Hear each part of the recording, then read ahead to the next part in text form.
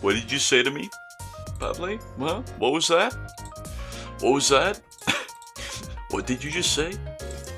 Putting me inside of a microwave? No, I'm putting you in a microwave. How are we? You've called upon me. I'm here. I'm not an ant.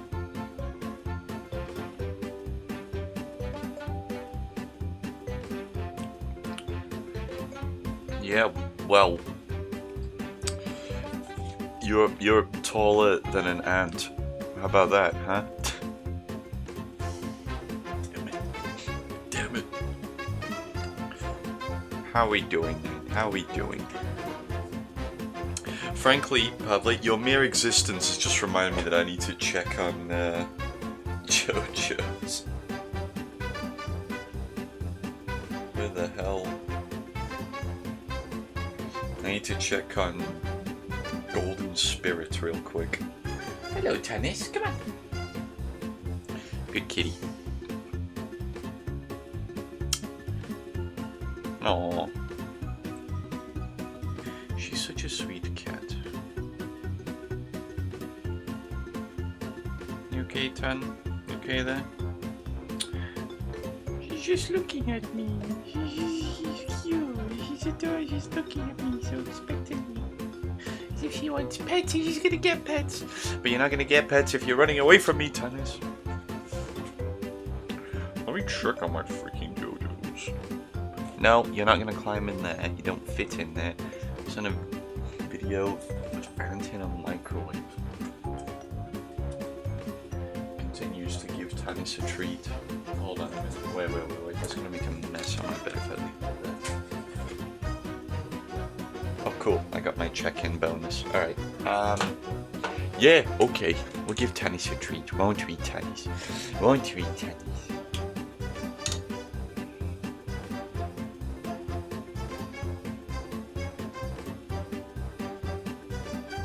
I'd be very careful not to dox myself currently because I am not in a very streamable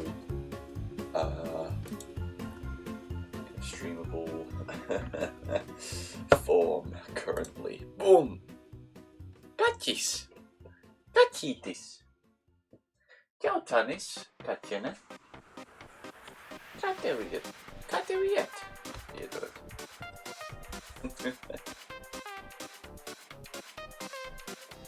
Oh, what the heck? Whoa. Put that on.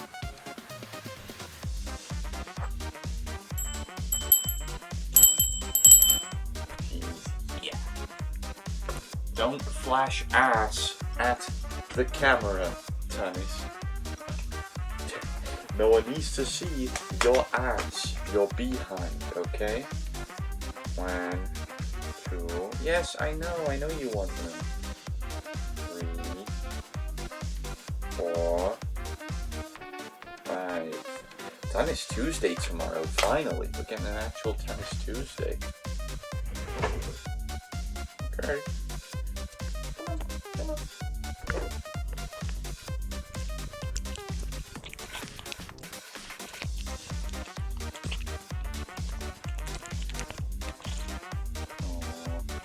Thank you, Pablo. She appreciates you so much, don't you?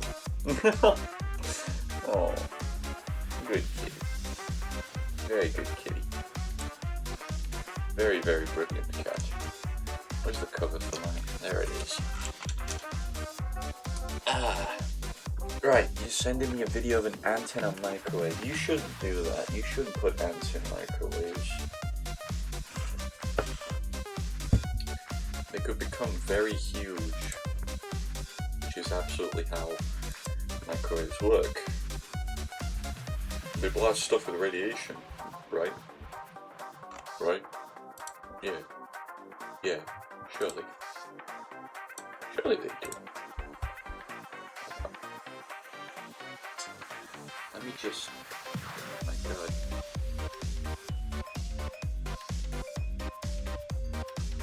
I keep getting team invitations.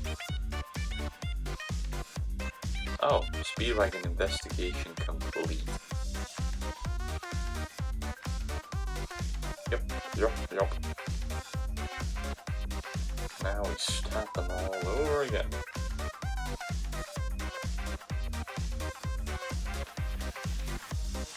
Make sure to enable edit all. Collectible search. Wow, I've done it! Is that a bug in a bottle? Hold on a minute, where's that from? Where are we getting bugs in bottles from? No, I don't want no ants, you already have them. Leave that for later. Okay, I already got my like freaking check-in bonus. Okay, I think we're ready to start with the metal garden. Quiet, media player, quiet. Boom! This is metal garden. No, don't continue. Keeping in mind, oh, new game. We're gonna play how the game recommends we play. All right. I'm not gonna enable all of. No, wait, we're not gonna enable these dev commentary. No. Now this is a game about megastructures. Entombed in a vast megastructure, countless civilizations live through their long ages. Though they have attempted every method, the walls and ceiling of the structure remain unbreached. The path outside has never been found. And in the structure's overgrown far reaches, many nomads wander, living off the remnants of battles fought among the many warring states and corporations. Metal Garden.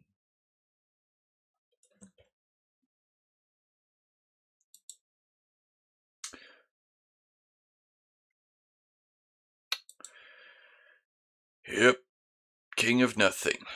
Look, left alt to lean, control crouch, shift sprint, spacebar is jump, cigarette. Yanni Necker would not approve of that. Right, so that is part of the megastructure. That's a ceiling, matter of fact. What's this? Knife. The smoking engine of your old mech, MC076, aftermarket cannon. It's beyond repair. No tools you possess can make it run again. C to melee. Shit.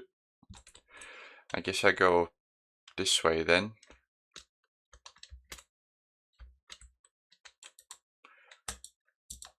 Already looking really good. Really good for the game. Another knife.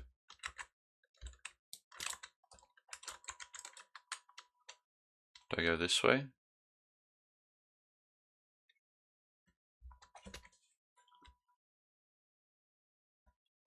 What am I meleeing exactly?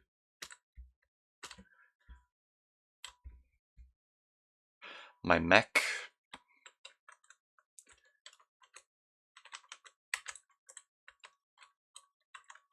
Alright. This thing walked on legs. Huh. Wait, is this a freaking Gundam? Open armory compartment. Here we go. Pistol ammo, thrust boots. Alright, I can double jump. Pistol ammo. That reach is insane for me. This kind of looks like a Fallout's laser pistol. Tannis wants to leave.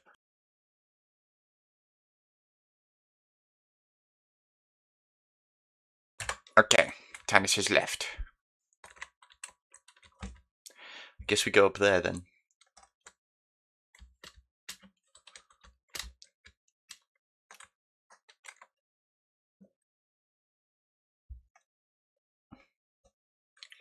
Looking good.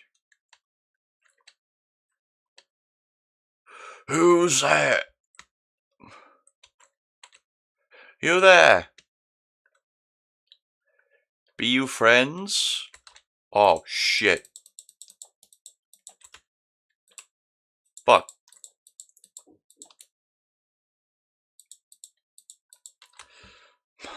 My aim is not the best, as you can see. What are you, pirates? You look like pirates. Why do you look like pirates?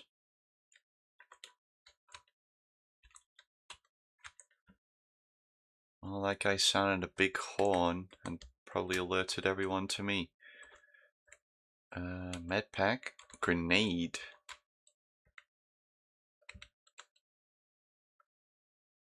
Q for grenade. T to turn off my hood. F to heal. Okay.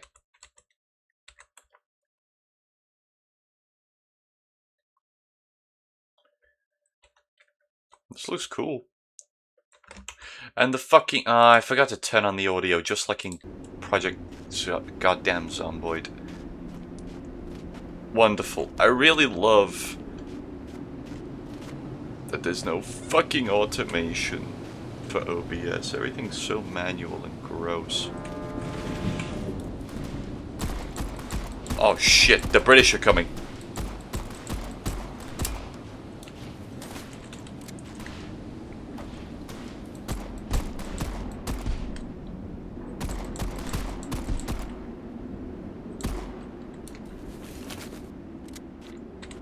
Do their bullets actually travel slow?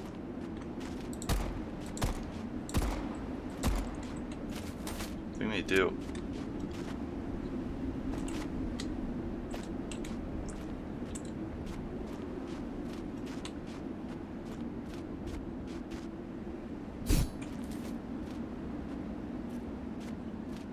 Did they do this? What are you?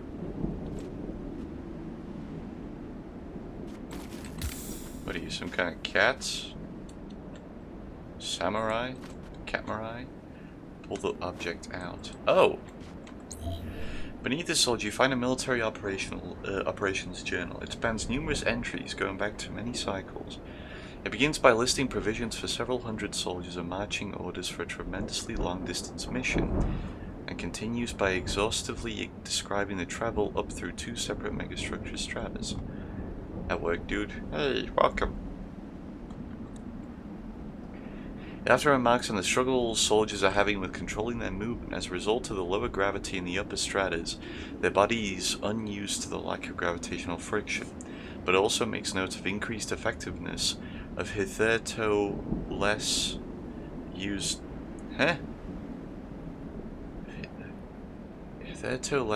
tactics, such as the unexpected advantage their large bodies gained in melee combat. Unfortunately, the journal cuts off abruptly right in the middle of a supply inventory count, before it can imply anything more of the soldier's mission. Anyone else have this kind of stuff on them?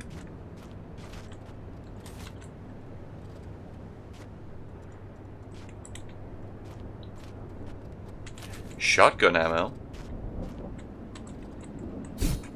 Ah, you are animals.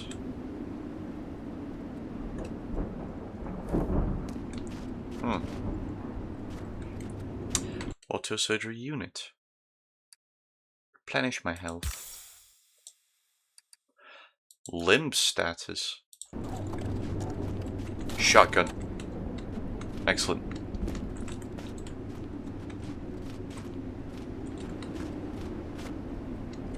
What's that? What's this? Open barricade. I do not have the clearance to do that.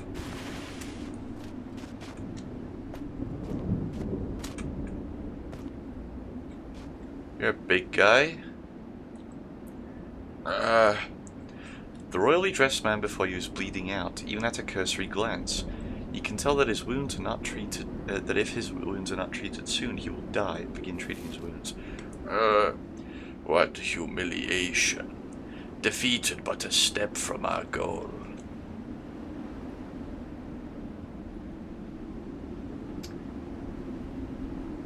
What happened here? A betrayal and a bloody tragedy. And oh, with what noble intentions we came. Can you imagine it? We finally found it, an exit from this megastructure. The culmination of millennia of searching, a dream of so many civilizations born inside this prison world. Oh, we assembled with all haste. I stood at the helm of the great army of my kingdom, my beloved Ria Secretorum, and knew the glory was ours. We would finally find those heavenly fields beyond. An army that's now been collapsed like so many packs of cards, and its great leader receiving ministrations from a wandering mongrel. Ties bandages a little tighter than needed. Try to move less, your bandage will rip open. He pays you no heed, he's become engulfed in memory. It's all the fault of these damned sellswords. See, we had spies inside the Central Serenian mining group, the local industrialists. That's how we knew that when one of their great dam projects hit on a hole in the world, it was our time to mobilize. But foolishly did I march. The mercenaries they hired broke our lines. And my men, my own men who were taken prisoner, they turned their swords on me, screaming of my own treachery, the impudency, the gall. Fallen King continues to lose himself in his lament, his words fast becoming less and less comprehensible. It is then that you notice a key by his body, its design plain compared to the proud royal. Give me that. Time this one's in.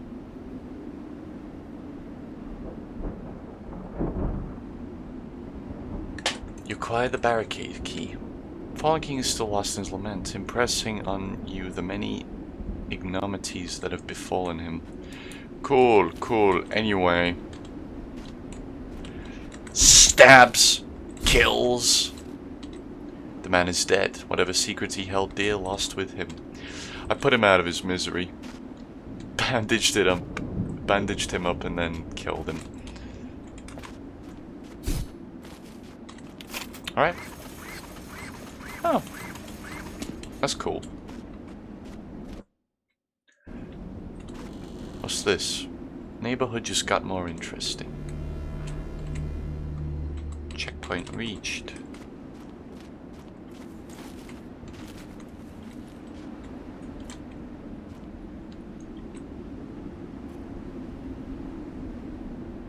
Stealth is a vital part of Metal Garden for all players.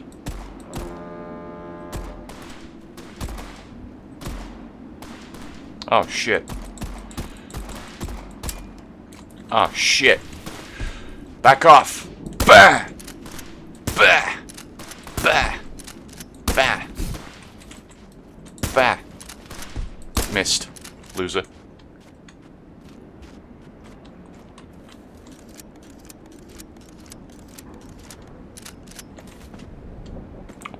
Okay. What's over yonder? That looks like a med kit. Grenade, pistol ammo. Patch me up, Doc. Pistol ammo. Whee! Someone's mech. Okay, well, I can get out of this megastructure. Oh. Parkour, huh? Oh, shit. Oh, what the hell?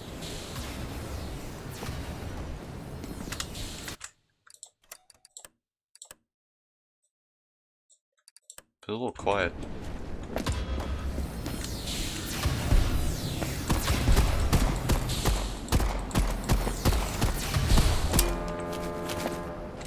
Oh, god damn it.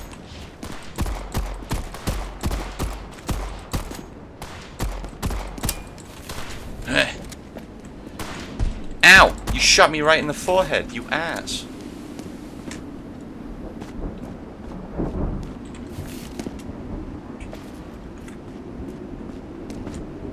Probably would have been better if I used this as cover, huh? I need to use cover a lot more. Can I get up to there? Nope. Okay. fine. I don't need to get up there anyway.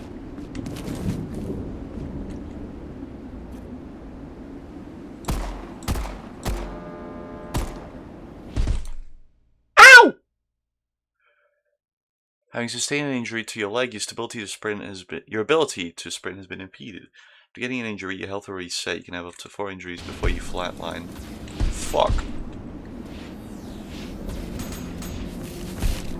Damn, okay, I see.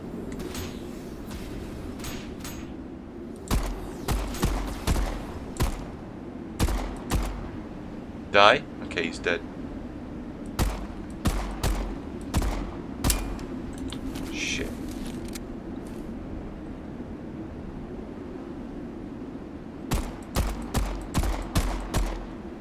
Killed him. Killed him.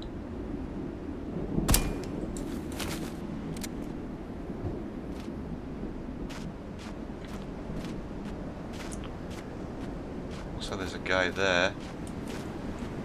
But that's just me hallucinating. Whoa! This very much is like Half-Life 2. Feels like it, at least. This does actually feel like Half-Life 2. Oh, no, I don't want to go there yet. I want to explore this little outpost. Okay. Fixed my ding-darn leg. Pick up knife. Don't know what all these knives are for. Maybe I can throw them.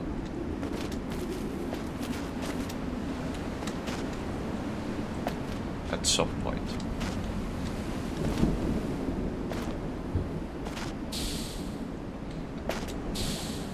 But I assume I go into that building. Not this one. Opens elsewhere. Oh, what is... Okay, Dark Souls door. I see.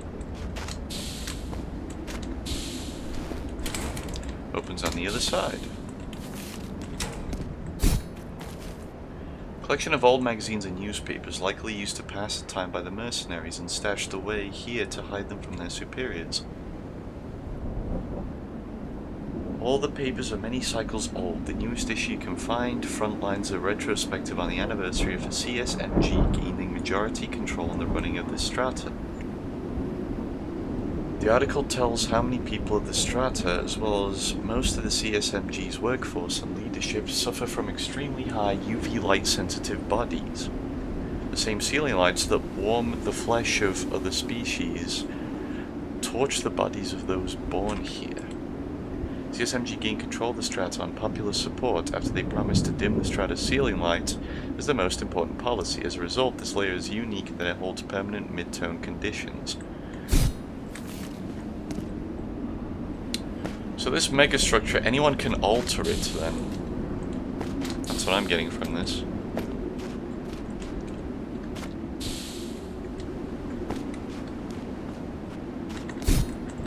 Illusory wall? Nope.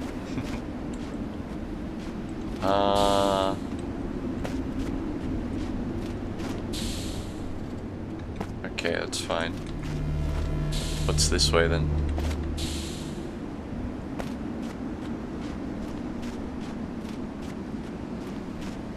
It looks like progress, actually. I don't want to go there.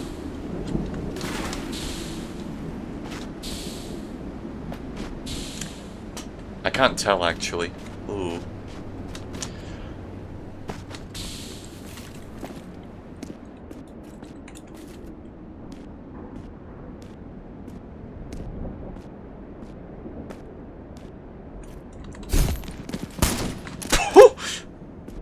Holy shit. That spooked me. That like actually spooked me. I'm glad I pulled the shotgun out. What? Okay.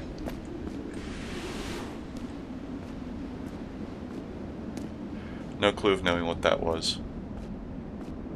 How it worked.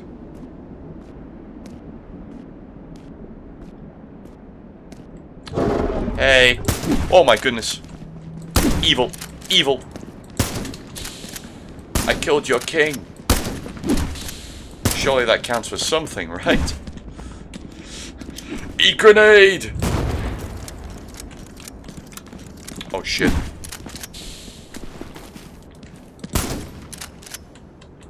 Okay.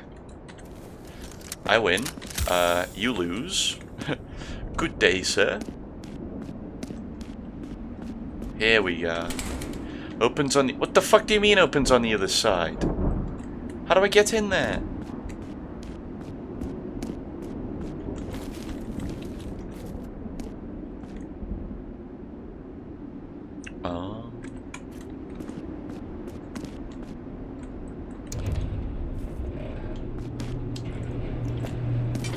Watching this on my toilet because you told me not to. The shitting goblin, okay.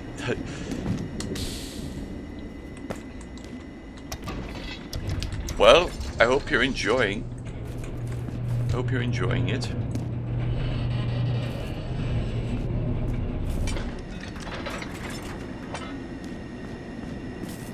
Welcome, by the way, welcome. This is progress. I don't want to make progress. Don't kill me. I think I know how to not make progress. How to go back.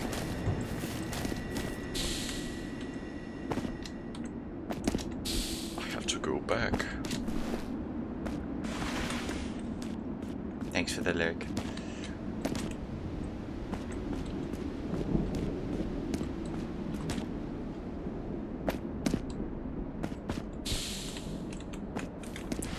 Maybe I do go along the coastline here.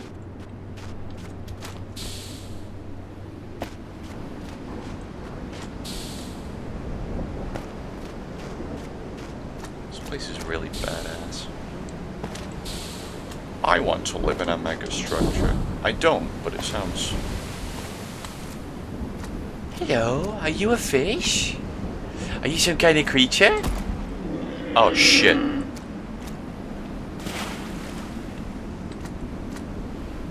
Did I... Come back. Did I piss you off? Shoots creature in the head. Did I piss him off in some kind of way? Yes, yes you did. Aw.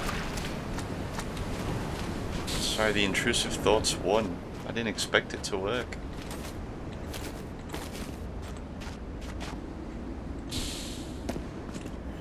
Hey, no.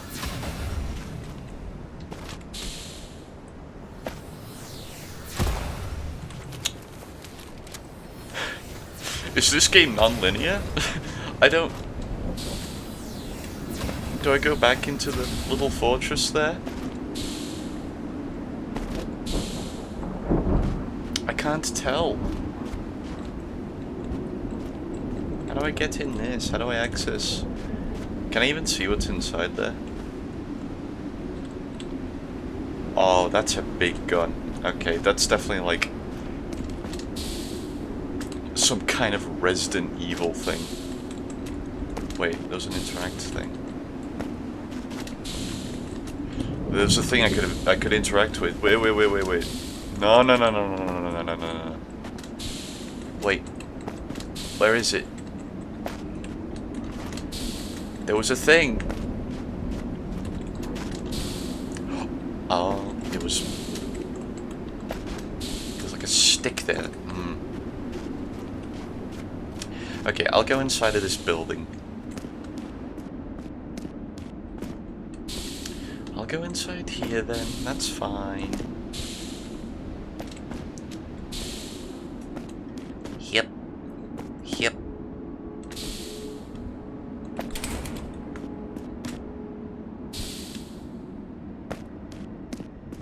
I'll progress through this way then.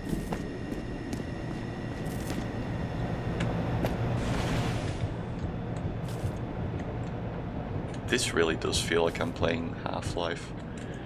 See, now I don't know, because that goes like deeper, but then, I can't... Ow! Goddamn grenade traps! I don't know where to go. I'll go deep, it's fine. sure there'll be another way to unlock that big gun.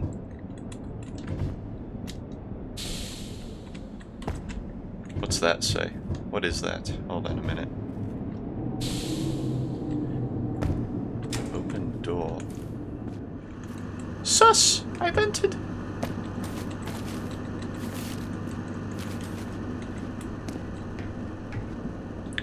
Oh. There's no way I can't shoot through fencing like this. Come on. You guys look funny when you jump about like that. Come on, jump.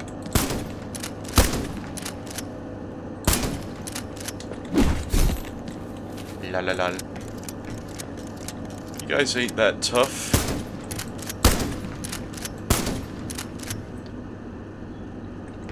Very floaty ragdolls. But to be fair, there's like different air pressure according to the lore of this game. The air pressure's wild and wacky.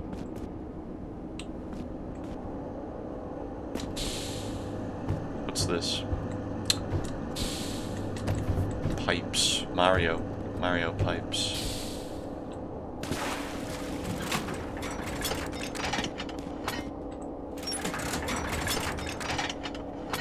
That looks odd. Okay. The texture doesn't move at all. So it kind of just... It looks like it melts upwards. That's funny. Med pack. Alright. Ooh. There's thingamabobs. No! Okay, wait, hold on.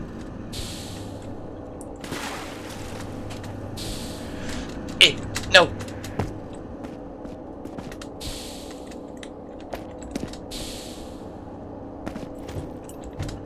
What kind of tech do I have to employ in this game? Let's make this really feel like, Oh, there's no, field of view? Oh, I've already set it to my comfortable FOV. Oops, hee. Okay, that's a pile of shit. Don't go there. You. I just healed myself by accident. This is...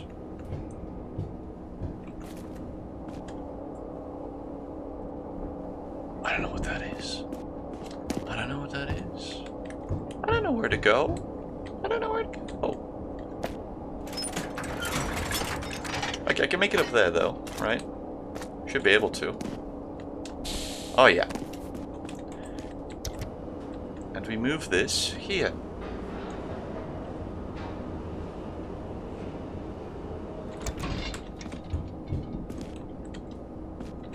Okay.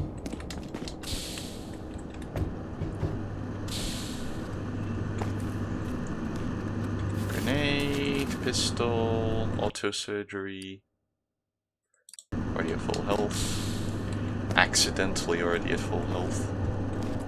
Is there really nothing else here? Can I break this? No. Damn, nothing.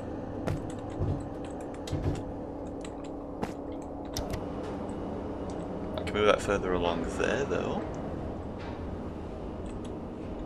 So wait, are there like multiple? Oh. Short game. That's fine. I like short games.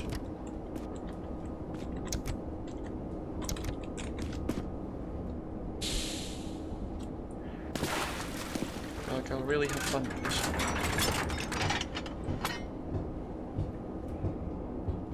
So,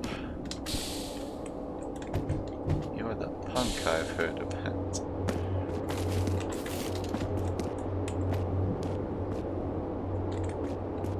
Tree-like structure, but it's made of pipes.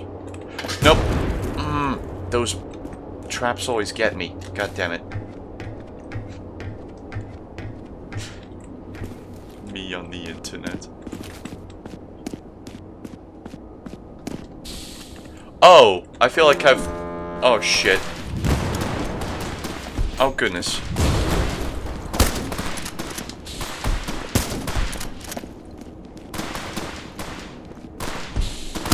Nah, it's cool.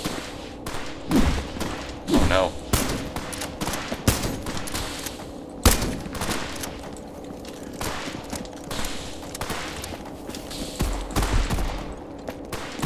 Probably don't jump at the guy with the gun.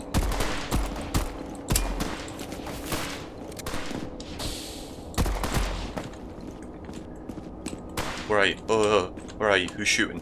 Oh, you. I'm sure there was another guy who was shooting at me as well. Oh no. Oh no. Brilliant voice crack. Amazing.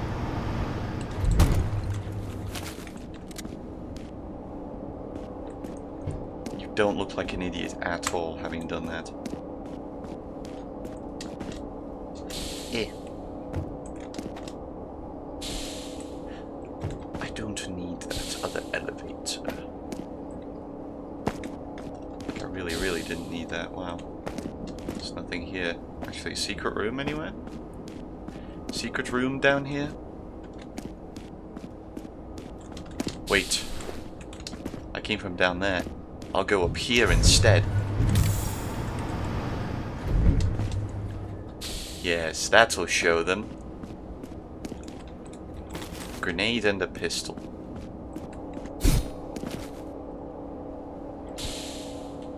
If only I could akimbo these. That'd be fun, I think. Psst. What the hell is this? Someone's failed Aether portal.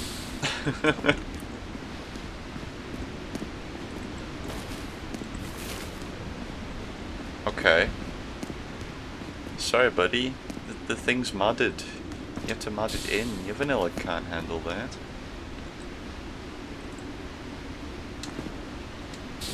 What if I can get up there? Oh, I can get up here. Not like there's anything up here, though. No. That would have been good for, like, a little Easter egg.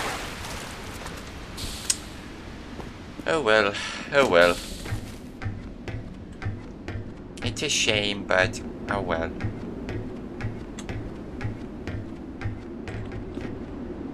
Oh! Hey! I was right to go into the building.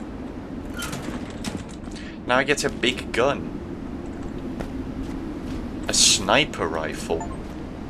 Acquire the sniper rifle from the weapon case. Yes. So how's this thing work? I guess it'll come naturally. I know there's enemies over yonder.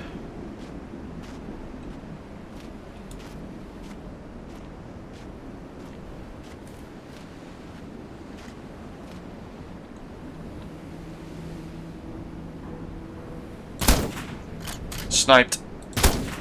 Oh, that was a dick shot. 2 dick shots to kill them. Okay, cool. I didn't mean that. Oh. What shit? No. Oh my god! Where are you? I see you. You stupid little hat. Your little pirate's hat. I bet you're gonna look for the One Piece and become king of the pirates or whatever. Yeah, whatever. Bro just said whatever twice. His joke failed. Shit.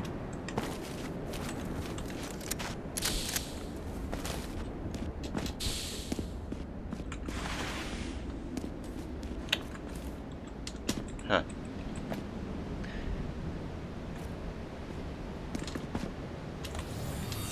Oh, I knew it. I knew something fishy was happening. Oh, I knew it.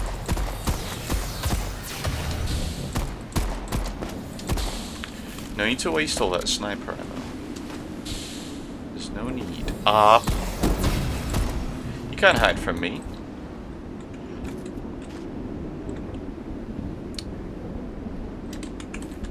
This may be inspired by Half-Life 2. I don't know. Is it actually? And I threw a grenade by accident. I meant to swap to my next weapon. To my previous weapon, even.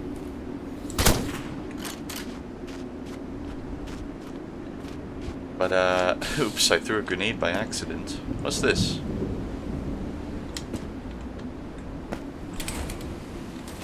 Oh, shotgun. Shotgun stuff. Hey. That's a lot of healing. Oh, never mind, it was only one healing. You try to save yourself with 3 med packs? It's ridiculous. Oh, this is where I...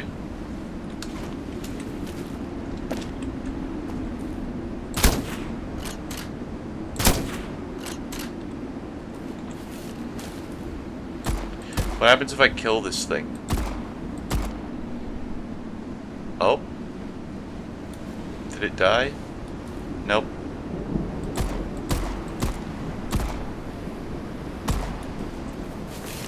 Poor fishy, I'm just bullying it. Sniper ammo.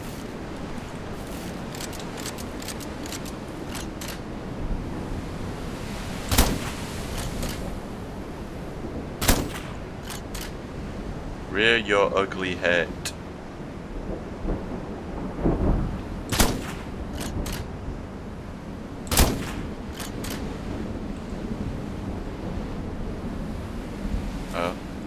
I can't tell if I'm making any progress on that thing.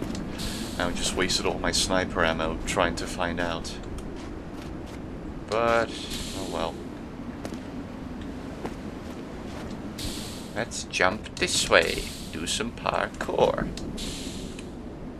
I can totally jump on these. And use them to get higher up.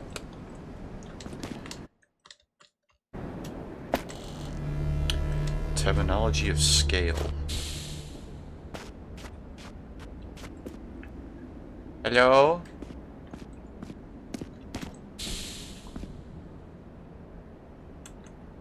This feels too empty. Hold on. No, I don't trust that actually. This feels way too empty.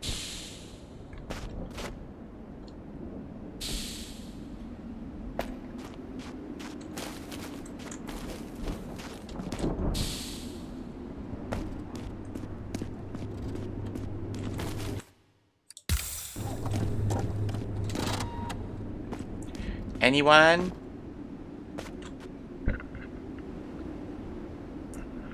Is there anyone here?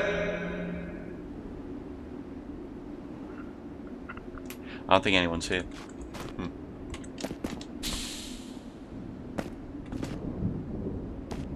Maybe there is. We'll find out. Is that a door I can interact with? Say yes. Yes! Opens on the other side. Never mind. I got Dark Souls'd. I got Elden Ringed. And potentially I even got Bloodborne. But not Sekiro'd.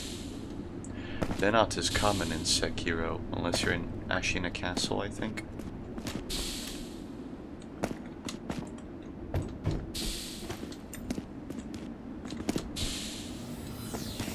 Oh, I knew it.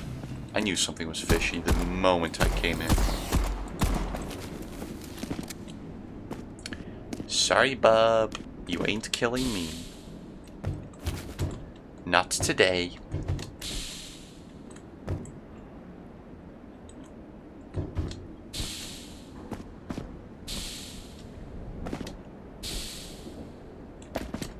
Pipe? I'm living a pipe dream. Oh, hey.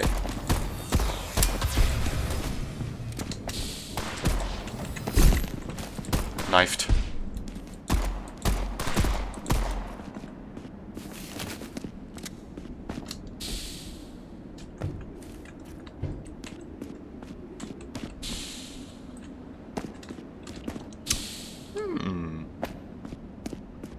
Where does a Gerry like me go? That way, of course.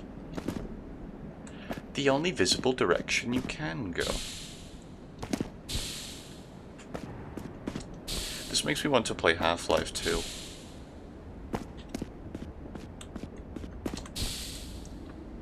This makes me want to play Half-Life 2 alone. Sniper rifle ammo, good.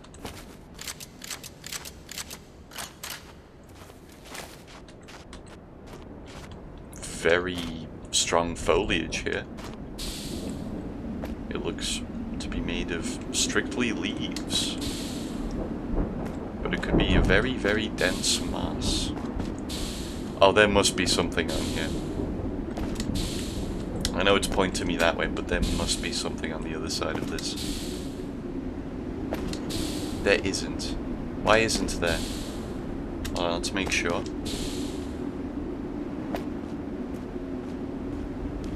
There's this broken window. Oh. Please, you gotta put a secret up here or something.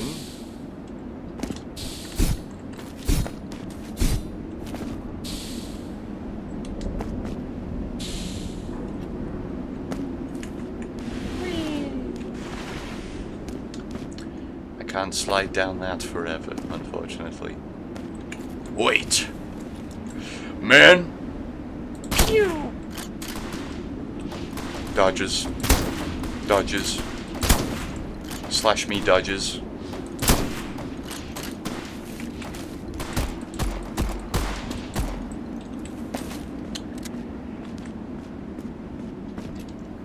You cannot hit what you can't hit. Oh, come on. I always fall for those. Oh my goodness.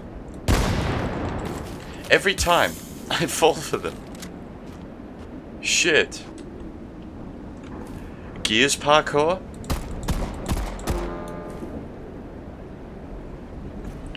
Oh, Gears parkour. Okay.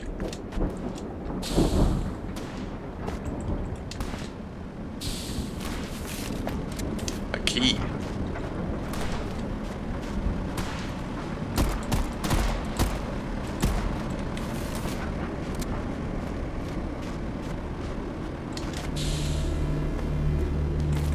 I like how this game plays. It's cool. And it's drool. Hahaha, it's not drool. This game's cool. And only cool. Elevator room key. I see. That's what it is.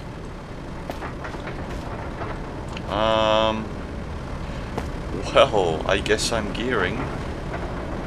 They're not gears. Wait a minute. Oh my goodness, I almost fell. Bison?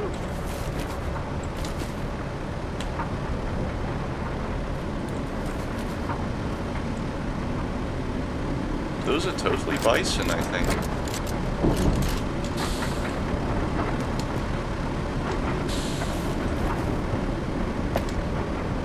This elevator room down here. What's going on? I can't make contact with the advance team.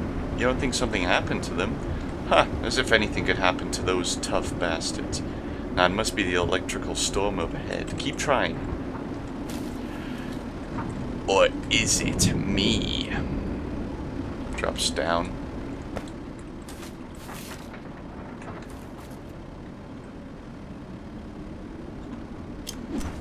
Nope. Kaboom!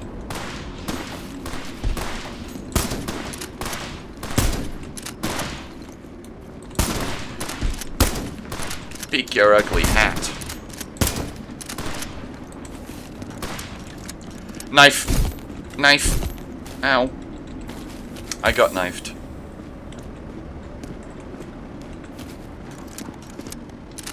This is freaking badass, actually. What is this thing? A radio? I think it is a radio. Is the elevator room this way? I feel like I'm stepping into a trap if I go this way. So I'm gonna do it anyway. It's a fucking armada of those lion things!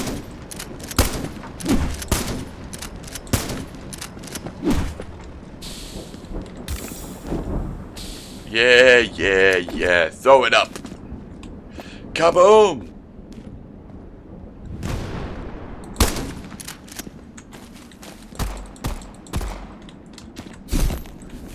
Heh. Yeah. Ow. You slashed me. I can see blood now. You slashed me. Elevator room?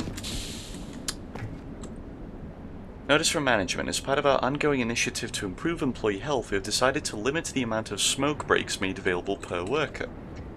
When you'd like to access the smoking area, you can now apply for a key in your shift manager's office, just up through the elevator. I gotta get that smoke break, though. Fine. Elevator room.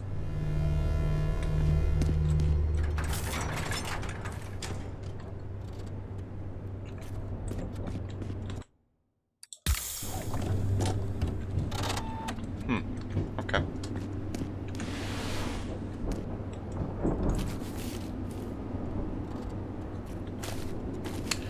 It looks like there's going to be a lot of combat in this room. And you know what? I reckon I'm right. Please say I'm right. This would be a really cool room to have a fight in. I don't want this to just be a puzzle room.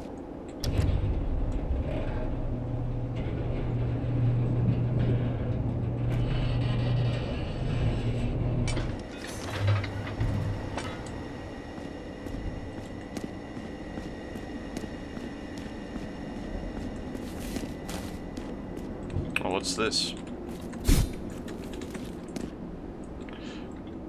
Whoa. Ooh, hold on.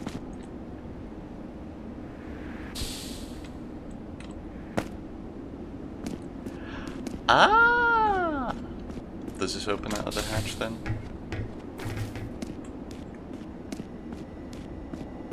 Anyone? Is there anyone in here? Doesn't look like it. Oh well.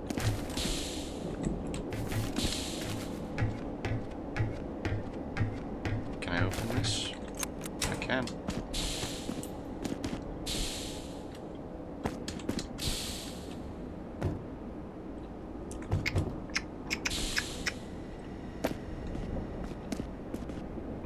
Okay. I'll go up this ladder then.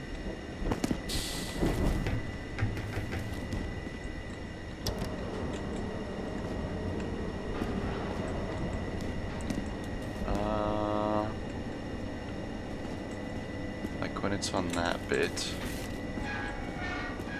Oh, oh shit. Oops. I broke a thing. Oh no, I broke a thing.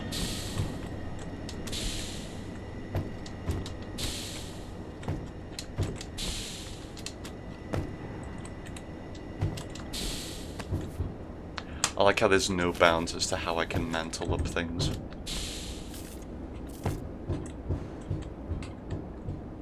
Oh.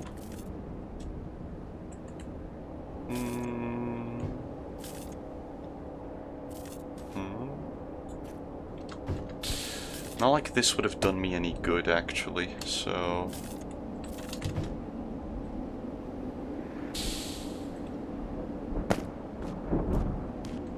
Yeah.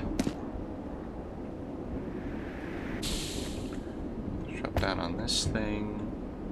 That bent in a funny way. However, I don't care. It looks cool either way.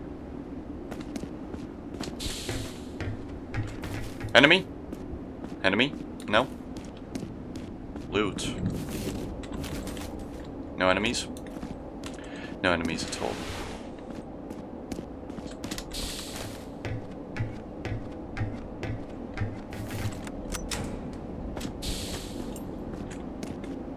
Okay.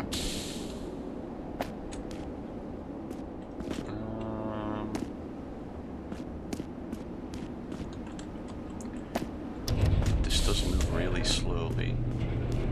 So I think the whole point was for me to jump onto one of these as it was moving.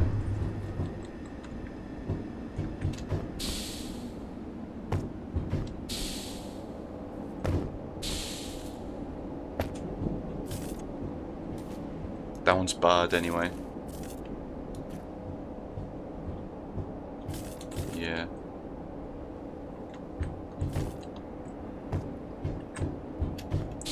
It's fine, I'll just jump across onto this pipe. This pipe.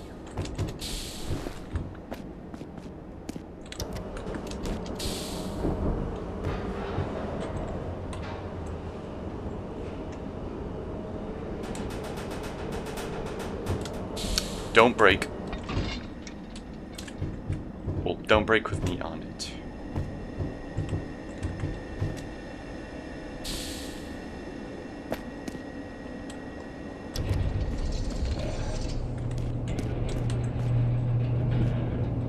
Crazy contraption.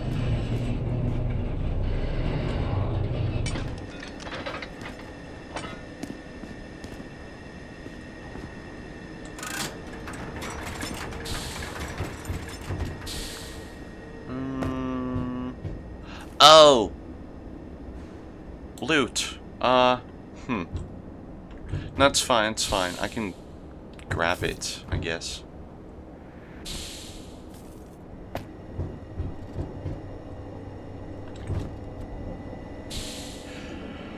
Mantle! Okay, no mantling.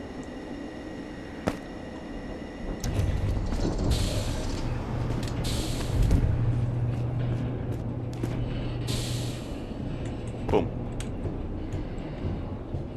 Bring me up to my loot, please. A little quicker than that.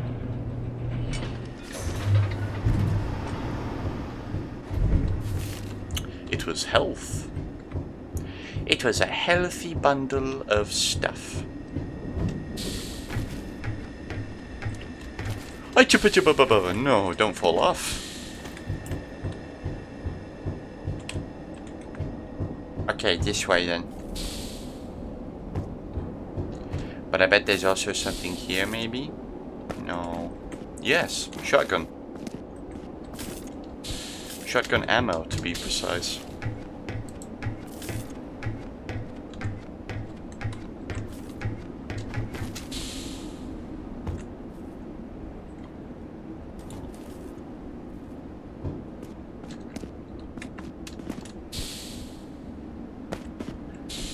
What beeth over yonder? Stuff, I guess.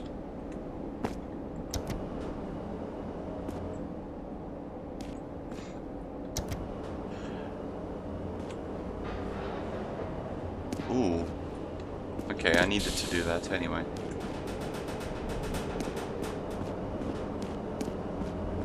Oh yeah. Oh yeah, it makes sense why. I jump to this thing, and then I jump to this pipe. Yes, I do.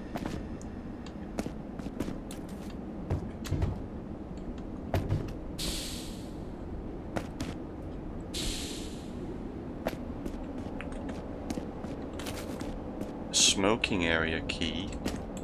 Freaking executive seat, okay. Some lockers full of pistol ammo, med packs, and nothing. So practically nothing.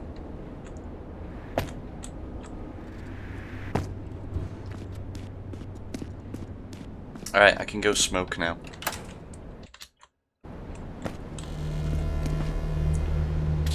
Wasteland hike.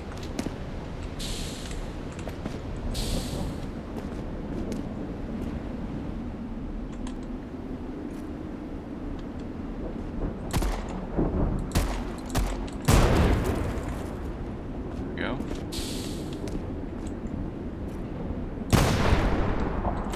Who are you? On this fallen mercenary's neck, you find a curious cranial incision. An external brain you've seen spies use to store valuable memories. It might be possible to use a neural interface to connect and briefly browse what this one thought important enough to hide. Yes. Processing. After a short query, you find most of the external brain scrambled, following fast after the mercenary's own decaying neurons, but at least a few of the memories seem, as of yet, unaffected. Of course, connecting to unknown implants is not without danger, even more so when their owner no longer breathes, but the memories contained on the external brain could have some important information. Tune in. There's a tug, and your mind falls like a device whose cord had been forcibly pulled. Your sense of self disappears and your own memories go hollow. Briefly, there's nothing. You're a guardsman, one of many, standing poised in a dark corner of a large concrete hall. The industrial lamps of the room cast their hard shadows on the group in the middle. The corporate leaders of Central Serenian Mining Group. You remember they've been arguing for hours. You are mad! Blow it up? The greatest discovery of our age?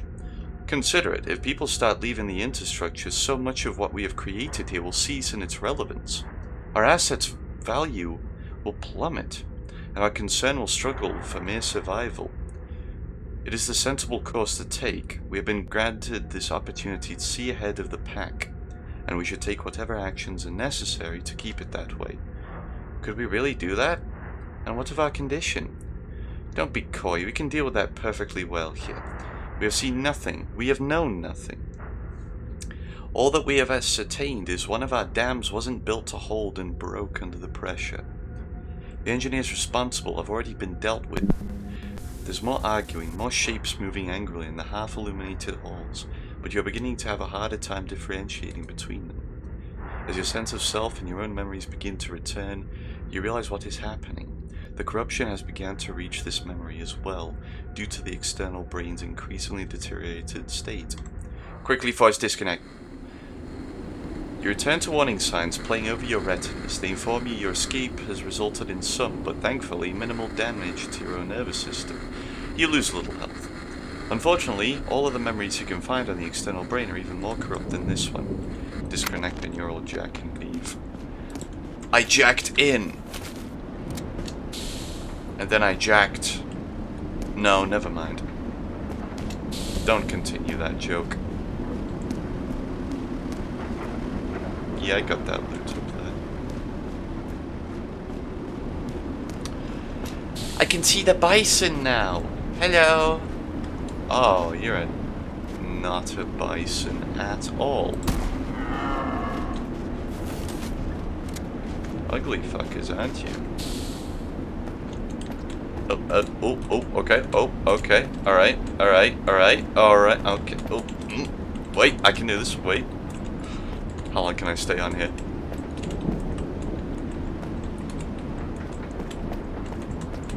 I'm on a rodeo. I'm on like one of those friggin' rodeo bulls. No! Yes! Holy shit. Oh my god. Oh my still... Oh, okay. That was fun.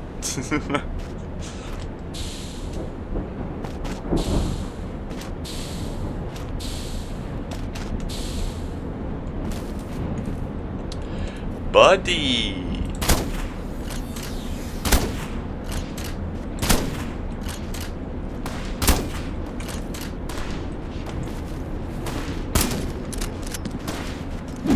Whoa, you missed me.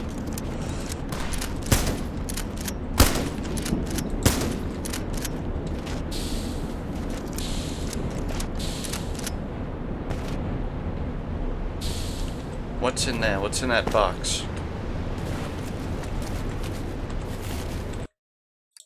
Replenish health. Actually, I have 12 ammo on the sniper rifle. Okay. Cave. Cave. I don't need to go that way. Cave. There's a cave with stuff in it.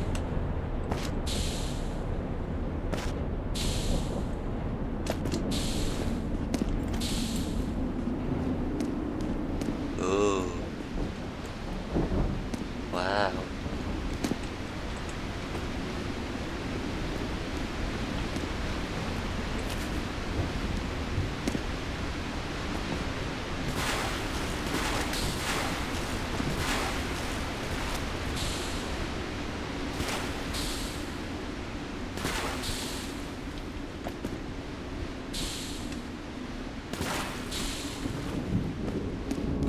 the dam?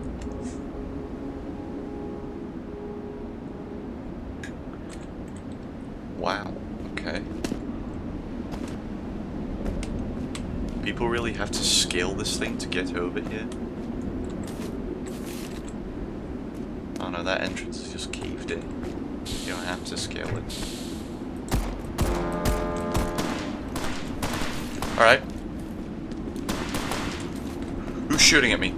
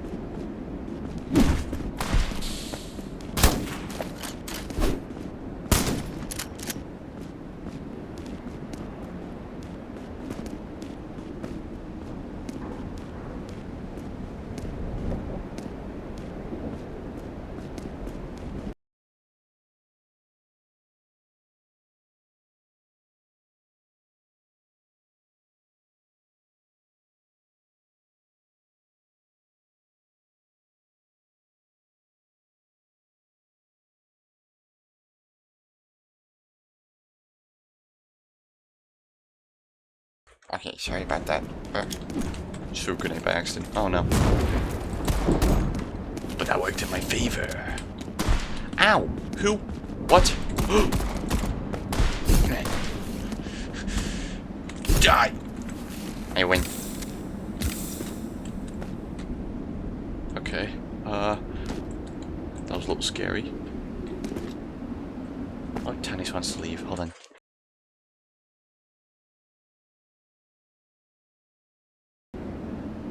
Okay.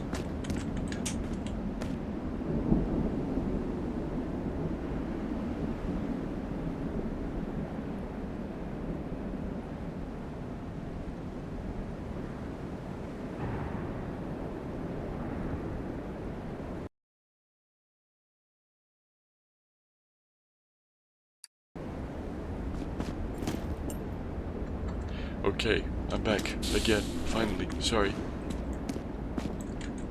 It was a Geronimama time. Anyway, oh, you are not going to be doing that to me. I'll do that to you, though. You're not going to snipe me. I'll snipe you. Anyone else got any problems with me exploring the megastructure, trying to get out? I hope not. I desperately hope not.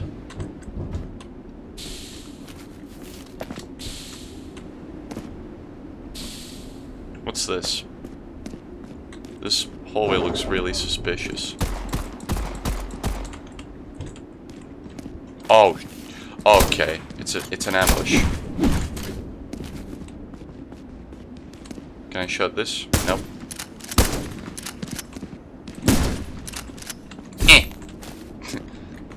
Slashed in the face. That's something I can climb under? For no reason, actually. Alright, there's nothing under there.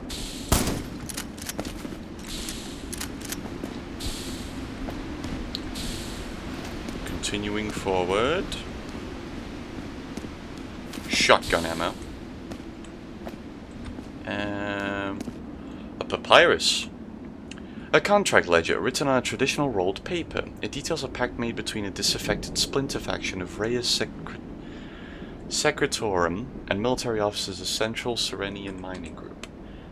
Rhea Secretorum is to give military support and act as a helping hand in Mining State's plan to bomb the area and hide its truth. In exchange, they would be afforded provisions, as well as either citizenship or safe passage back to the lower stratas. One line in particular jumps out to you. No heavenly fields awaited us beyond the structure, and no God to fill our empty stomachs. Oh no. Is it a false hope?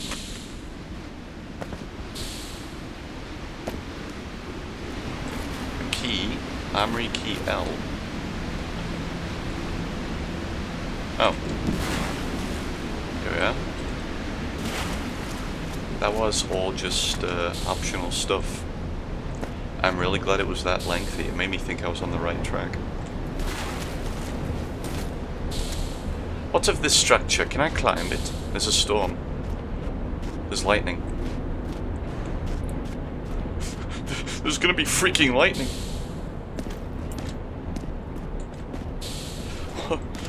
Why is there gonna be freaking lightning? What the heck? I'm on top. I'm not at the tippy top. There we go. I'm on top of the turbine. This is cool, actually. Those are turbines. This isn't a turbine. What the hell is this thing? I don't know. No fall damage in this game. Okay, cool.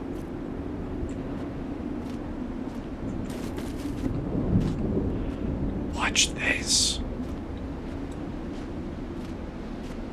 Backstab! Bam! That other guy's clueless.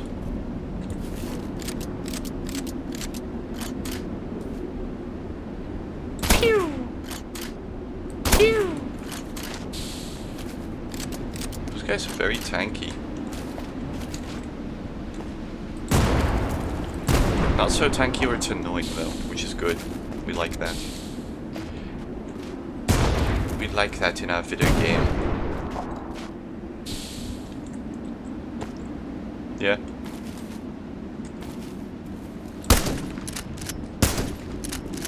And you?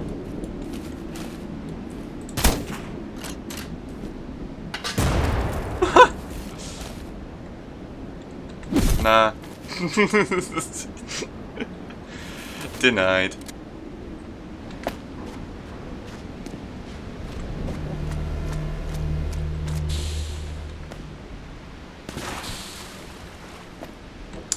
Alright, Sekiro eavesdropping.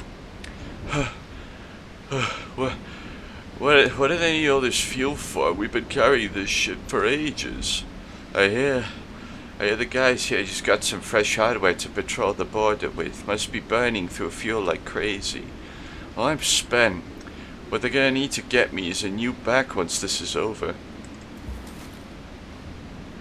Oh, you'll get a new back.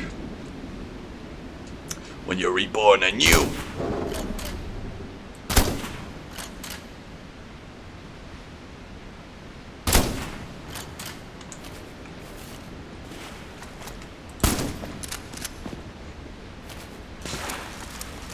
I love the ragdoll.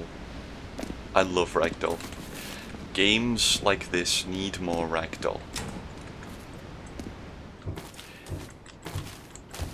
More ragdoll like that.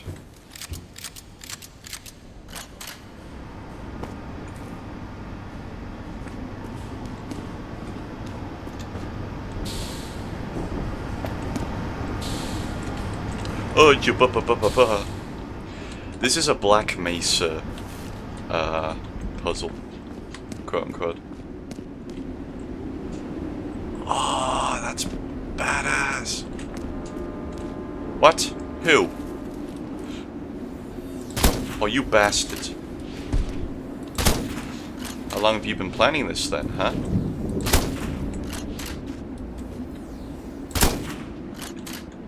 Didn't work, that's what I'll tell you.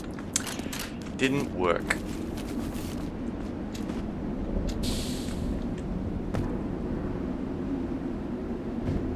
Oh, I can't just climb up here. I guess this makes sense as like a narrative point of view. Do I get another weapon? Or is that all I get?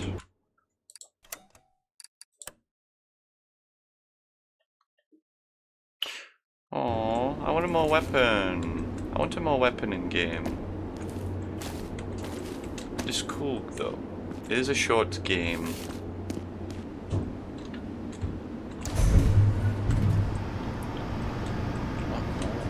More like this. You cannot do this to...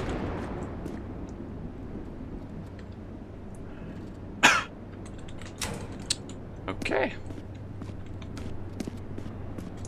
If I took one more shot, or if that melee actually landed on me, I would be dead right now. But I'm not. But I'm not. How do I open this? Oh god, no.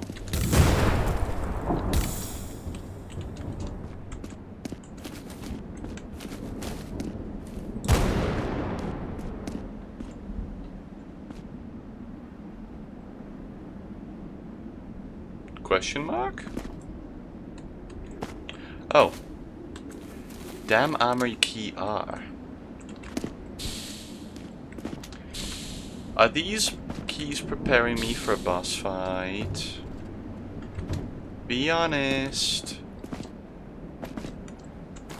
Armory keys? I don't know. It sounds like them's boss fighting words.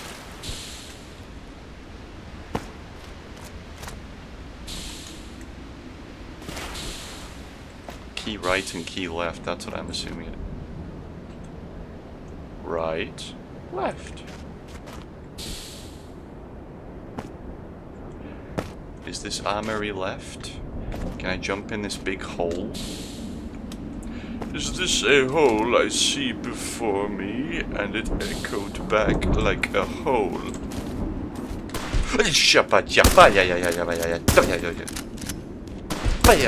Again, really? I need to lean.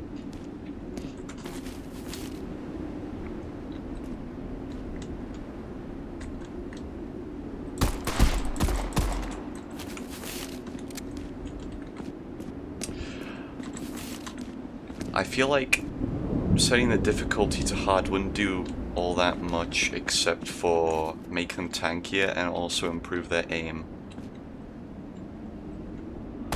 Ah, I thought you'd turn around.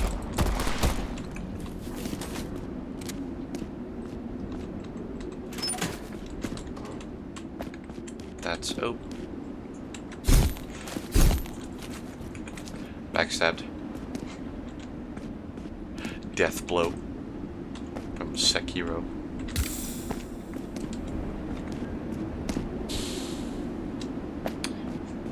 Okay, I'm gonna try with these to open that.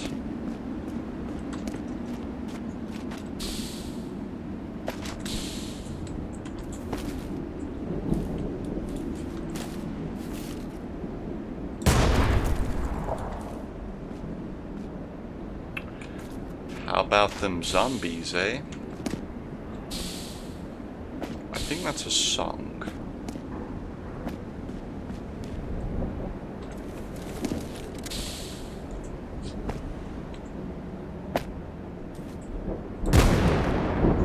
Okay, this is not full of enemies. As a matter of fact, it's full of traps.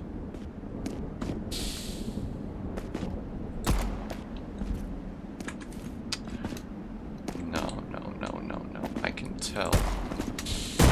There we go. You ain't fooling me, video game. Casually grabs ammo from through the floor.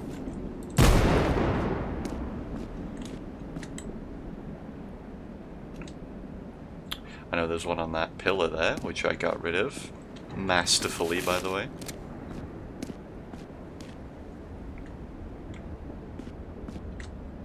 Yeah, no enemy. I could have gone that whole thing without taking a lick of damage, but no. Gerry had to take some damage, didn't he? Dumbass, you idiot. You fool. Pry open. Oh. I don't know, those gaps seemed a little too big for me to like stop me.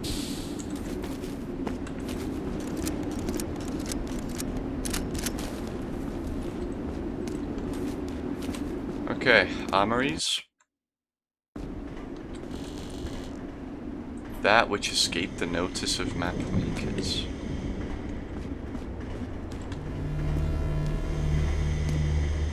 Those absolutely will give me a boost up to somewhere important, so I'm going to jump on one.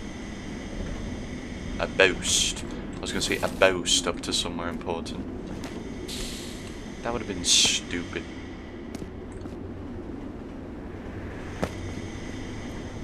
Oh! I think Tannis wants in. Hold on.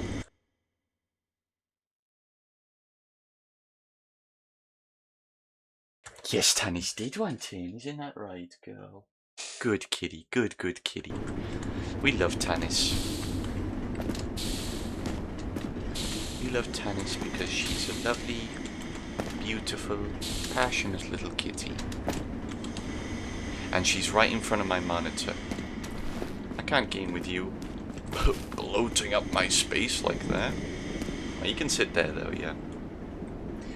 Yeah, you can just lay down there. Good girl. Very good.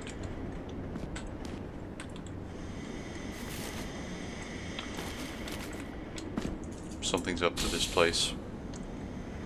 I can feel it. I can smell it, matter of fact.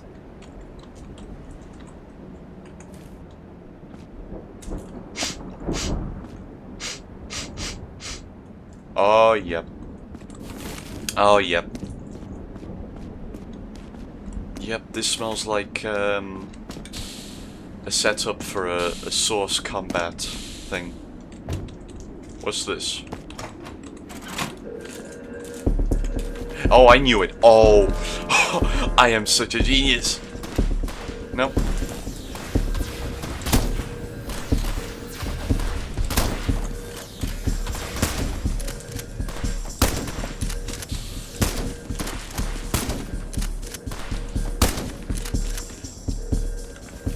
Oh my god, I'm so smart for that. Oh, okay. We're increasing.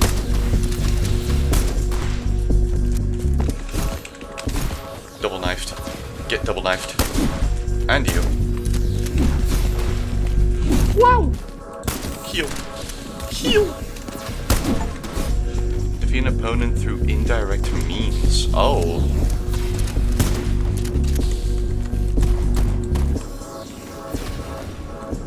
Pew. Pew.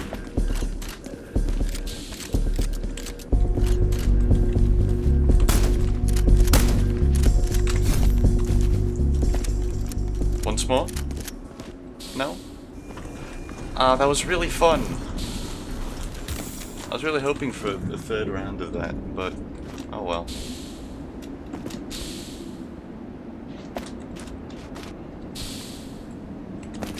This game is great.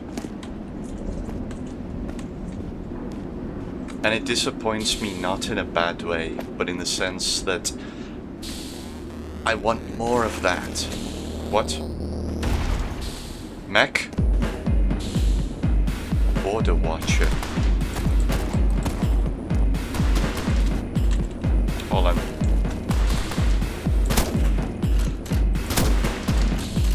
I've been saving up all of my sniper ammo for this point.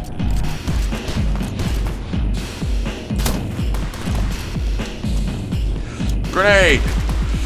Grenade! This isn't an armory. This is an armory. Okay, that's not an armory. No. Absolutely not.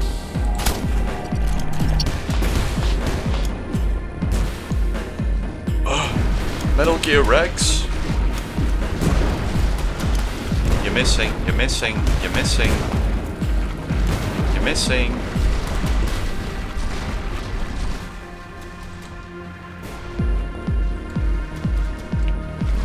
Can't do anything down here, actually.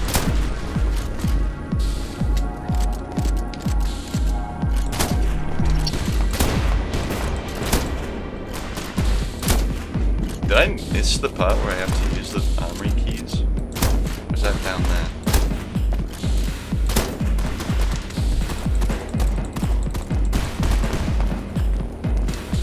Whoa.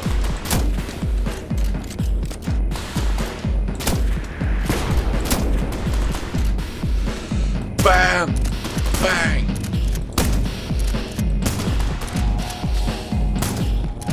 Kaboom! You suck! You're nothing! No talent! Mediocre piece of shit. Oh, really? Nothing there?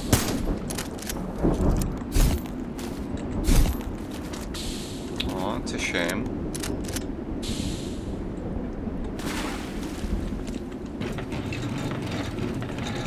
Anyway, turn the crank. Oh, if you let go of that once, the whole thing resets.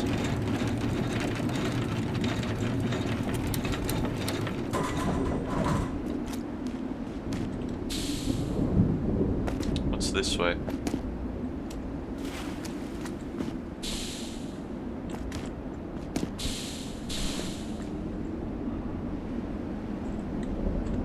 Nah. Alright, let's go downstairs, shall we?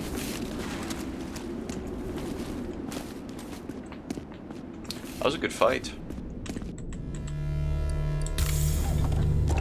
Brief, not annoying.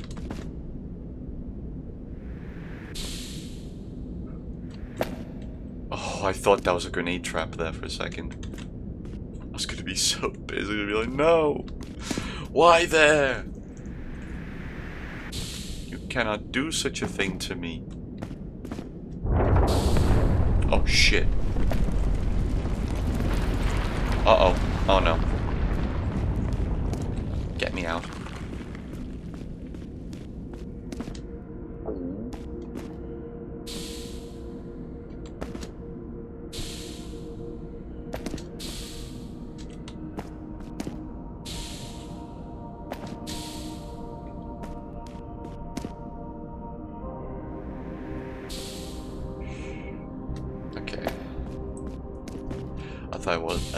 I thought I wasn't going to make that. I thought I taught putty tat. What's up here?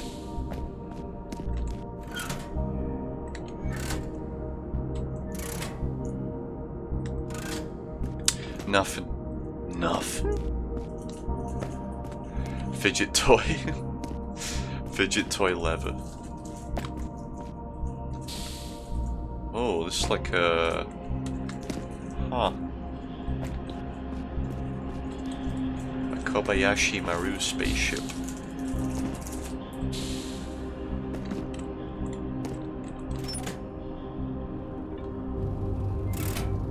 Oh. I reckon now I pull that lever up there.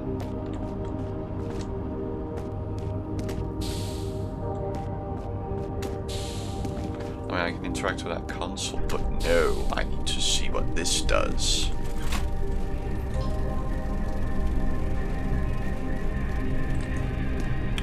Okay, I guess now I'll interact with that console.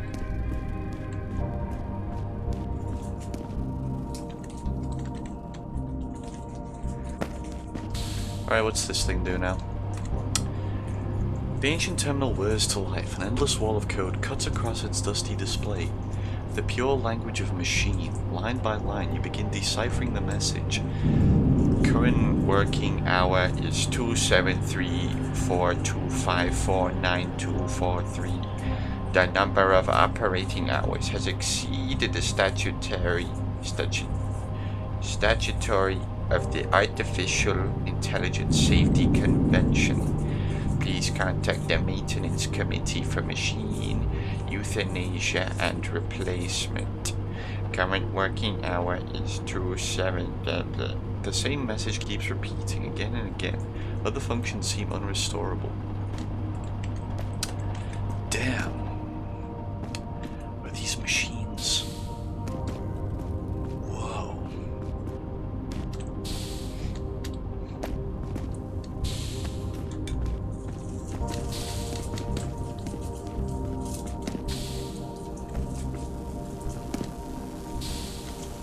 They want to kill their own machines? Why do they want to kill their own machines?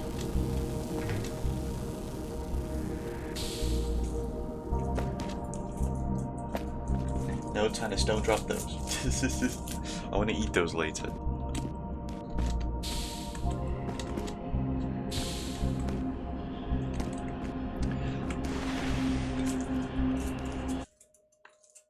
Oh.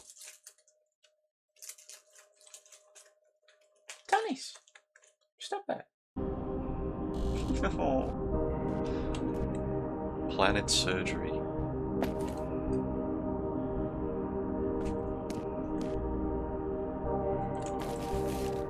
Any big bads? No?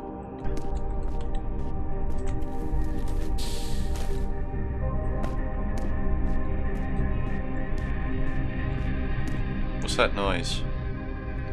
Part of the music?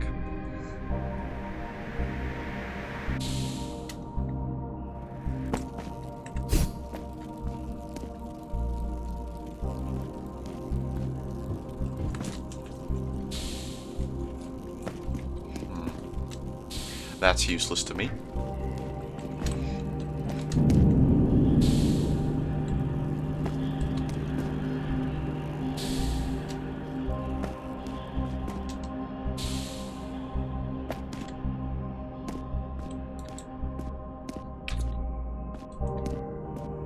Is this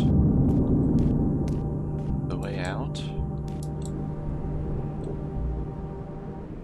No ceiling. What's that? Oh my goodness! Oh my, that scared the shit out of me. Wow.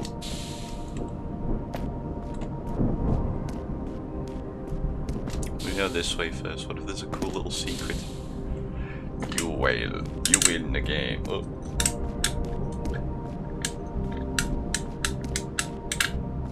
Sorry, I have a pair of clacker teeth here. Clacker teeth, chatter teeth. Yeah, drawing a mama went somewhere. Got me a bunch of goodies.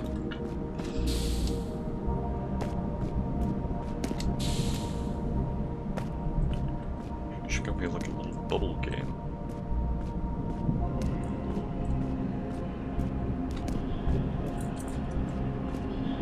To get these little rings on the pins. And it came here for no reason.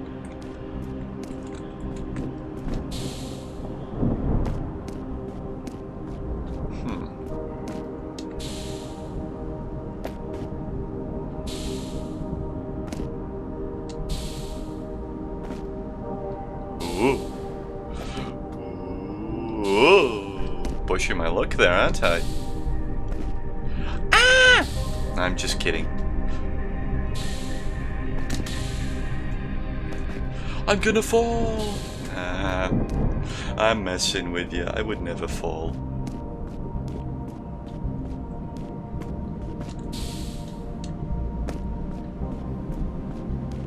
Tommy.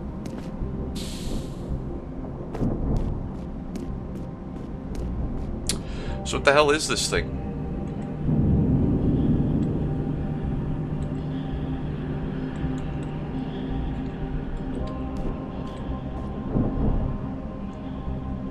It's like some kind of Outer Worlds stuff.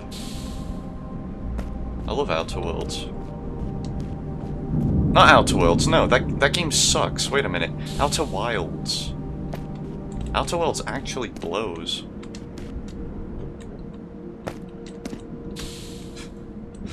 It's like Space Skyrim. I think I made a mistake coming this way. Oh god. But what if I didn't?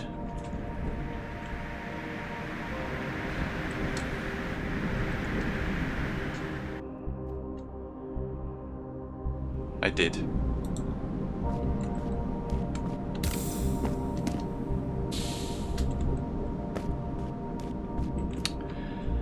I can't even try this in cinematic mode. A portable device of familiar design has been connected to this terminal. It seems to be plowing for data and functions far deeper than the ancient mainframe would ever willingly give up.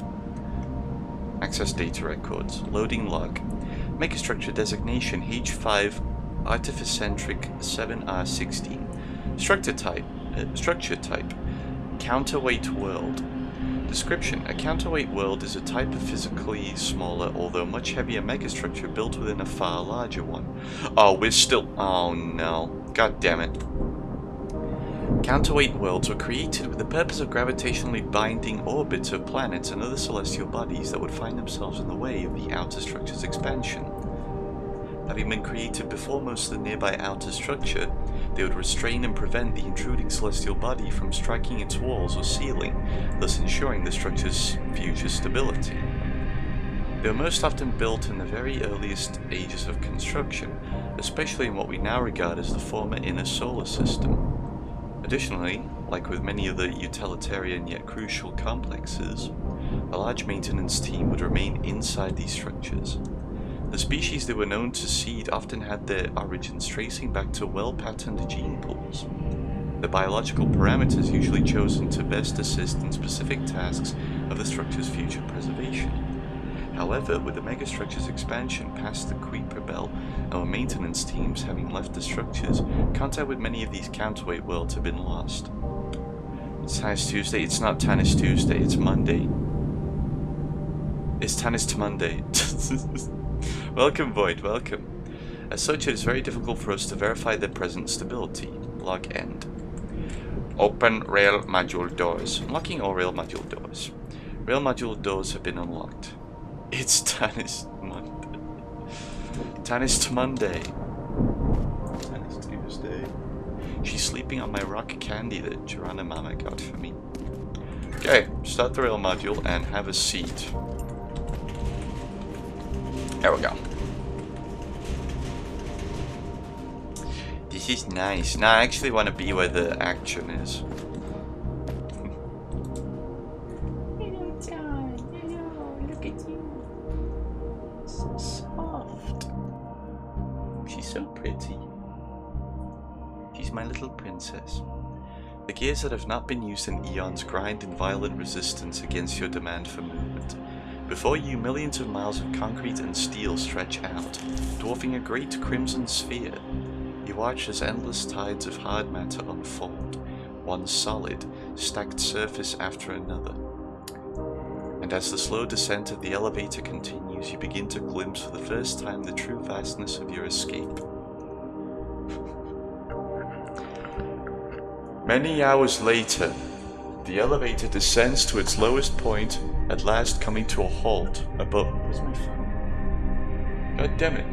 Where'd I put that ding darn thing? It's underneath my laptop. Where is it? God damn it. I'll read this first. Many hours later, the elevator descends to its lowest point, at last coming to a halt above raging oceans of liquid coolant, the industrial towers holding up the ceiling like mythological giants of ancient tales, finally preparing to leave the elevator and facing an ever stranger landscape. You nonetheless find the familiar step of your nomadic wandering returning, the promise engraved in every mile traveled that the seeking itself is the answer.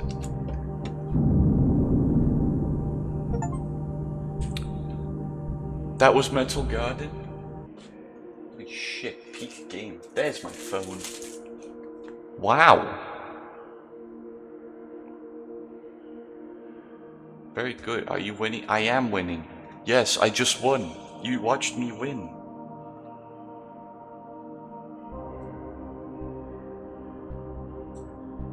Unreal Engine. Nice. We beat the game. Stream's over. Goodbye. No. What are the achievements for this? Because we completed this in under 2 hours. Good night. Yes. Try any component module of the Border Watcher. Sweet dreams, Gerry. Unlock the armory inside the dam. Get injured from your own grenade. Defeat an opponent through indirect means. Okay, we got that. Find a way into the elevator room. Finish the game with any modifier active. Huh. Nothing about beating the game with hard mode.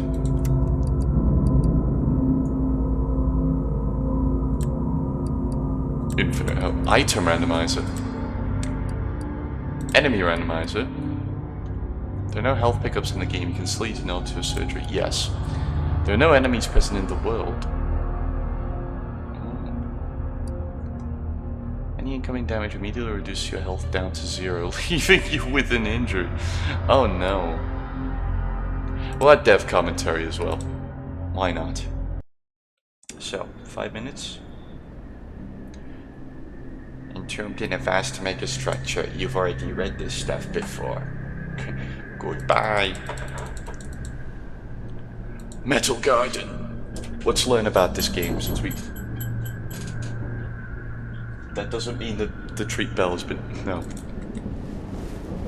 Okay, so here we are. Instructions. Hi there, and welcome to Developer Commentary Mode. I'm Alexandra Herald, the developer behind Metal Gun. This commentary was released a bit more than a year after the game's launch, and features various recollections and interesting tidbits from its development. I hope you'll enjoy it. I'm unfortunately not used to speaking a lot, so this commentary is only in written form. I apologize for that, but I hope you'll at least appreciate the commentary being much more thorough than it could have been otherwise. Yes, okay, that's fine.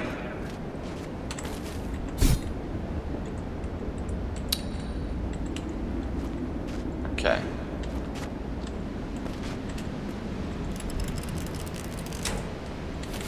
Pistol. Doesn't seem very random.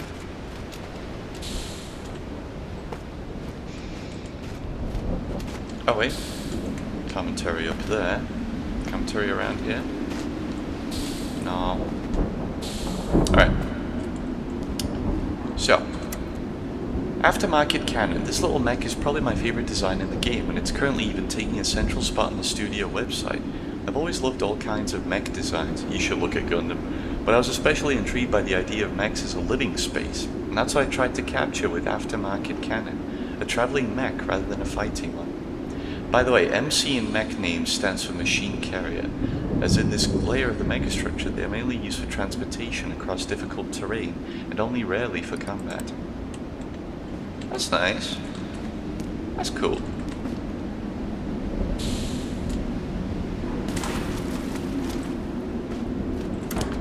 Openings. The small initial tutorial area was a somewhat tricky thing to design. I wanted to have a closed off area that players could only leave by demonstrating they've learned how to use the double jump and mantle abilities. And I also wanted a scene that would set up the techno wasteland atmosphere of the game, all while keeping the player in a first person viewpoint.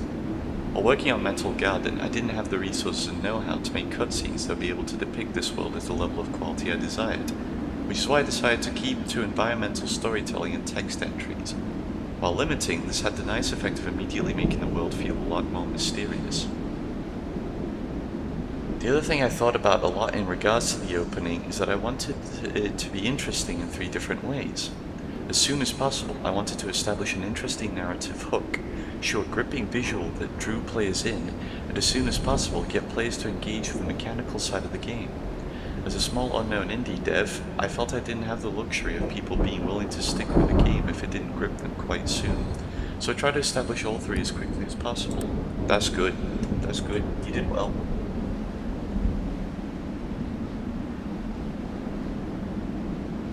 Sorry about that. You did super well with this.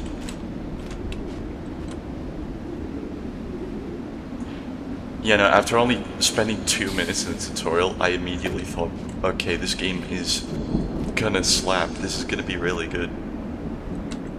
Holy shit. The subtle texturing of the ceiling. The freaking turbines over yonder.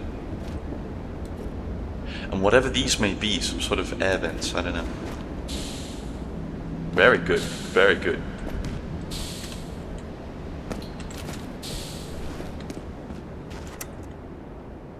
Leading up to Metal Garden. I started floating the original concept for Metal Garden around 2020. Back then, it was quite different from its current iteration. It was called Meta Gardens, a reference to... Hold on a minute.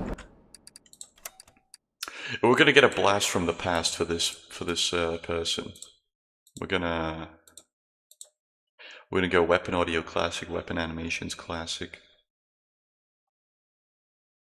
Yeah, we're gonna go Classic. There we are.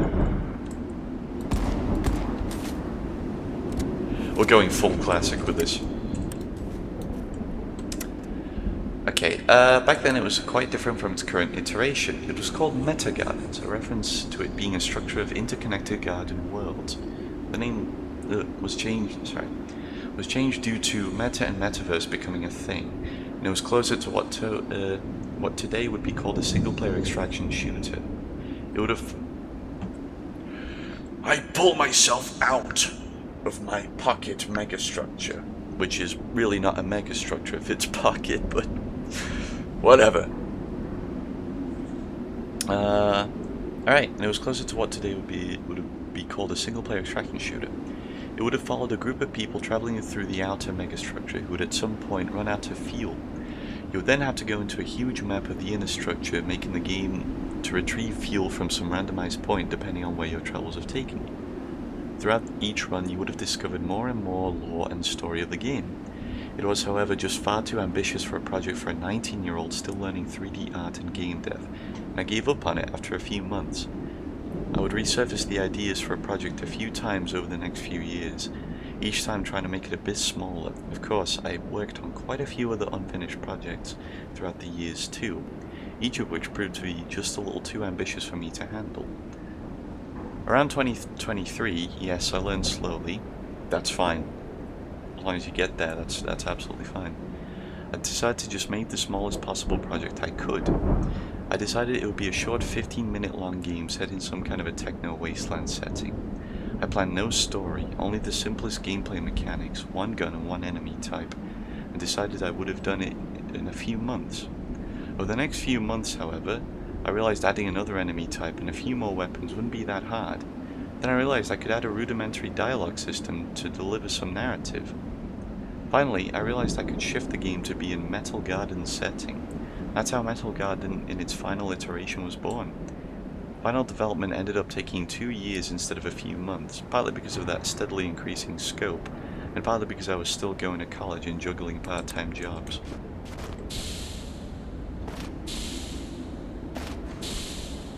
It's not bad. Did very well, actually. Uh-oh. Oh, crap. Huh.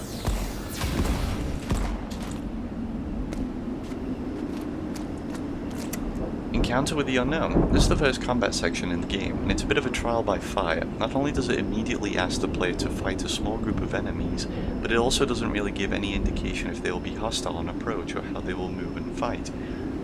That's what I'm thinking. I thought they would be friendly little guys. I know I'm given a gun and a knife, but that doesn't immediately mean the enemies will be hostile. There were 2 reasons I decided on this. First, the player movement in Metal Garden is quite permissive, allowing the player to sidestep slow-moving enemy projectiles and to double jump out of danger when things get tough. This lessens the danger of most unexpected encounters, and the second reason is, well, I like being a bit cheeky. While I tried to never be outright punishing, I love playfully putting the player in a seemingly difficult and unexpected situation.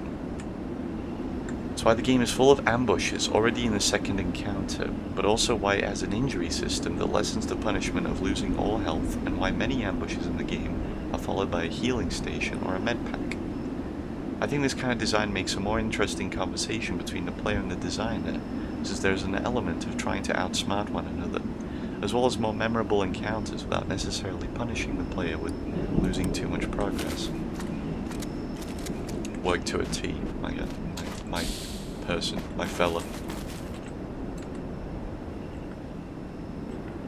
What was that? Was that ammo of a different type? That is... No, I did enable item randomizer. I was going to say, that is cheeky. No, that's the randomizer being cheeky. Shotgun ammo. 4 things of shotgun ammo.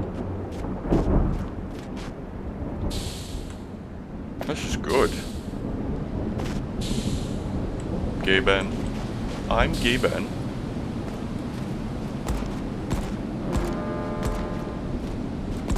Oh my god.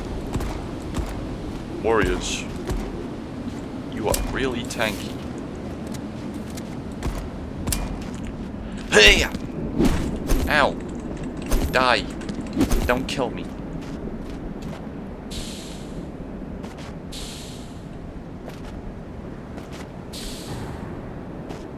Ooh, which one to read first? Left or right? Left or right? I'm a left Twix guy myself. Level creation workflow. One of the trickiest things in Metal Garden's production was finding the right workflow for creating levels, and even at the second of its production I was still far from satisfied with it. All modern game engines are built under the impression that you'll be using modular pieces of geometry to create levels, slotting them together like puzzle pieces. Metal Garden, however, takes cues from much older games and engines when levels were crafted directly in the editor using modeling tools. Lacking such tools, I had to figure out some workarounds. My final solution was to model level geometry in Blender, cut it down to smaller pieces so they don't break Unreal's lighting solution designed for modular pieces, and try to position them in engine so their ends snap to one another. But like I said, the solution is still far from ideal, and requires me to constantly switch between two pieces of software, and thus stifles the process of making levels. That's fair enough. Sorry, I got a drink.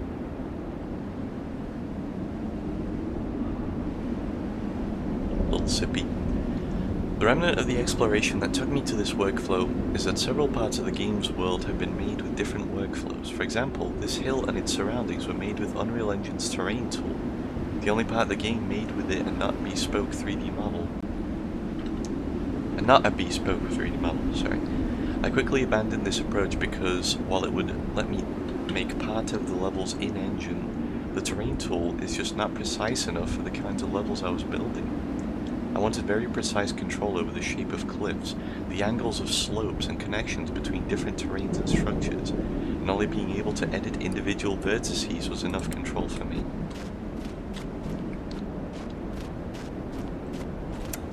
Making vegetation look dense. Very early in the production of Metal Garden, I decided I would need lush and dense looking vegetation to achieve the look of a world that's being slowly taken back by nature. However, since I was working with a sort of mid-poly style, this turned out to be a bit tricky. I couldn't use high poly vegetation, both because it would clash with the style, and because it would impact performance if I spread it all across the map. But I also couldn't use 2D planes of very low poly vegetation, as it would clash with the visual style of the rest of the game. I spent some time trying to create fitting vegetation, but then after a while I came across a bush model from a previous project. What the? How did I word that? What? From a previous project.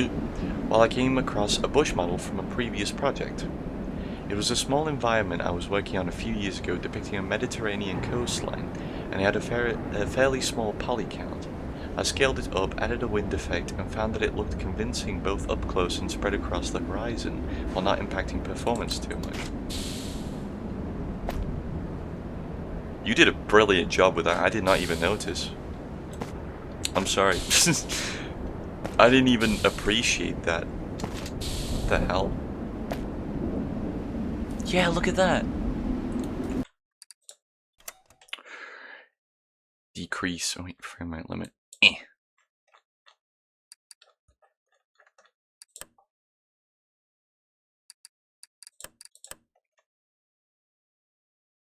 Where did...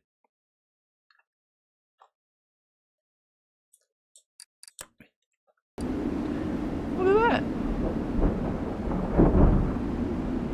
That is very convincing. That's good.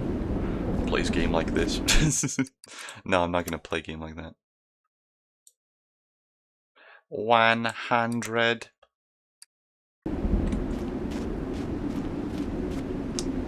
Okay, look at all these chuds lying dead on the ground.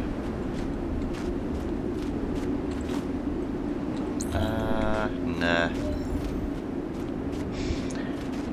Okay. Balancing the game post-release and the isolated development. A month before Metal Garden came out on Steam, I released an early version of it on itch.io.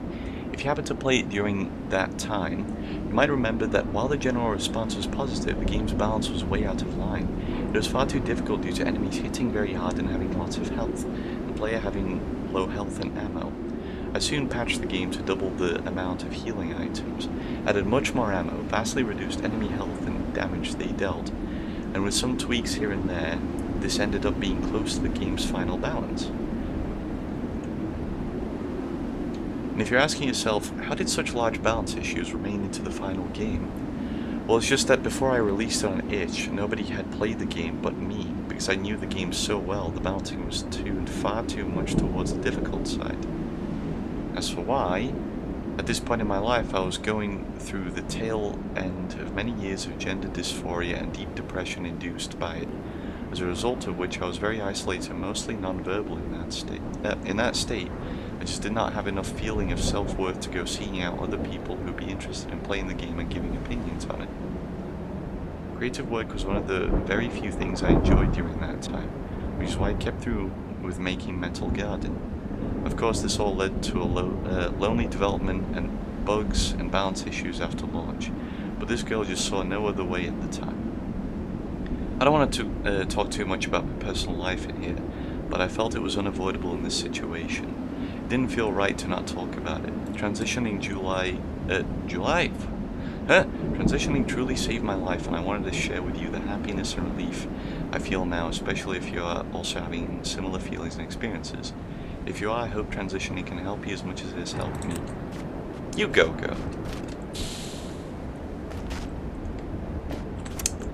A few notes on dialogue. The dialogue system is one of my favorite little systems in Metal Garden. It was probably a bit overkill for the amount of written words contained in this game, but I enjoyed implementing it greatly. From the start, I knew I wanted a dialogue system that would still let players look and walk around while talking. I love the idea of role-playing dialogue through this, and I hope players of Metal Garden would enjoy it too. Figuring out a UI and a comfortable control scheme took me a few tries, especially scroll wheel and log features, but I think the final result ended up working quite well. I also really like more dynamic dialogue encounters, where characters react to your words in some more significant way, or shift objects in the environment. The ideas I had were a bit too ambitious for Metal Garden alone, but a few of them still made it in, both in the dialogue with the king and the encounter with the dead spy later on in the game. I knew I wanted to set up the story through a strange roadside encounter, and in particular to make a visually arresting moment as well. A clashing of anarchic colours and words. Even though I still know my writing can be very expository and technical, I'm still happy with how this scene came together as a setup for the story. Hell yeah! Oh, Dash managed to come in. Killed.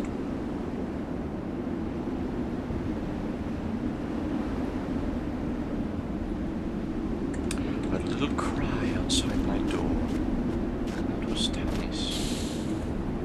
She wasn't actually crying. It was also a shotgun. Aww. Alright.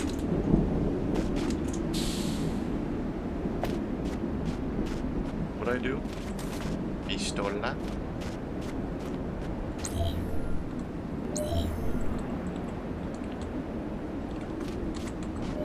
Okay, shit, where do I go again?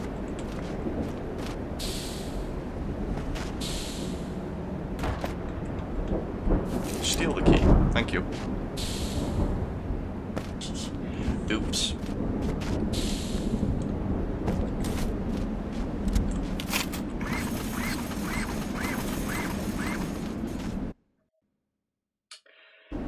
Beautiful game.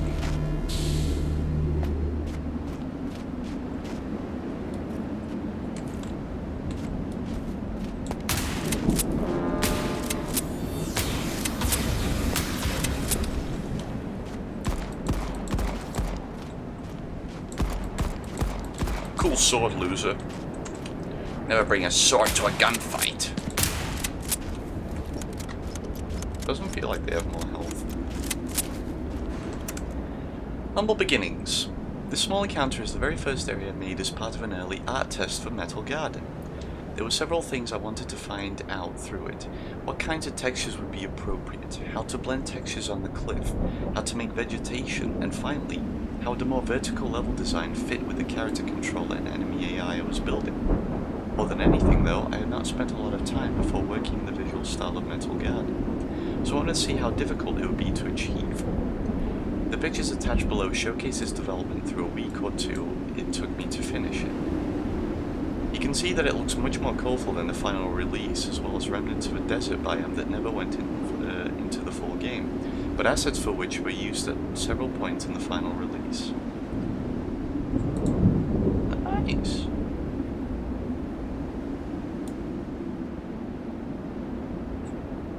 Not bad at all.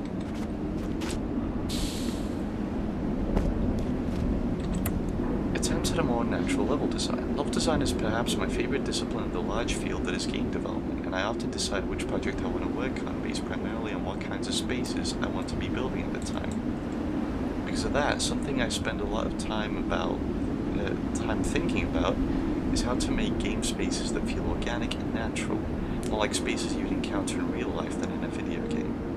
One of my favorite ways to do so is to place two spaces I've already created at two nearby points on a map, and only then start slowly carving out the space in between them, making them fit into already created cliffs and structures. This mimics much more closely how spaces are created in real life. I apply this structure to almost all the levels in Metal Garden. In this case, I had two initial areas I wanted to connect: this little damaged highway encounter and the area a bit further with the coast and the large bridge. I placed the coastline and the bridge in such a way that it would create an interesting little vista when looked at from here, and then started trying to figure out how to connect them with a winding path around the cliffs.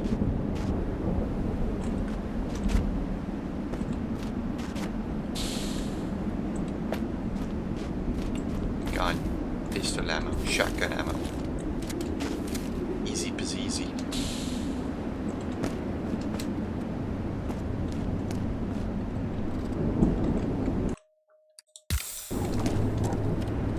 Those are very limited in charge now. Hold on, I gotta hurt myself with my own grenade.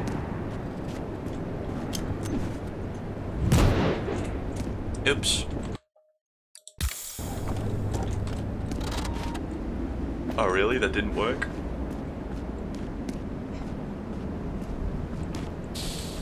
Why not? Why the freak not? Is that not the achievement to achieve? Get injured. Oh, get injured. Right.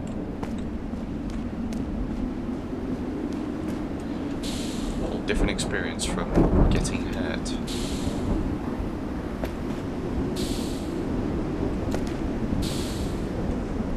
I do like the injury system.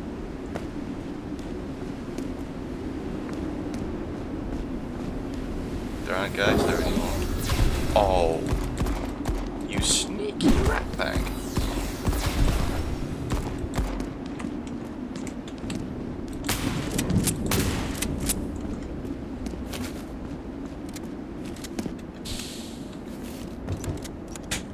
Tannies, what are you doing? Pistol grenade.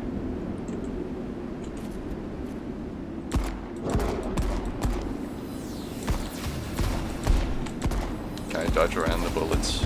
Can I matrix the... Yeah!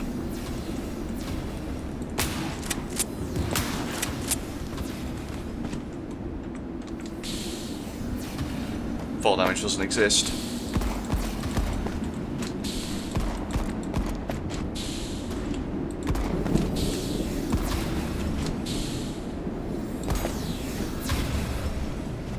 Hold on, time out, I gotta read this thing.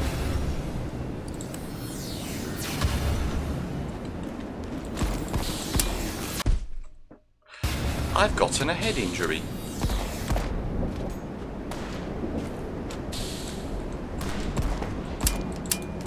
Oh dear. No, come back.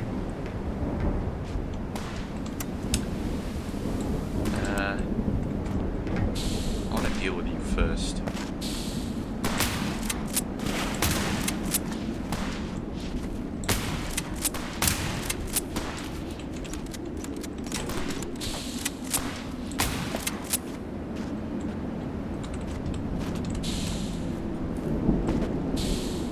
Oh, he keeled over.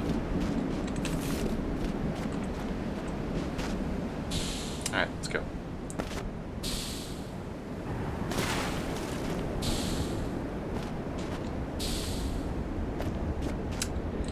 Okay. Eavesdrop system. I'm always on the lookout for new and different ways to deliver narrative in a game. And with the eavesdrop system, I wanted to have a way of delivering over to pieces of narrative in a game that doesn't have voice acting. and yet that I hope felt almost as natural. The system itself is actually from another FPS game I was working on before Metal Garden, which had a much heavier emphasis on stealth mechanics. That game took the system much further and even had ways you could interact with the world to change what characters would say. I wanted to implement some of those situations into Metal Garden as well, but never ended up finding a good place for them. The hardest part around setting up the eavesdrop system is in an FPS game, is that players tend to start blasting enemies from the distance. If they can get them within their line of sight, thus breaking the eavesdrop mechanic before they even get to use it. In this encounter especially, it's handled slightly awkwardly since enemies get into line of sight from so far away.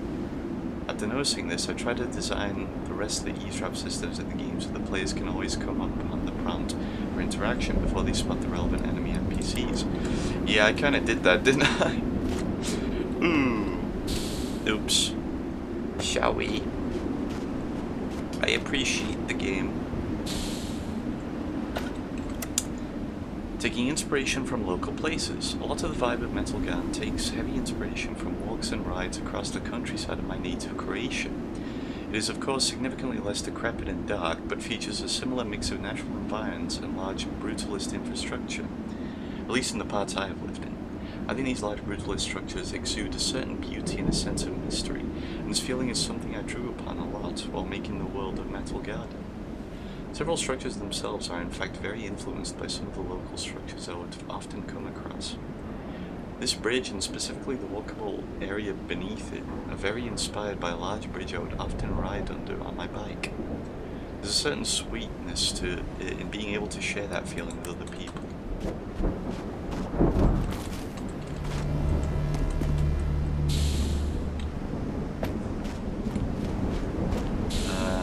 That's clearly progress. Actually, I'll read this note first. Swimming?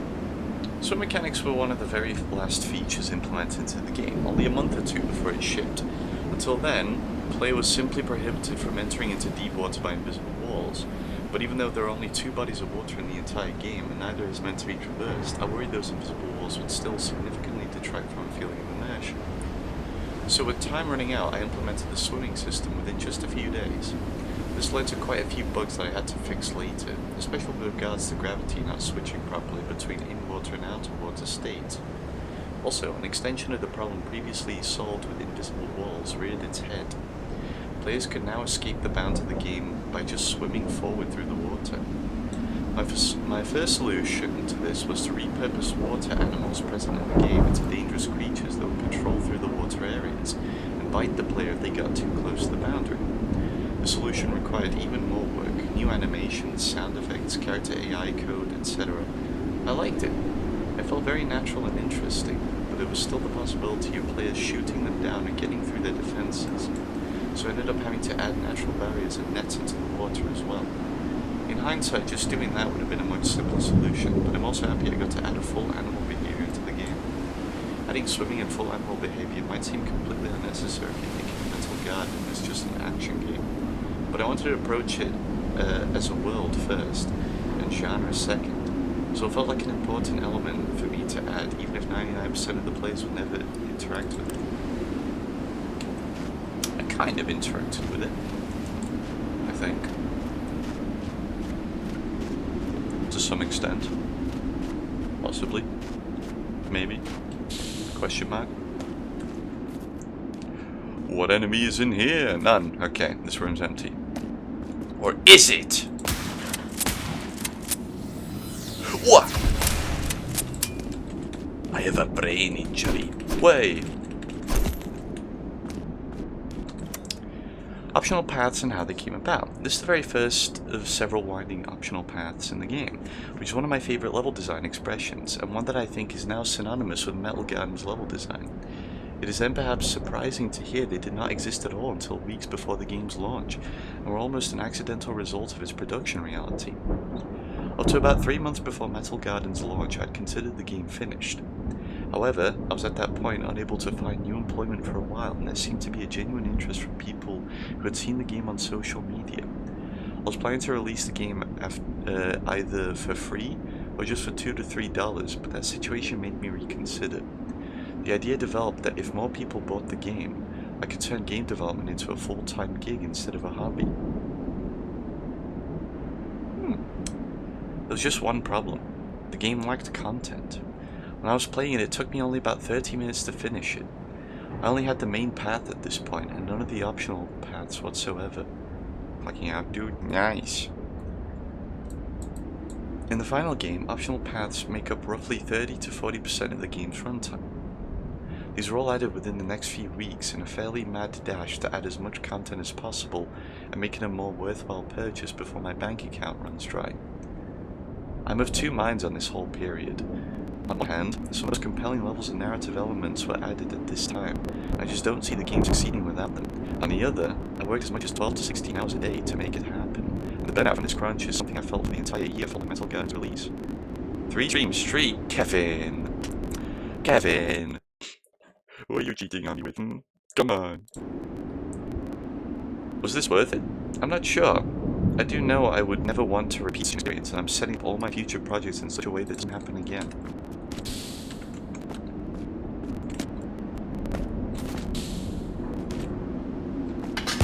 I'm gonna... Motherfucker. I gotta heal anyway.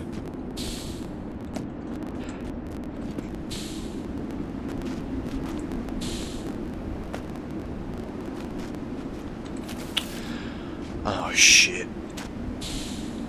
Oh man, where's the thing? Sorry, I had to sneeze.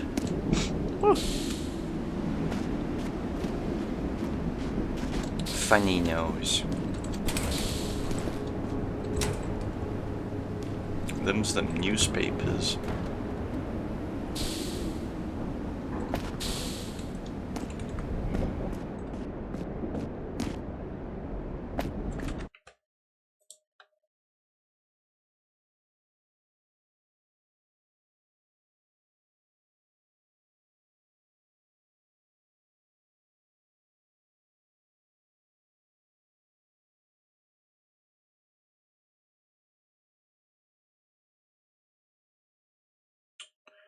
Sorry, I'm just checking on something. Okay.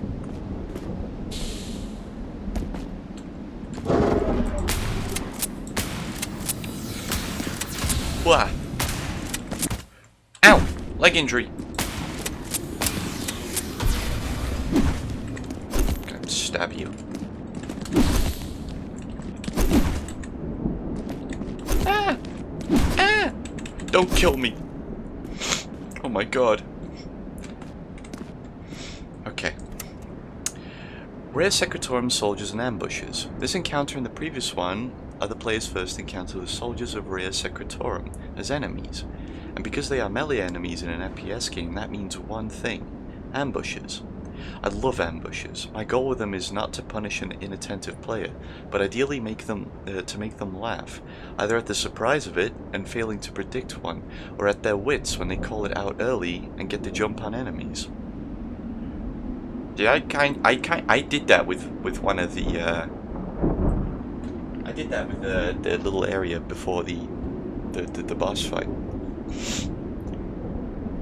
Okay, for me, I think both the player and level designer have the most fun when trying to playfully predict and upstage one another. I think this kind of subtle humor is still very well suited to an otherwise darker atmosphere. The variance of emotion makes it all more memorable. Of course, this does result in some friction between the world, sorry fellas, time just stopped there, and the game. Real life has no level or encounter design to it. Play is not the goal, and thus designing a game world around play does make it feel more video gamey. Ultimately though, it's a give and take, and I think each artist trying to create something that feels as much a world as it is a game needs to find a balance between realism and play they feel most comfortable with. In Metal Garden, I leaned a bit more towards play for encounter design, and I think that was the right choice given that I was working with a very simple moveset and AI for enemy characters. Another trick used in this encounter are the ledges high up players can jump on. They're intentionally misleading, potentially making players think they can jump on them to avoid attacks, only to find out enemies can jump just as well as them. The one trouble with this ambush encounter, and really all of them, featuring soldiers of Ria Secretorum, is that they are slow. In fact, if player backpedals into the previous room, they can dispatch all the enemies with ease. I try to design encounters to minimize this as much as possible, but in some cases like this, that's still a problem. It's cool though.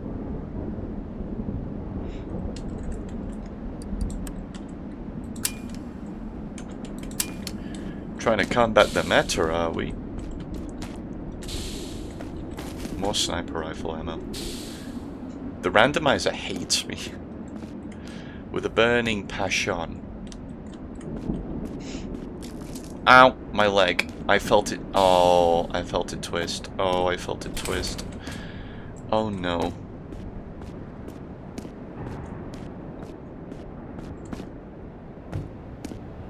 Oh, it did it again. Oh, I did it again. Okay. Go this way.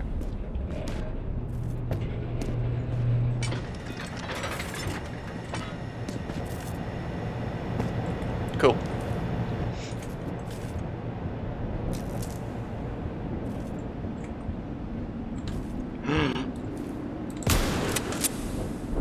Knew it. And I get rewarded with sniper ammo. You know, the gun I don't have.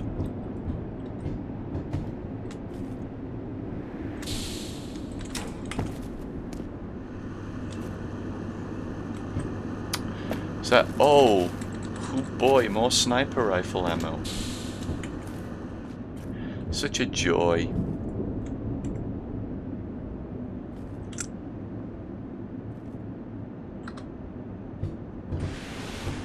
I'm wondering.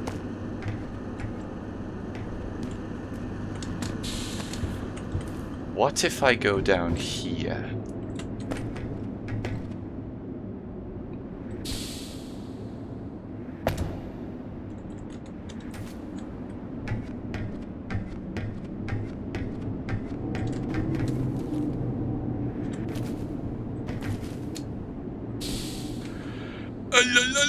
Oh, I've done it!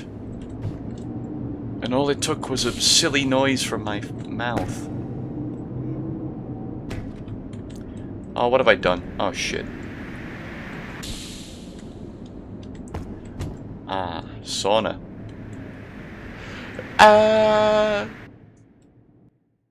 Shoulder injury. Can no longer accurately aim down the sights. Oh no. What am I gonna do now? I think I'm... There's one more injury, then I'm dead.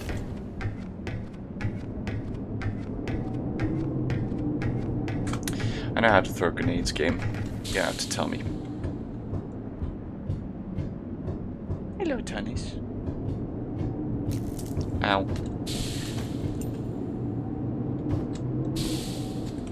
That noise makes me paranoid of my own leg. Okay.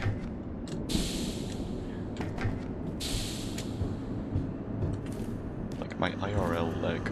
My IR leg, if you will. Hey guys. What's up?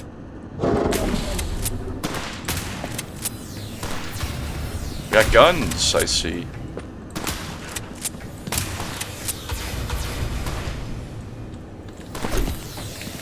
Eh.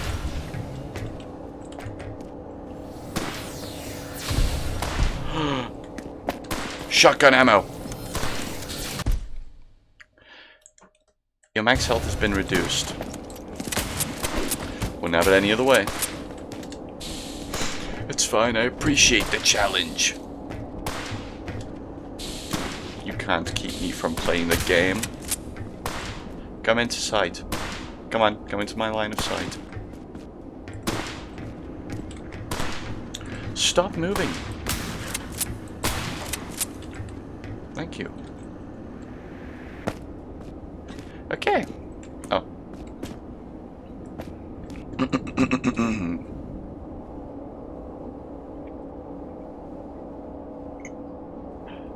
So I'm drinking Coca-Cola here.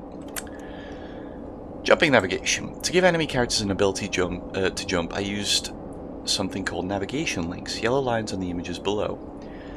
These handy little tools act as bridges between different points on the navigation mesh, a custom surface generated on top of the world that non-player characters use to move.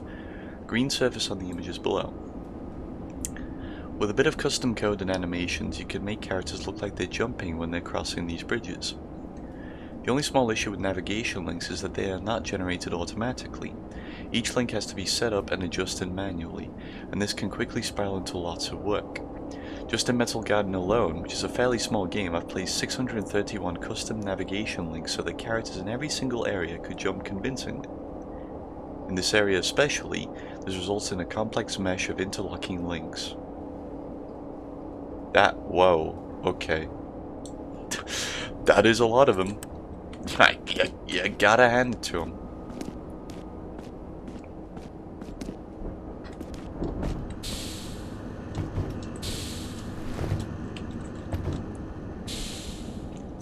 What are you?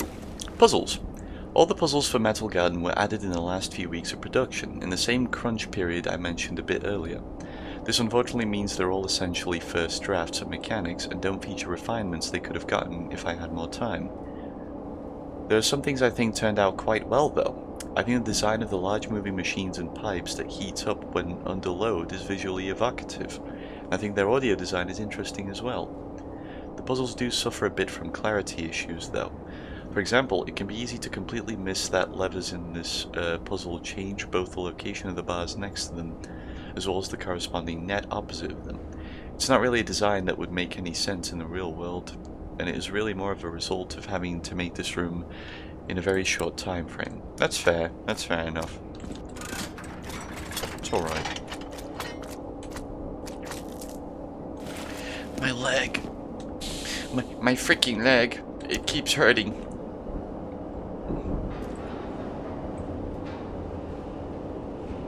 Pause. There's still no healing station here. Grenade and shotgun ammo, though.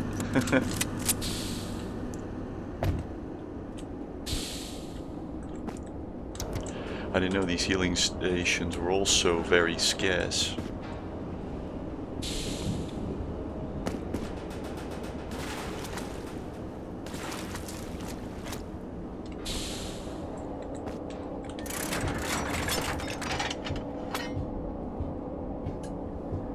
Up we go!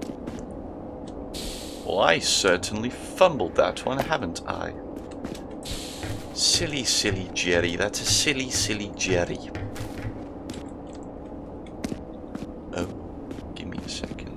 Ah, there's no secret stuff there. Oh, Dennis is stretching. What a sweetheart.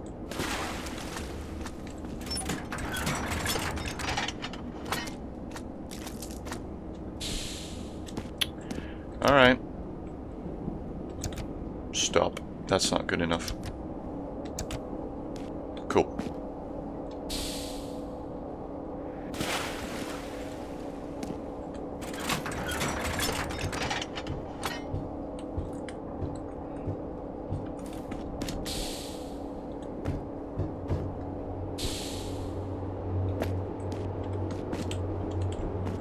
Yoink.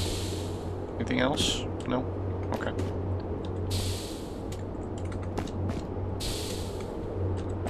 I want more dev commentary. I want more. Oh. Oh, I bet you think you're so clever with that one, don't you?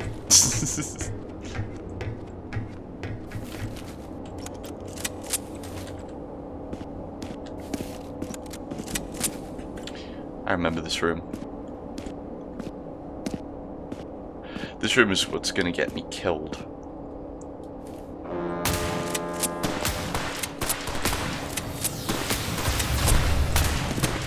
Oh!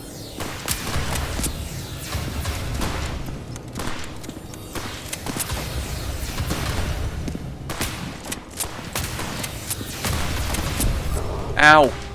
Flatlined. Oh shit. Oh man. No! Aw.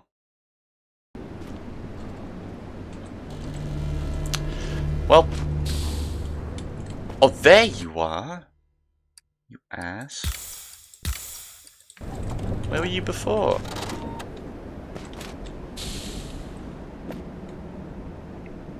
This is randomized.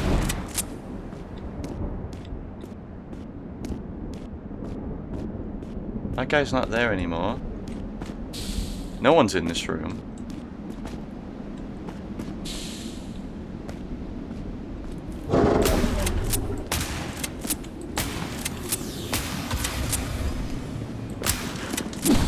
Ow.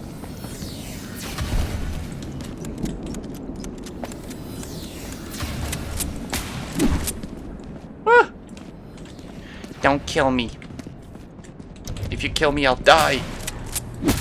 Much like you just did.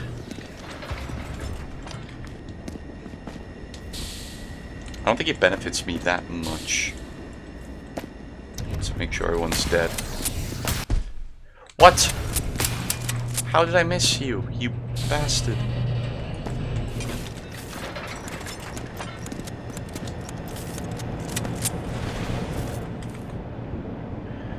Alright. Okay. Cool grenade. Wow, grenade. This guy's got a grenade. Where's everyone going? Bingo?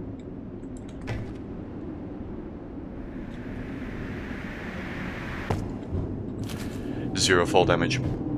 Awesome. Up, up, up we go. Didn't mean that.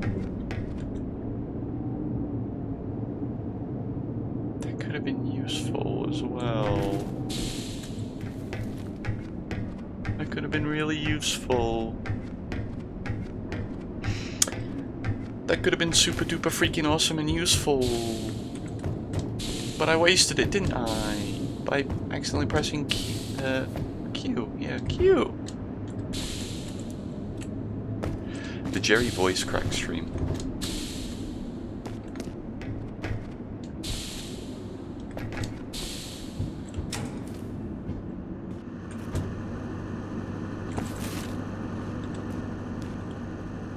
Whatever, I don't need to fight you freaks. I'm leaving. Doesn't matter to me.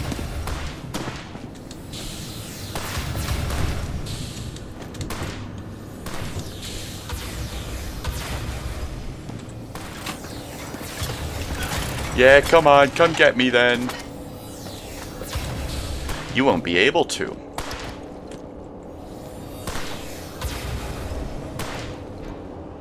Literally can't reach me. You suck. You're nothing. No talent. Mediocre piece of shit.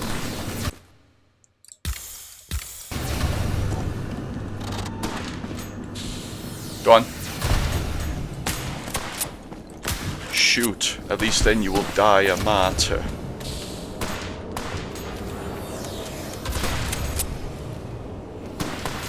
Missed.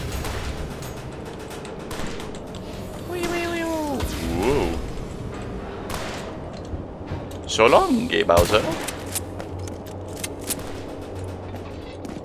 No sneaky grenade up there? Nope. Boom! I'm back from the dead! I'm back from the dead! Leg injury. Doesn't matter. Don't care. Didn't ask.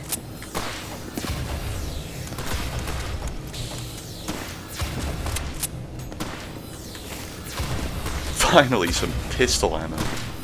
Cool.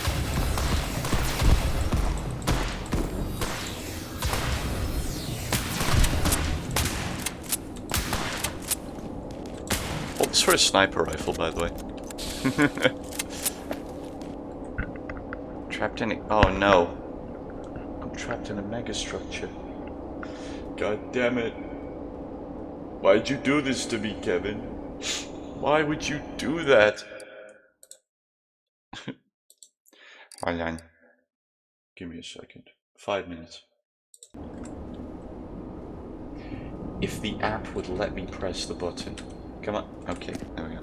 It buffered a little. Arena style and on-the-road style of combat encounters. While still somewhat early, this is actually one of the last combat encounters designed for the game, and I think it shows. It's far more dynamic than most of the combat encounters, and the room features a more complex layout better suited for combat. It is also one of the only arena-style encounters in the game. Metal Garden is supposed to feel like a journey, which is why I prioritized combat encounters that feel like more on-the-road encounters.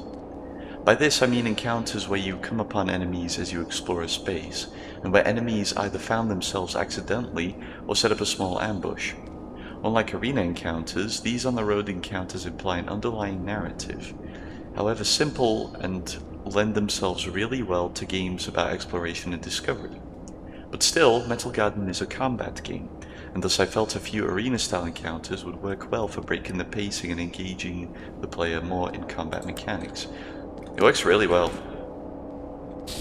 These work really well. They really do remind me of Half-Life 2, of Half-Life 2's encounters, and Half-Life 1's actually. Beneath the world again. For me, one of the central ideas of Metal Garden became a kind of anthropology, discovering both older civilizations you're a successor of, as well as neighborhood civilizations that evolved separately, and in all trying to understand your place in this world. And this is another thing I realized only while working on the game. While trying to find an interesting way to connect the previous arena encounter and the bunker above, I decided a little cave area would be a fun way to connect them, since players haven't seen any cave areas in the game so far.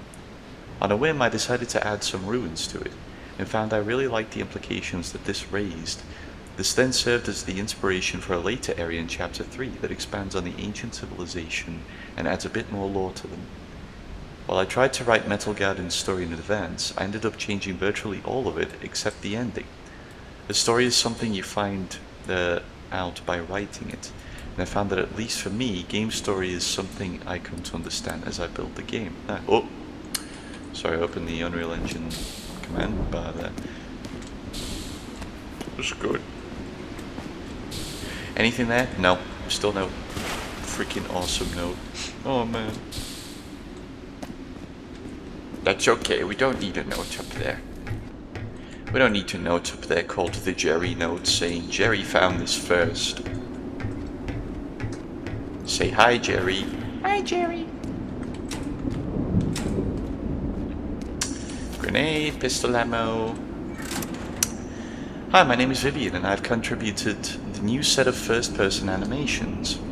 Why? To be honest, it was really just because I saw Alexandra post about the game in a Discord I was in, and I was like, that's so cool. Would you like me to make some first-person animations for it? And to my surprise, she said yes. I do recognize that there is charm in the older animations, and honestly, Alexandra did a great job with them considering the stuff she was working with and the experience. I've seen the Blender files. There's a certain late 2000s Bethesda RPG quality to them that I'm sure folks like. But with these animations, I really wanted to lean into the Destiny inspiration that I felt when I first played the game. Now that you mentioned it, yeah. There is also a Destiny inspiration, what the hell? I didn't notice that, probably because I don't like Destiny. To make the animations, I've used Blender and I used Auto Rig Pro to create the rig, best $40 I've spent on any Blender plugin. I really like the ARP because it lets me do custom stuff with the rig without interfering with the built-in controls. I attached the weapon to the player chest to avoid interpolation issues, as I knew I wanted to animate the right hand on the shotgun and sniper. See the GDC talk American Boot Camp first-person animation of Overwatch 727. I highly recommend watching that talk and the Art of Destiny's first-person animation. Lastly, I wanted to echo one of the things said in the Overwatch talk. First-person animation is a pretty good gateway into gameplay animation. You only need to care about the camera and hands, which honestly makes it less overwhelming than animating the whole body. Luna Vivian Zaremba. Revised weapon animations. This is the earliest piece where players can acquire the sniper rifle. Piece? Place. Final of the 3 weapons, so I thought it was a great time to mention weapon animations. I made the original weapon animations, now called Classic in the options menu. I know I'm using them now. myself, but they were frankly one of the weakest and audiovisual parts of the game, especially as I never had experience with animation. No more cave! I climb out the cave! I'm free from the cave. Thankfully, immediately after launching the game, I was approached by Vivian, who offered to redo weapon animations at a much higher professional level, and I think her work speaks for itself. I've been incredibly lucky to get to collaborate with her, and would do so again in a heartbeat. There's her entry, yep. Nice. Splendid. What's of this creature? Ow, my leg. What if I swim? You're squawking at me. What are you gonna do about it? What are you gonna do about it? Oh, there's that net. I think. Yep, I see the net. You're not gonna jump down until I shoot you? In the big brain? Kablam! Sorry, I'll go back. You don't have to drop down from there, I'm sorry.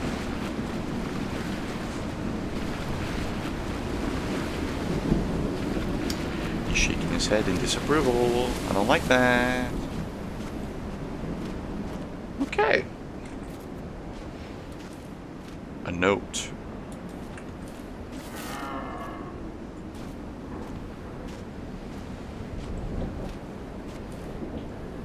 Enemies?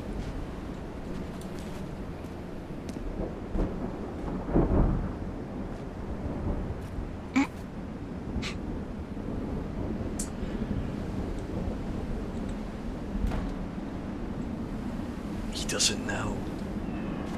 Hold on.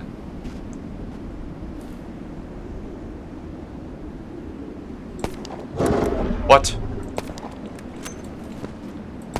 Oh, you're the big guys. Ow!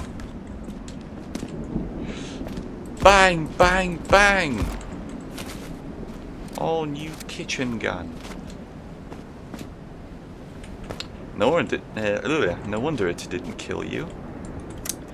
Sniper Canyon. After fighting by the coastline and going through long canyons under the bunker, I wanted to create an encounter that would feel like something new and let the players use their sniper rifles if they managed to acquire one by now. I decided upon a circular design of the area to let players return to the entrance, in case they explored it before the side path under the bunker. I was also planning a bigger return path which would sprawl from the concrete structure below, all the way to the top of the highway and finally back down to under the bridge. Unfortunately, I ran out of time before I was able to implement that side path.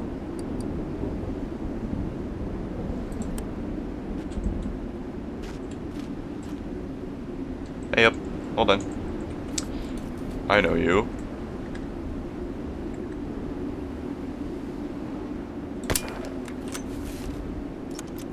Stealth is a vital part of Metal Garden for all players. Oh, I see you, ugly. He didn't react.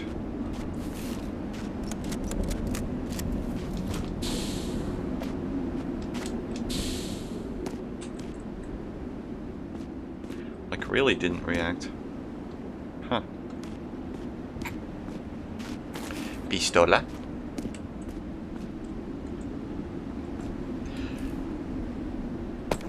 You've lost the ambush advantage there by jumping.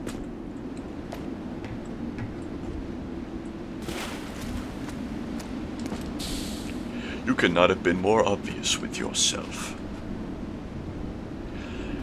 And for that I spit on you. Guy? Yep.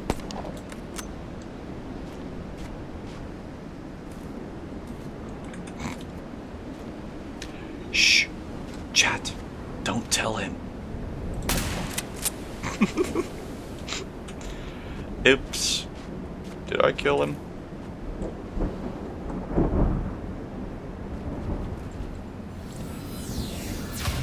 Alright, buddy. I can do that better than you. Picked up so much sniper ammo.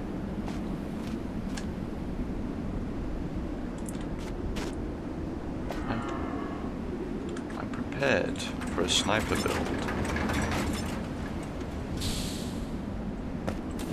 More sniper ammo. I'm only given sniper ammo, and on the rare chance I get shotgun, and even rarer is pistol. Now what's this? One-offs. For me, one of the biggest joys of tight unlimited single-player games is the chance to include one-off events and art assets.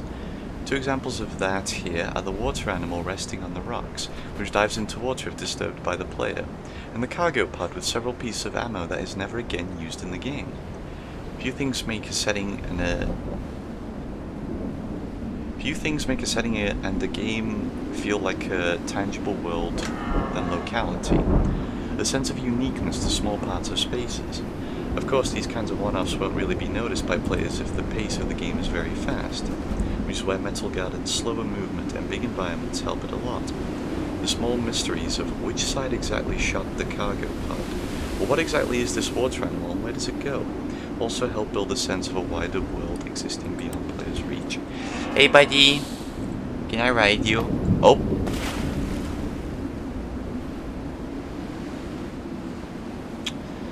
I think I pissed him off. Pistol. Oh well. I hope that won't come back to bite me in the ass at some point. Is this the cargo pod? Oh, this. Yeah, it is. I remember that.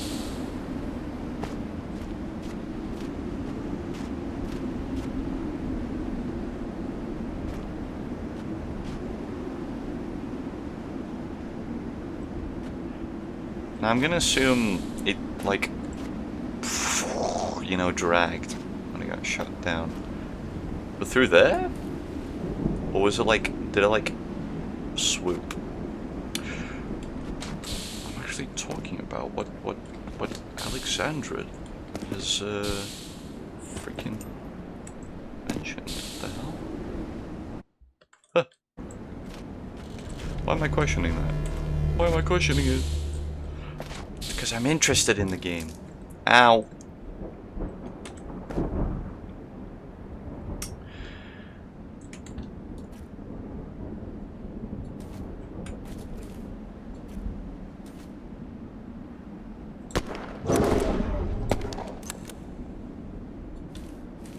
Hey. Ow. You screwed up. Shouldn't have shot me. This area kind of reminds me of Project Silverfish.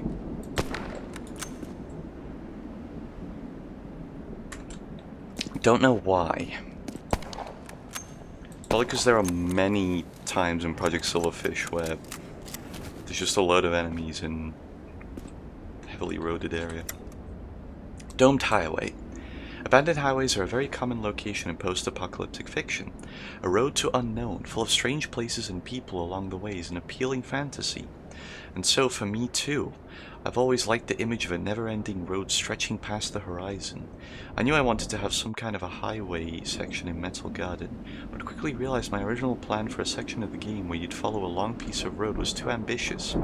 But since I already created some assets for it, I decided to repurpose them for a smaller and tighter area.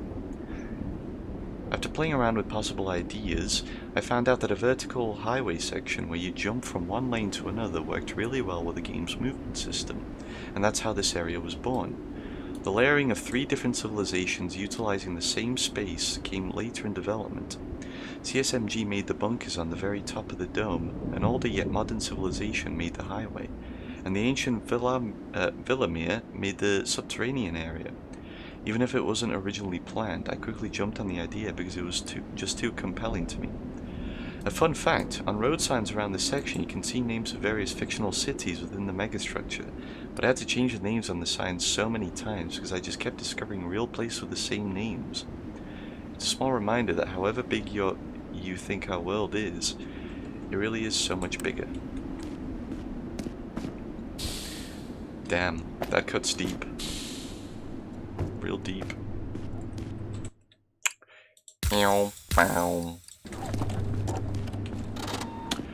Finally. Okay, let's have a look at these names then. Go to this one first.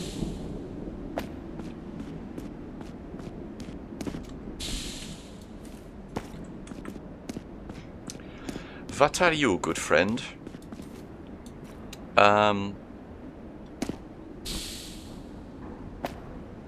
Dennis Karad, Lia, Afro Maru. Alright. Good city names, I think, maybe. I don't know. I'm not that well versed in cities. I played City Skylines like, what, 5 times? And in all of them I ran a very dysfunctional city. What are you? Who are you? Tabor 2, Serenia AT, and Ronamic. Ronamic. Oh yeah, I never managed to get that open, did I? Why's that? Why's that? Why? Opens on the other side, but how? How does it open on the other side? I need to know. I need to know for the exploration.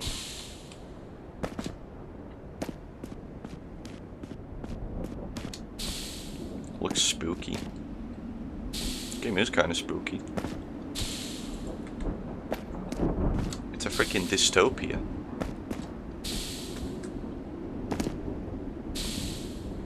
It's a thing, this place used to be lively as well. Karadlia. Oh. That's the same as the one down there. What of you? 8-2, Brute. 8-2.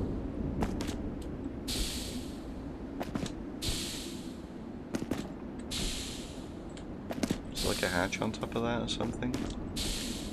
No.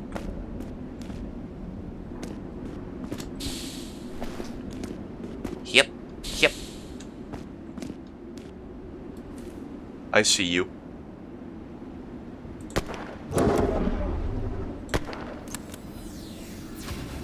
Buddy!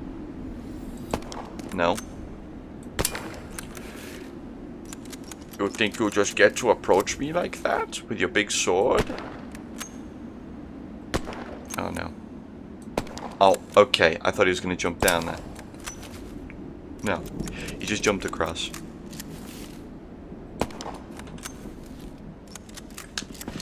W. Girona. Oh, grenade. I could use this to injure myself. Yes, I got the achievement! Okay, no reticle. Oh no, no reticle. I don't need a reticle. I aim with my brain. This sign collapsed.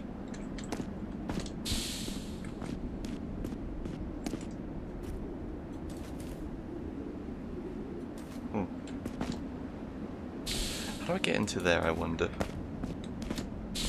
With a genuine curiosity and my finger on my eyebrow and my thumb on my lip.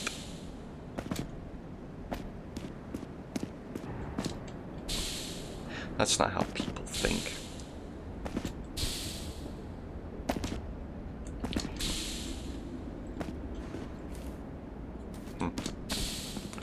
So I'm just reading the signs.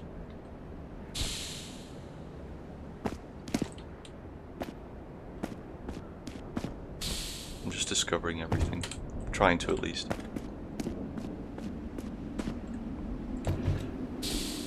For example, the way to get behind the door.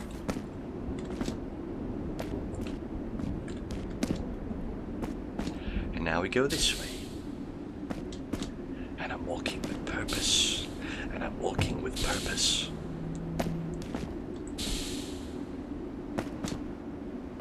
Nothing? Are we sure?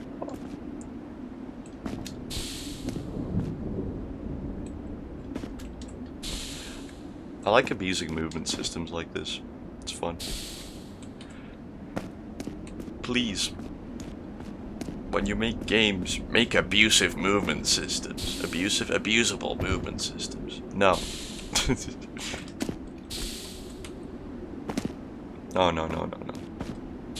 Don't make a game built around abusable movement systems. I don't want another boomer shoot. I don't want more stuff like Ultra Kill and that Postal game which I forgot the name of.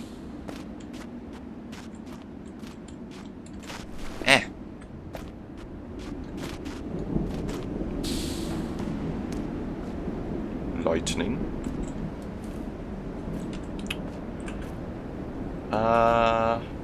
Count 'em. 1, 2.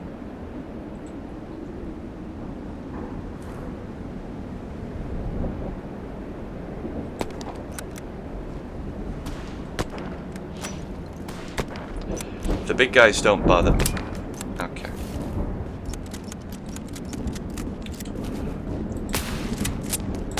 It's everyone else that does. The big guys are like squishy little pillows.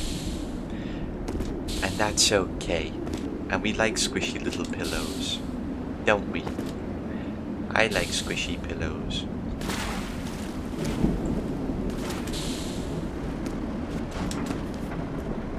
Yoink.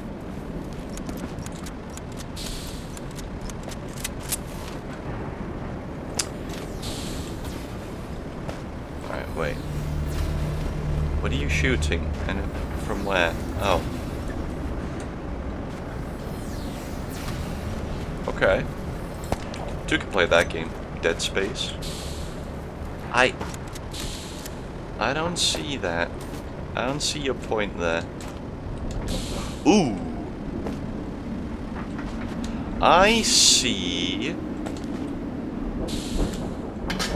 Okay. Thank you, Alexandra. Oh, ha. Thank you, Alexandra.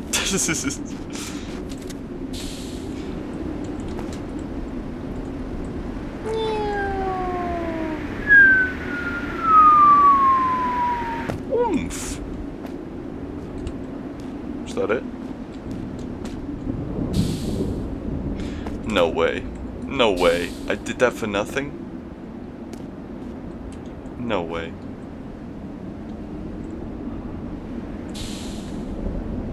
Huh?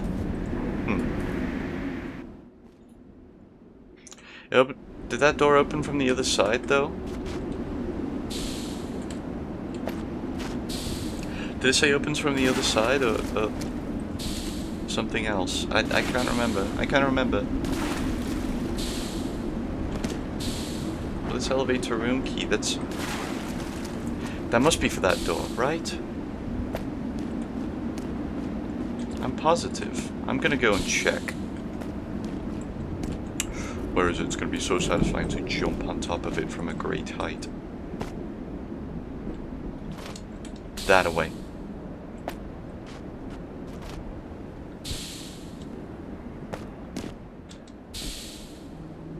Imagine using ODM gear in this room. That'd be freaking sick. Oomph! Opens, it does, but how? How do I elevator room? That's an elevator room in there. Clearly, but how? I'll find out. We'll find out one way or another.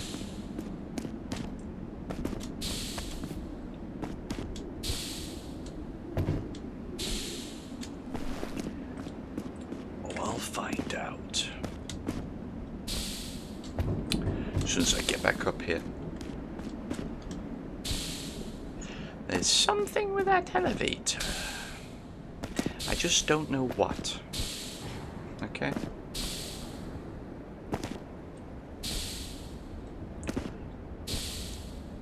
Head injury, no reticle is fine. I don't need to live with a reticle. I can kind of gather where I'm going to shoot with my big old eyeballs that I use to look.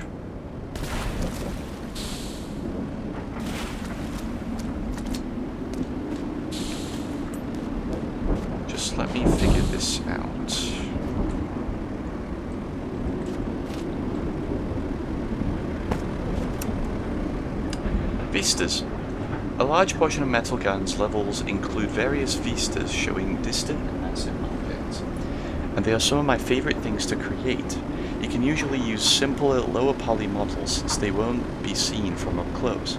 You can easily create a feeling of vast scale. The vista is slightly different in the sense that just about all of it is traversable.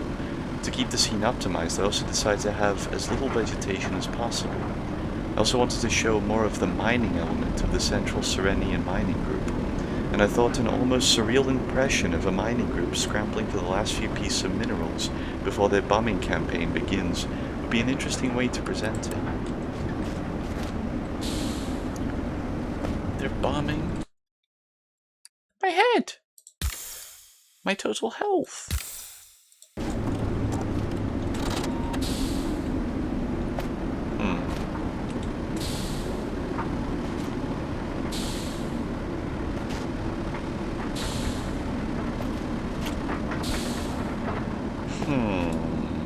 Scratch his chin, deep in thought.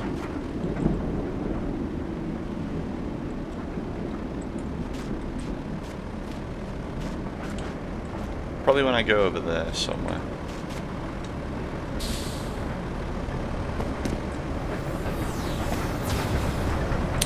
Oh no, you are not killing me like that, buddy. I'm killing you like that. From midair too. BAM! Easy peasy, and I survived.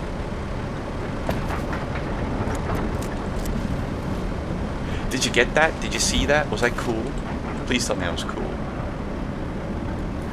No, matter of fact, Gerry, I think you were drool. No! Why?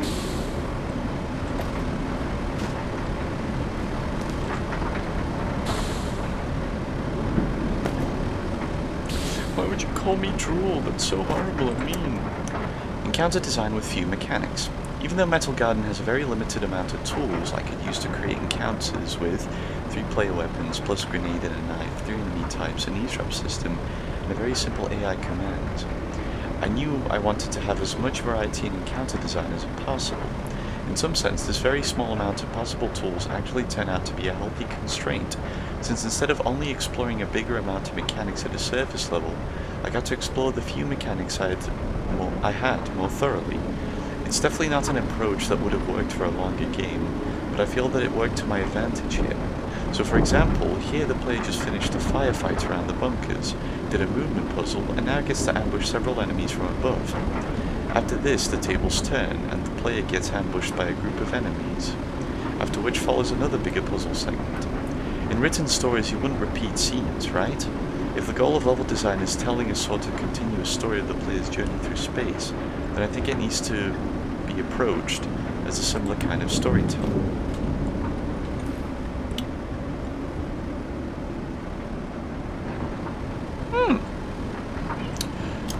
Granada! Another Granada!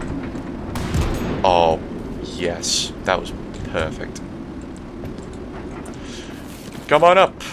Jump up! I dare you! Come on! Oh, they don't know how to. It's fine. It's fine. They were too scared, it's fine. Hold on. Tannis wants to come in. No, Tannis wants to leave, not come in. She was already in. She's out now. Tannis, the video game is out now. Tannis, the video game is out now? I wonder how I'm gonna get into that elevator room.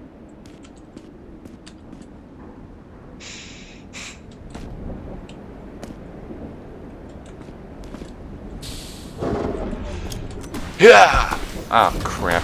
Ah, crap. Yoink. Okay. Ow! My shoulder! Oh no. Okay, I did it. I mantled.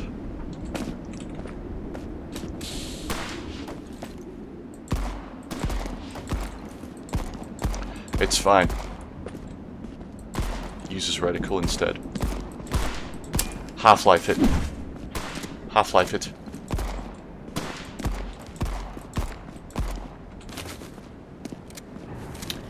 W. Girona.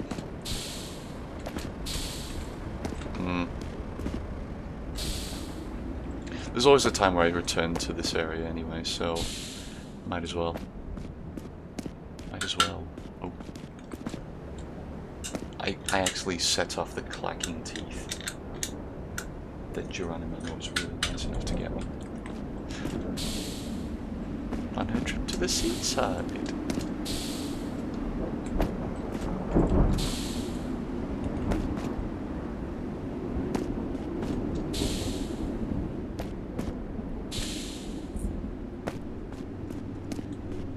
Whoa, sorry about that. Sorry about the horrible sway there.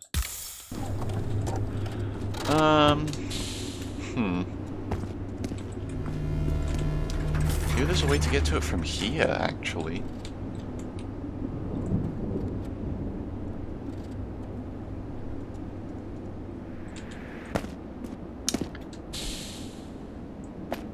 Okay, few regrets. This section is probably the only part of Metal Garden that I dislike. This is the only non-optional section made during the crunch at the end of development. It was made only in about a day, and also the largest mandatory puzzle section in the game by a long mile.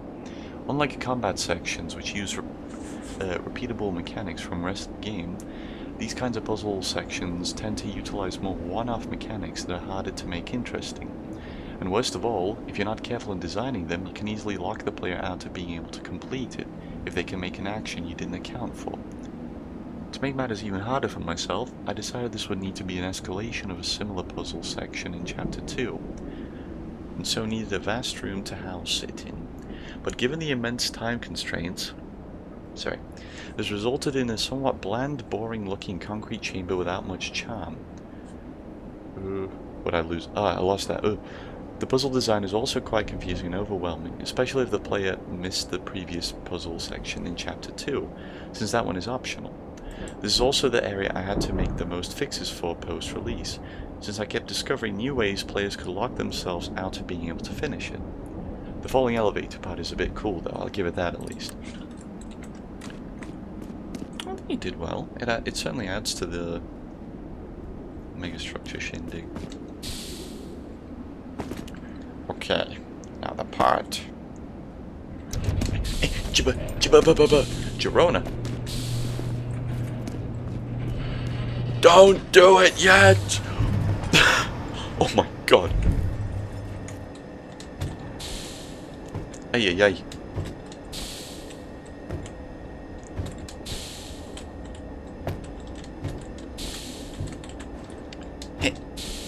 Nice. Done. Oh dear. There was no fumble.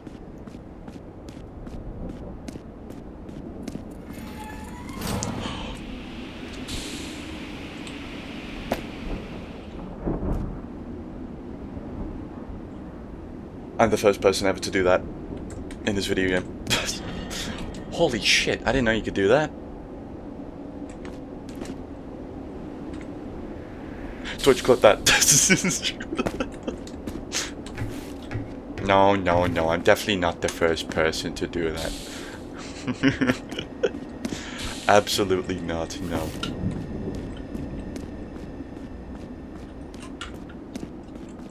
Sorry. The freaking clacking teeth were weighing the wire for my mouse down. Anyway, yeah, did not know you could bring that bit of tram line down.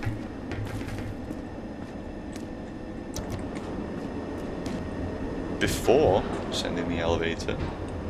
Guess we'll see how that looks with the... It just stops.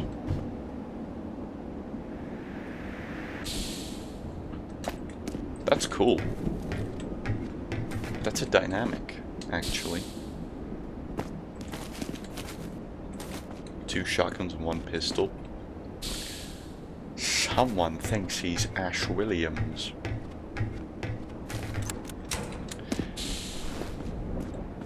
In terms of using a shotgun, like, religiously. Not in Ash Williams has never used 2 shotguns or 1 pistol. I'm spitting rubbish. I'm sorry. Don't write that down. Don't eat the popcorn to that. Don't write it down. Don't eat the popcorn to that. That was stupid. That was silly. That was a silly little mannerism I did. And it wasn't funny. Don't write that down, Kevin. Stop. Stop it. There'll be no proof of what happened here. Shoots you in the brain with gun that doesn't kill you, but only makes you stranger. Chinese wants to come back in. Hold on.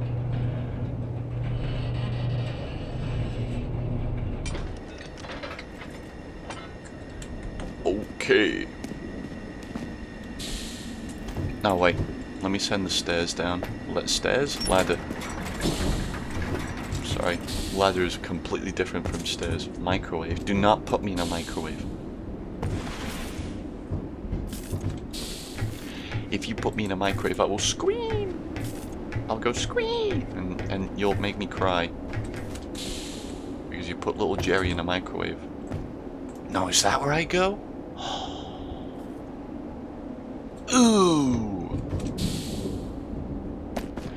You're an evil video game. You're not an evil video game. You're a cool video game. I love this video game. This is cool. Okay, sorry. That's better. Thank you.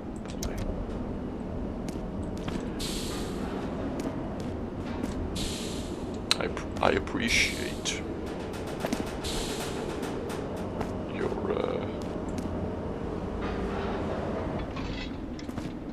I think I'm just stupid. I probably already know that I'm meant to jump that. Hey,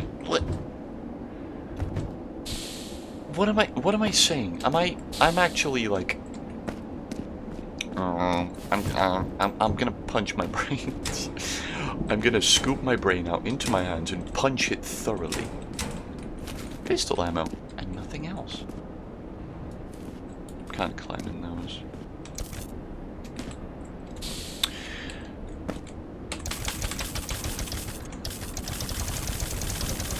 This thing's really sparky. Oops. Owie. My legs that didn't break.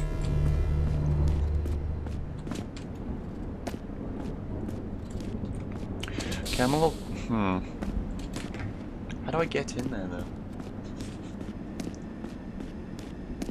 Certainly not from here, right? No, definitely not. How do I get into that elevator room? Give me a second. I gotta figure this out.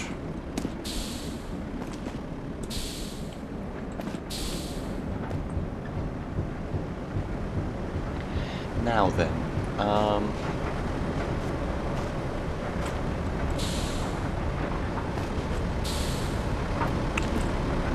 guess this is for if you want to backtrack.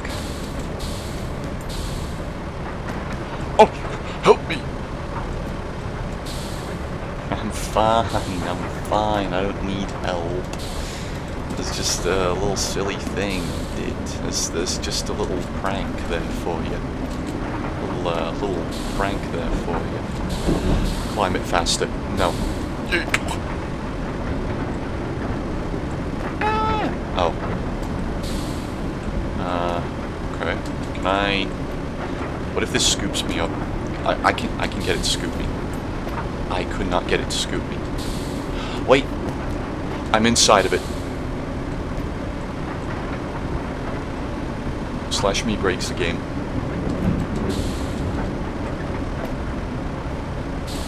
Wait, I can do that again. Hold on. No. I can do that again, though. Can I?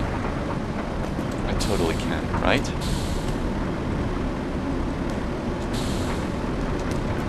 Yeah. Ooh, almost. Hold on a minute. Tech? Is this tech? This is not tech. No! This is not tech, young Stroganovsky. This will in no way help you with with speedrunning the game. A game you shouldn't speedrun because it kind of ruin the enjoyment of the game, of any game, I don't think.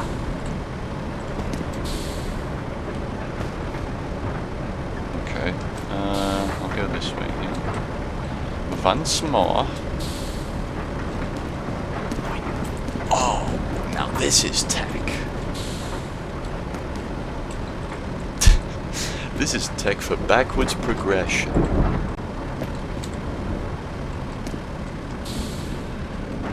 Okay, I've done that. Save here. I want to see how I can get into that elevator room. Desperately so, matter of fact. Desperately, desperately so.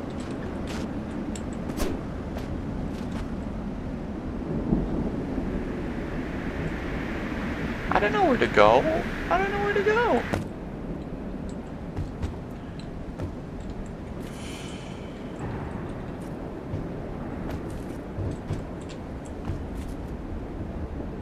Shoots the button.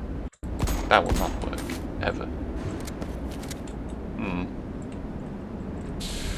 Yup, yup.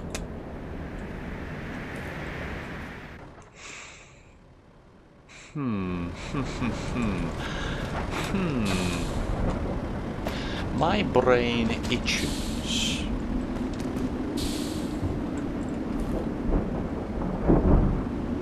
How would a guy like me get to a room like that? With science, see what we can do is ghost. Fly. SV cheats 1. That would never work. This is not Source. This is Unreal Engine.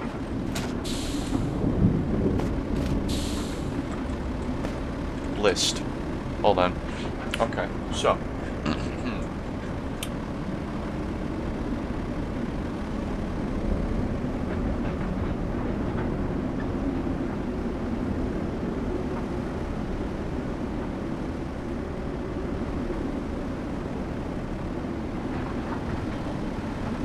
Enable the modifiers from here. That's cool. No clip. Okay, not that I'm not gonna do the thing to get in here. I just want to be able to know how. No clip mode is on. So, we're in here.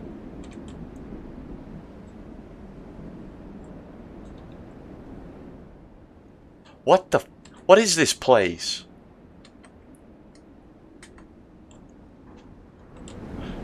Okay, hold on a minute.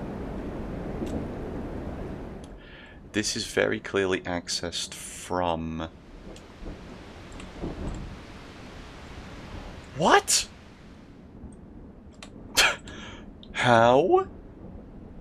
Okay, wait, hold on a minute. The thing room. This room here. How would you... Okay. This is meant to be open from the other side.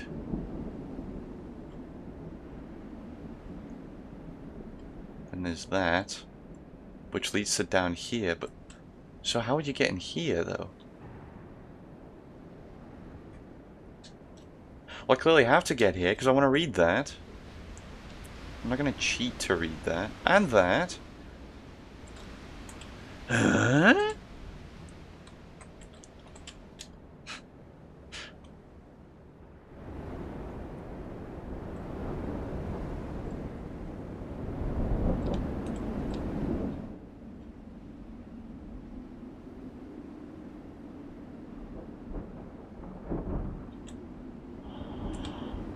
Oh.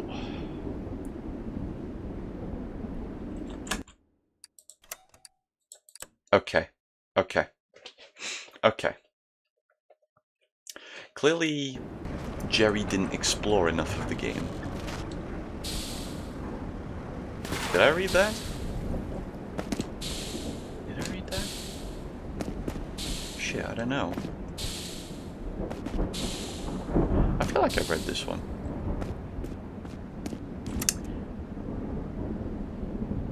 Oh yeah, nah, I haven't read this one, okay. Composition of levels in Metal Gun. You probably noticed the loading screens between chapters in Metal Gun. Instead of being fully separate levels, all chapters in Metal Gun are situated in the same massive level, and then each chapter is actually just a small sub-level chunk that gets turned on or off through the loading triggers. The big advantage of this way of working is that I could quickly and easily switch between working on different chapters, and I could also still have chunks from previous or later chapters be turned on in the current chapter, which is how from here you can still see the large cannons and wind turbines from the very start of Chapter 1. I knew they were cannons. As well as the hills and wind turbines from Chapter 4. Even though neither chapter is currently loaded, that saved me a lot of time since I didn't need to redo and keep up to date the vistas from the other chapters just to have them displayed on the current one. The only problem with this method of level composition is that occasionally the chapters could clip into one another.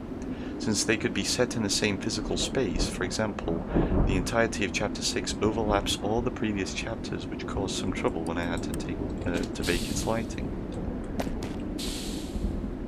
Gerry has not been looking hard enough, has he? So,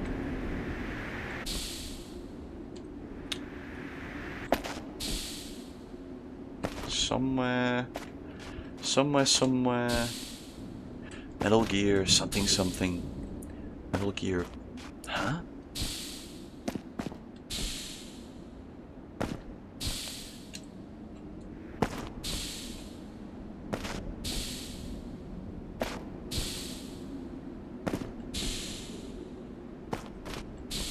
It was like under there, I think. Maybe. It was around the edge. There it is. Slightly highlighted too. God damn it. God damn it. Brilliant. I didn't know of this place's existence.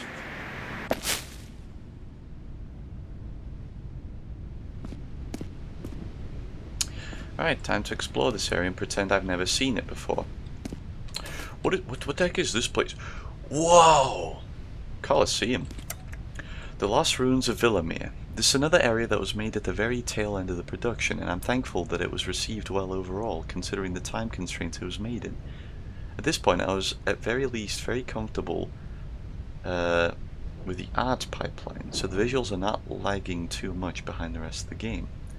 One of my favorite painters is Caspar David Friedrich, and his paintings of ruins is something I've referenced a lot about when making these areas, as well as the visual design of CSMG soldiers.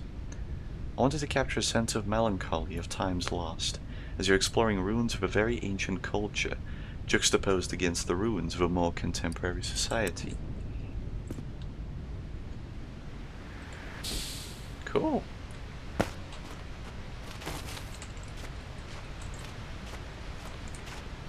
I was wondering why that little archway back in the cave of that one area wasn't, it was kind of lampshaded. Well, obviously it wasn't lampshaded because I simply didn't explore this area.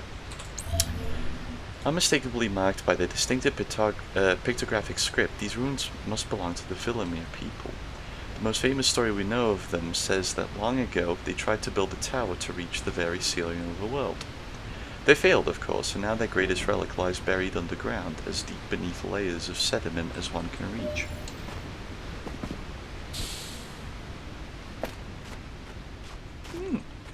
This is cool. I can climb it.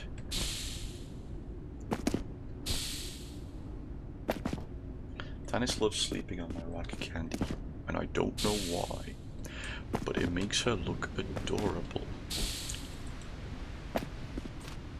Push platform down.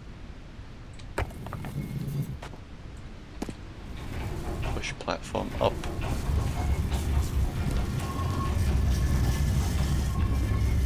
It's like it's not even moving! Oh my god! It's moving so quickly now!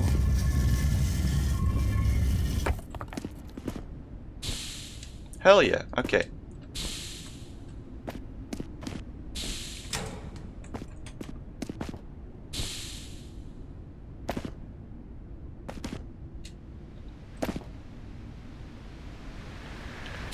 Hey, oh, what are you? Hey, two Brute. The localization process. Soon after Metal Gear's release, I decided to try localizing the game into multiple languages. But what I at first believed would be a small effort ended up taking most of the year to do. Every single menu in the game had to be adjusted to allow for longer words in different languages, and a few had to be redone completely to allow for this change. After several months of work, I felt relieved that most of the work was over, but there was still a lot to do. Compiling a localization document, translating the game to Croatian myself, connecting with and directing translators when needed, as well as actually implementing all the localizations in the game took several more months. One interesting problem localizations did expose was regarding characters' gender. I intended for the main character to be of ambiguous gender so as to allow the player to view them as they wish. In some languages, though, constructing sentences without reference to gender was very difficult, but we try to keep to it as much as possible. However, most players still viewed the main character as male, as that is the default for these kinds of games. Unfortunate but honest truth there. There be people down here. Oh shit. They were just having a conversation and I interrupted. That's it. That's scary. That's scary. Hello? Requires key. A key I don't have. Back up! Back up! Ah! Don't beat me up.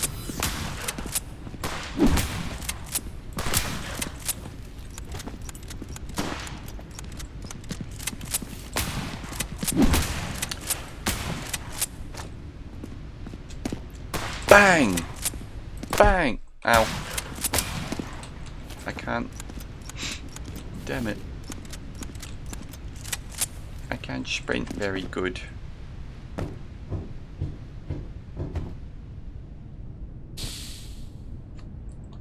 I don't sprint nice. Who do you think you are?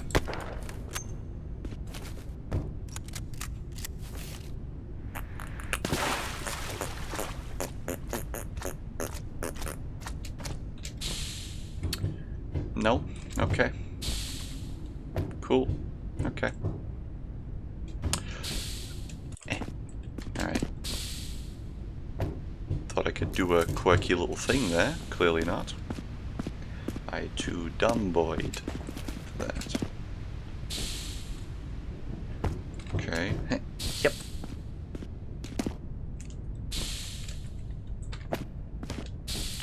I made it, I made it. Did I make it? That leg could have fumbled that entire jump. But it didn't. It didn't. I can break through walls. Well, that looked like it was made of meat clay. Cool.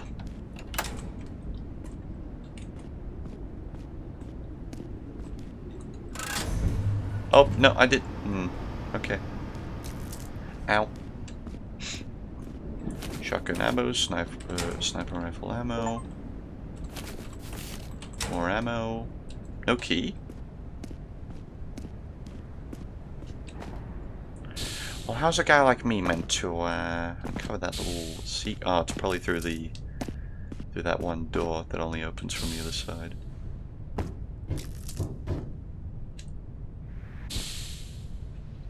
Unless the key is in the ruin, which would probably make a bit more sense. I think so, at least.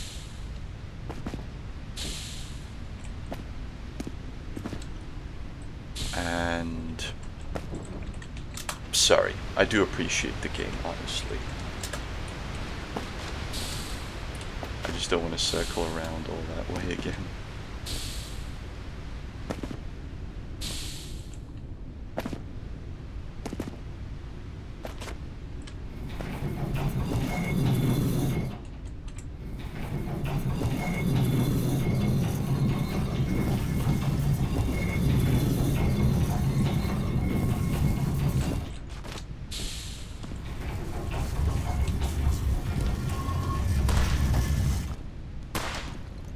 Who do you think you are?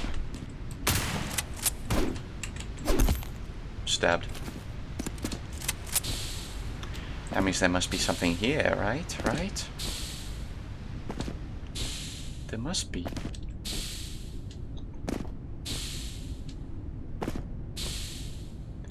Like it feels like I'm going upwards, but no, this thing is just the Leaning Tower of Pisa current. Wait, no, I am going upwards, huh? I thought I wasn't going upwards. I thought it was an illusion.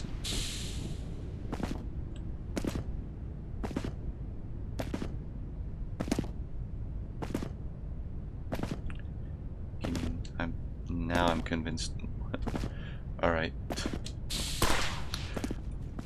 Buddies, look. Sorry. You cannot just troll me like that. There's a snot gun there. Okay, bye-bye. Give me that gun.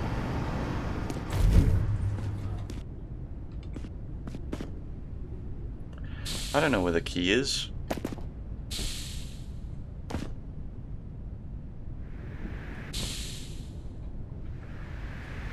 I wouldn't even know where to look for the key. Probably over here, right? These ruins over yonder.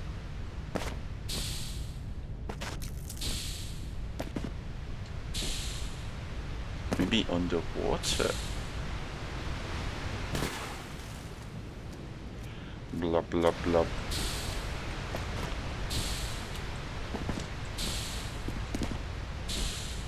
This looks like one of the levels in Metal Gear Solid Peace Walker. You know, because there's ruins, and that's the only reason why I think that. Still sad I can't play JoJo game with you, my friend. That is a shame, but you know how these mobile gacha games go. It'd be really... I don't know if it would be cheaper or more expensive. I don't know. There's some buffoonery to be had with... Let me just see if this is worth it.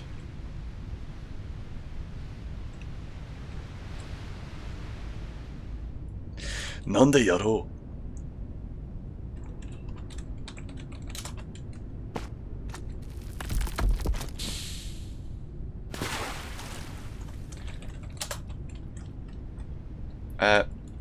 Gacha games have funny...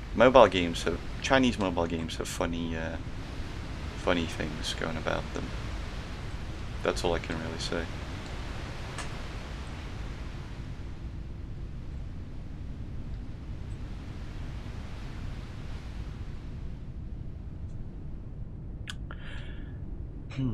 Now where could my pipe be? Garfield!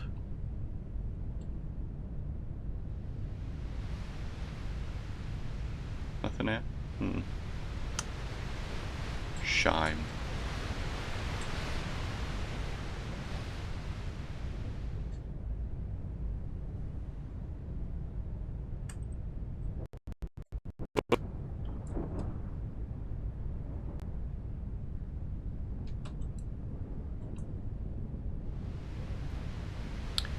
I like exploring stuff in no clip. What are you? Ooh, what are you? Oh, never mind. Nothing that interesting, actually.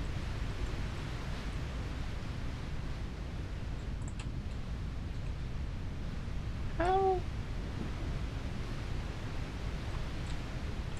So this area isn't actually all that worth it, I don't think.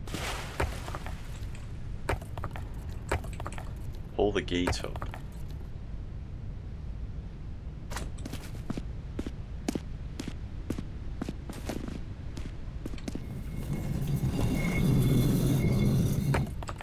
Pull the gate down.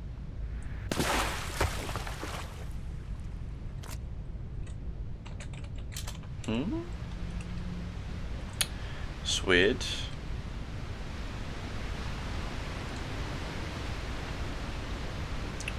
You're an odd fellow, but you steam a good ham.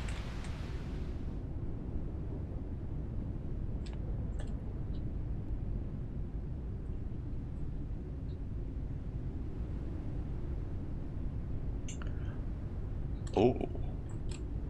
Oh, hello. Well, that's clever. It's clever and cool and awesome and actually genuinely freaking epic. Alright. Let's say we've done that.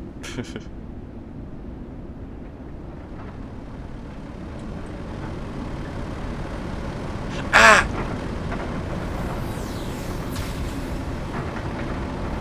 Did you respawn? Jerk up.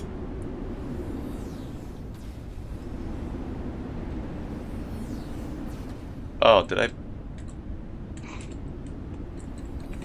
I sequence break it? I had something. Just not sure if it's sequence breaking.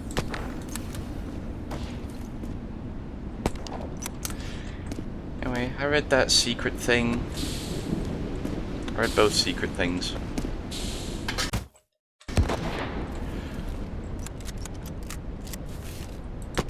Oh, that guy's dead.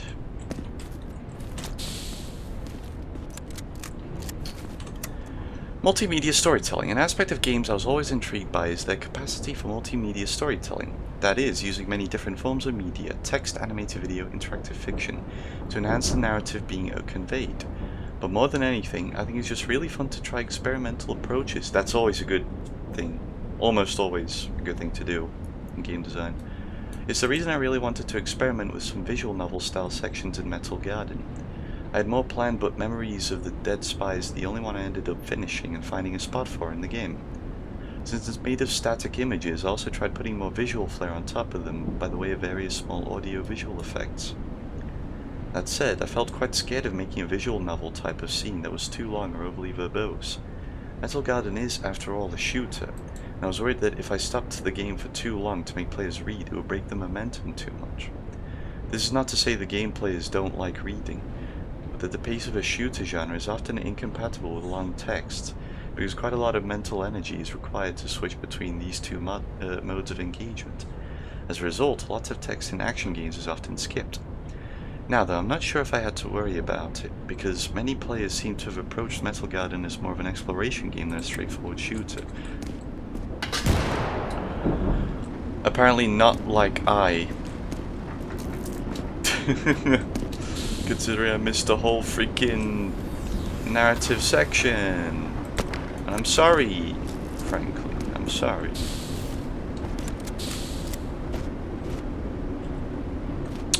So what do you have to say about these creatures then? A rare post-launch edition. If you're a very early player of Metal Garden, you might remember a time when these buffalo-like animals weren't here yet. The original itch build that was launched a month before Steam release did not have them, but I added them only for the Steam release. In that first build, they were only visible from a far-off distance, in the mountains during the Mecha boss fight in Chapter 5, where they are visible still. I had made the models and animations for them a few months earlier, thinking they would make for an intriguing visual. But then a few players expressed a desire to be able to walk up to them, which gave me the idea of giving them a small place here as well. I just had to give them some extra sound effects, animations, and a bit of code to handle their reactions to the player. Make it so I can not ride them. Make this an achievement. Remain on their back for long enough. That would be fun.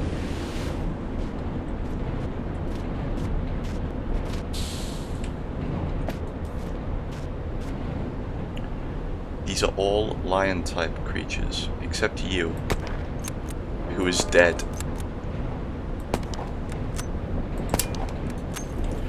Give me a second, boys. I gotta reload my sniper.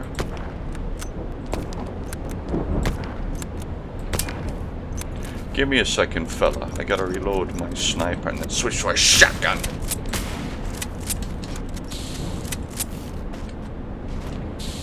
Easy peasy. Lemon.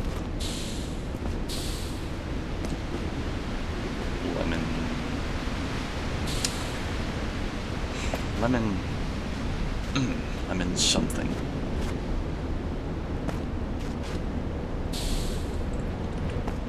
Forward, creature! Oh, that's to the right. That's fine, I guess.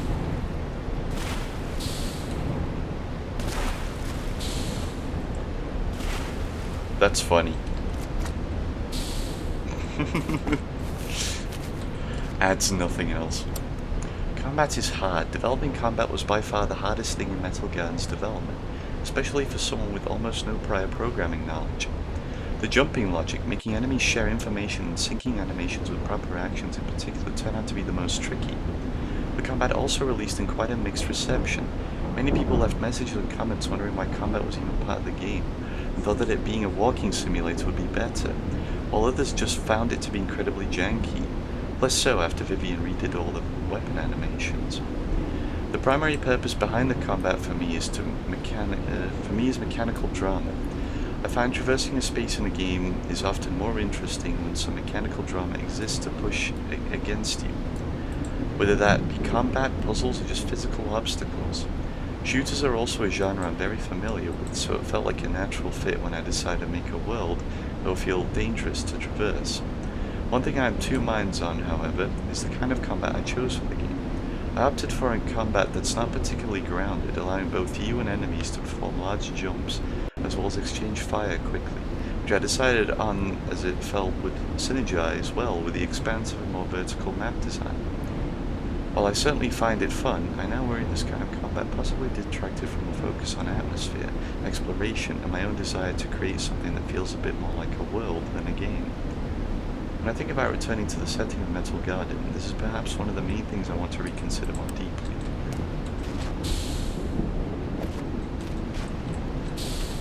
It's something. I find the combat fun and engaging. Fun versus emotive spaces. For me, part of the level design process is creating an interesting play space, but perhaps an even larger part is creating a space that's affecting of some emotion. This part of the map is not a great play area. It's really big and not that fun to walk or run through, but I still like it very much, and it feels important to Metal Gear's identity because of its impression as a space. There's a small sense of a romance to following the path of a river flowing between mountains and ruins, and capturing that even for a little bit felt more important to me than making a space that's fun to engage with.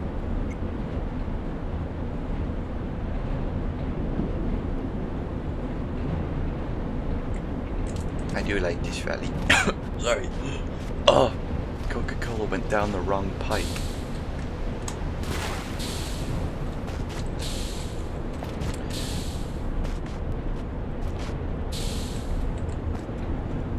Oh, you're kidding me. I missed all that. What the shiznit? And I'm climbing with purpose. And I'm... Oh my god. Oh my god. Am I gonna... Okay, wait a minute. Wait. I can do this. Not fun to play in, my ass. Come on, this is fun. I can climb this. Don't doubt yourself too much. Especially when it comes to people like me.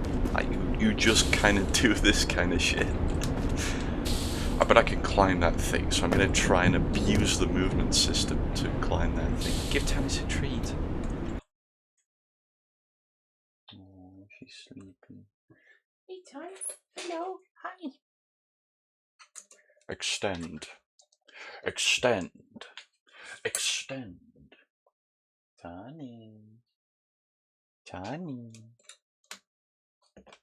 You recognize this sound and you recognize this movement, don't you? This is what happens when someone redeems.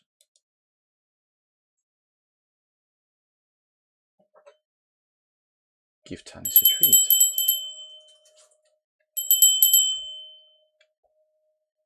Yeah.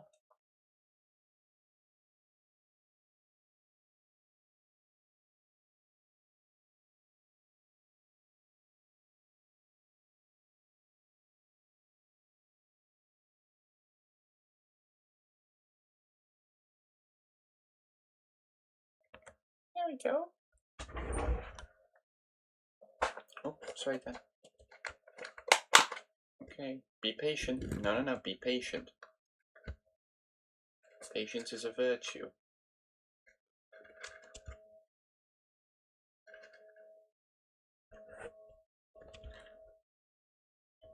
Here you go, girl. Here you go. Enjoy. You can see the little clacking teeth there. Little chattering teeth. Good girl. Good girl. Hold on. Show these bad boys off, shall we? These freaking wacky dentures.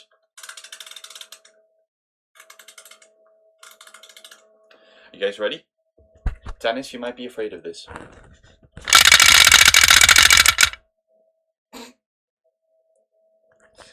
She's just confused. She's not afraid. She's a brave girl, aren't you? Good girl.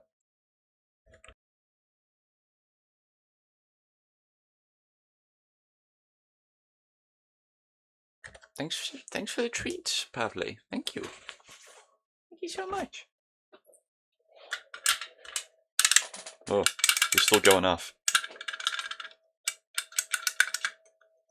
Let me take the tag off this thing. I was gonna bite it off, but no. It'd be better if I cut it off with a knife. Much better. There we go. Now I have a nice set of novelty chattering teeth. Okay, 10. Thank you. Thank you, Pavle. Tanis appreciates it. Oh, I should probably put this on. There. Pop that up there. Okay, here we go. This area.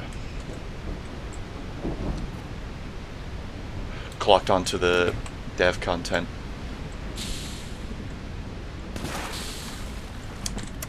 Last minute additions. The 2 optional paths in Chapter 4, this one and the one with the long bridge, were added during the last few weeks of production, and that significantly changed the character of the entire chapter. Before I decided to make them, the chapter was fully linear and straightforward. All player had to do was descend down the river to the Great Dam. The side paths then would make the chapter much less linear, but there was still a problem. When retrofitting such linear level design, I realized it's quite difficult to add these side paths without introducing lots of potential backtracking. For example, the player might notice this cave, but decide to first check out what's downriver. Then, when they realize that's the main path, they're still interested in exploring optional areas they need to backtrack for a long time due to how linear the map is. Me! That's me! I do that. I don't think there was a good solution for this at such a late time, but I at least tried to minimize the annoyance by making both side paths loop on themselves to lessen the backtracking. Here, the desire for feeling a long journey which required linearity worked against the level design. The other problem arose from what space could actually be used. I spent some while rotating the level at this point to figure out where to create the side paths in such a way that they would both loop and feel natural. I also had to make this side path in particular very vertical because otherwise it would be very noticeable from the bunker area before the dam, thus breaking the clarity of the vista there. Still, I think those limitations were quite useful because they forced me to design encounters around the unique spatial challenge, and that in a sense enhances the feeling of fantastical architecture present in this world.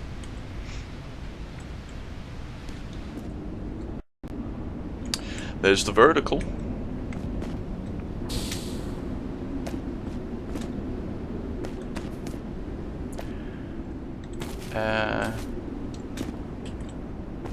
The dam.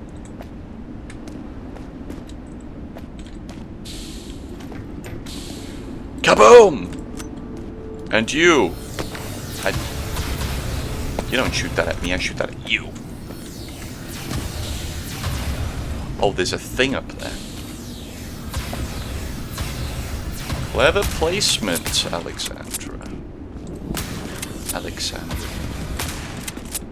I keep saying it with an X. It's Alexandra. With a KS.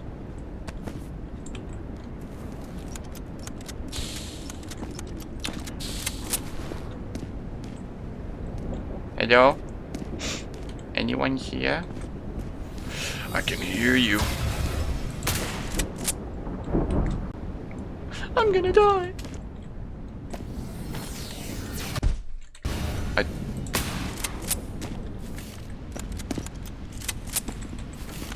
Pistola ammo. Ow, my leg. It's a shame. My ding darn leg is broken. Nah, I really gotta know. Nothing. It's like 2 nostrils up there. Sorry, I saw like that and I just got curious. Which guys are gonna appear? What do you think? None.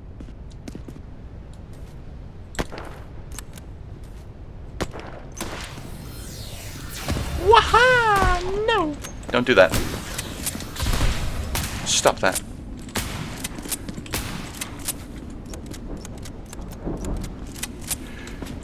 The shotgun's very good.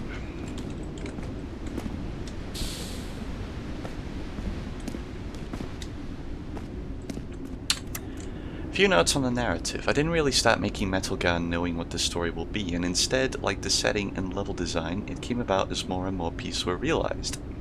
I always knew Metal Gun was going to be a very short game, which is why I decided to adopt a structure inspired by sci-fi short stories. I wanted it to have both a mystery related to its setting, and an unexpected ending that throws the story in a new light. First thing that came about was the ending, and the concept of a counterweight world. I'd scribbled the concept in a notebook a few years ago, and it remained in my head as a compelling image. Then came the 2 factions of the story. When I was trying to figure out who the enemies you fight are, and what their motives. Finally, there came the concept of the escape, and the political drives of the factions trying to prevent the main character in it. I knew I wanted to differentiate Metal Gun from most other megastructure stories by establishing a more concrete and stable setting, rather than making it a series of dreamlike visuals. This fell in really well with the wish to create a more political narrative with the factions, as well as a mystery which required a baseline of normalcy to be able to work. Ultimately, since I have so little experience with writing fiction, the fact that the narrative still held meaning for some people was a very dear thing for me to learn.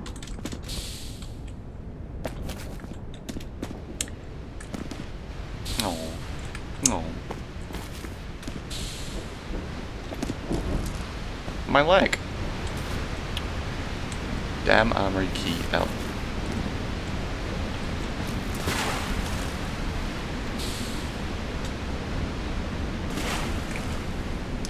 Have you ever shot a bison in the head?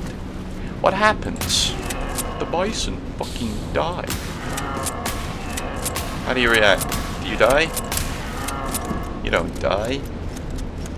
I don't think. You do! What the heck? You're still bouncy. So keep it in mind, guys, if you ever encounter a bison, a dead bison, they're still bouncy in death as they are in life.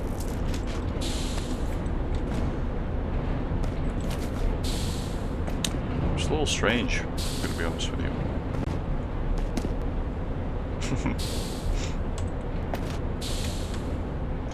They're not real bison. I'm just kidding. They're bison-like creatures.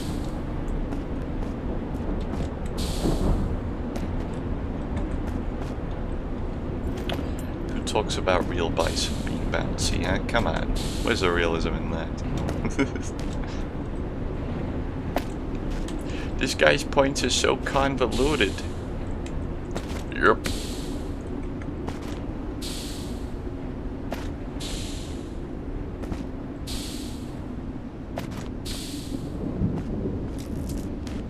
Honestly, these guys, not you, those guys kind of remind me of like the scrapped king from the Dark Souls 1 remastered. E to listen in? Nah, I don't wanna. Kaboom!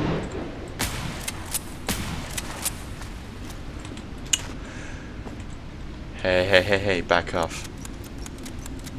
You don't know who you're tangling with.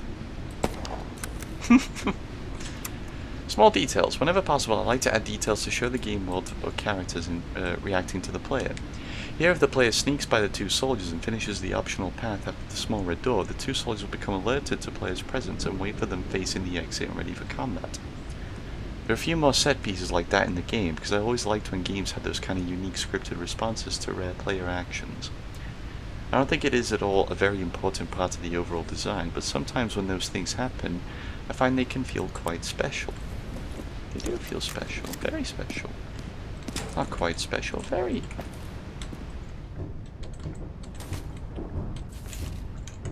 I like for my actions to have meaning. You know?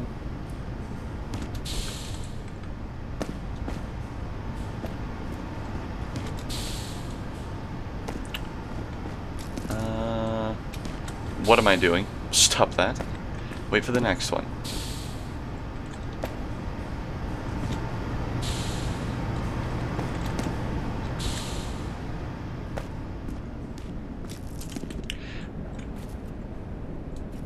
I know this spot.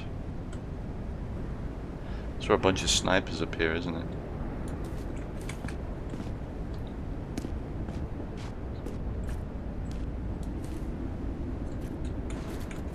Oh. Sorry.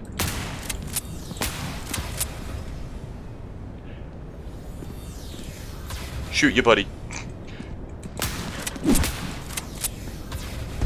Ow! That travels quick.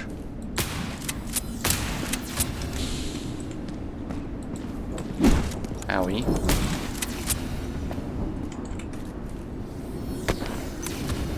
Missed. Like a loser. Missed like a schmoozer.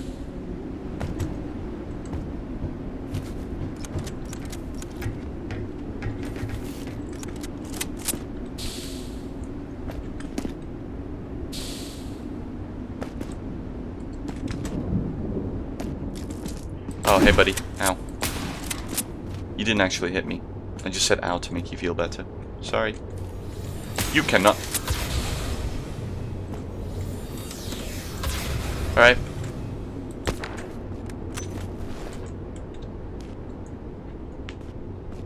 Ah, I had to crack my neck there.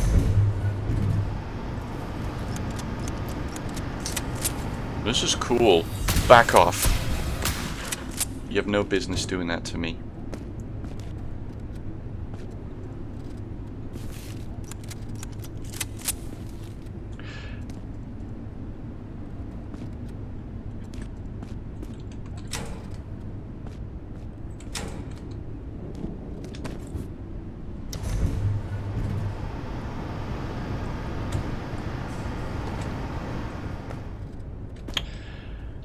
How does a fella like me get over yonder?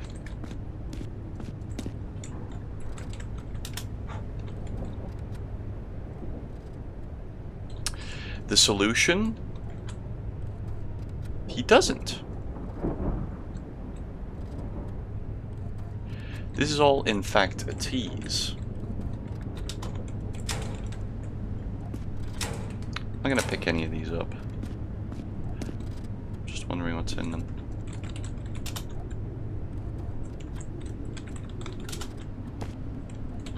Unless... Yeah, he doesn't. Wait, he does! God damn it! He does. I just saw the hole in the fence there. And wasted precious health and ammo.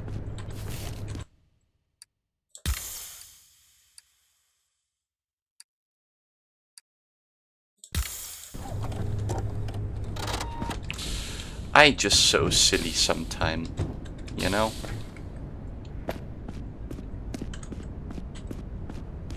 The best part is I was actually looking for the breaches in the fencing.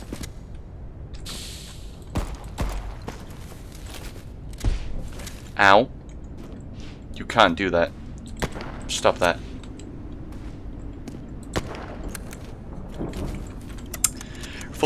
Rewards for optional paths. One thing I spend a lot of time thinking about when creating the optional paths is what kind of reward they should hold at the end, or if they should have one at all. For most side paths, I decided to offer some kind of a reward, but that quickly became difficult because Metal Garden just doesn't have too much in the form of mechanics, and its narrative is intentionally sparse. With the optional paths in Chapter 4, those rewards come about in the form of keys that unlock an armory in the following chapter. Originally, the armory would open if you found and pulled 2 secret levers in the same room, but when I started designing these optional paths, I changed it to be unlocked by 2 keys, so I could offer the player these additional mechanical rewards. But I'm still of 2 minds on whether rewarding the player with mechanical prizes for exploring every nook and cranny was a good idea for Metal Garden or not. Do you mind? I'm reading! Asshole! Jesus Christ. While this may seem like a... Oh wait, no.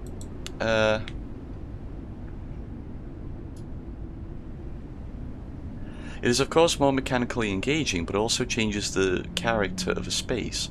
Rather than a space existing organically and for itself, in player's experience it now exists for the purpose of containing a mechanical or narrative reward. It becomes slightly less like a world that exists for its own reasons. While this may seem like a very minor decision, I think it's actually a pretty big factor in determining how a player approaches exploration. And for a game based around exploration and discovery, that's a pretty important thing to consider. Yeah. Ooh, trimping, what the hell? I just did a fucking demo man strat there. Holy crap. Okay, what's this? Work smarter, not harder, almost. The encounters in the bunkers came about due to a small bit of laziness on my part. I put down so many navigation links to support jumping throughout Metal Gun's development that I felt really tired of them by this point. So I decided I'd make some kind of an encounter that wouldn't even have moving enemies. That's why one of these bunkers contains ambushing enemies who are completely stationary, and the other contains a challenge of making your way through rooms full of mines. My laziness didn't last long, however, as I soon had to implement the enemy randomizer modifier. This required me to add AI pathing and navigation links all over the bunkers after all to support different enemy types and encounter setups.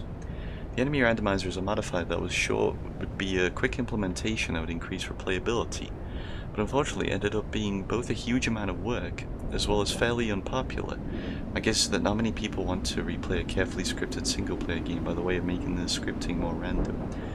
I'm replaying it though. I'm interested in that. The one small advantage of enemy randomizer was that it saved my sanity as I had to replay the game many times while searching for bugs and possible improvements. Adding a bit of variation and unexpected behavior was just what I needed to make that experience less of a drudge. Yeah, exactly. I'm encountering different enemies in places where they're not intended. Like you. You're not meant to be there, I don't think.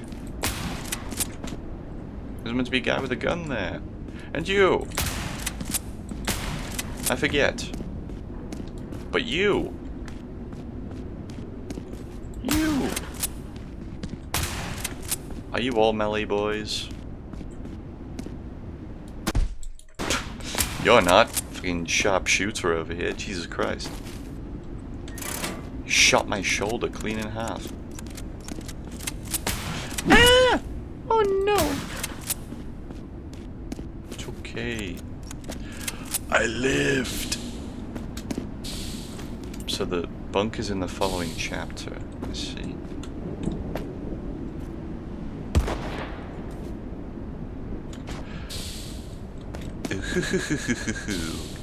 A foo foo foo foo foo. No. Oh.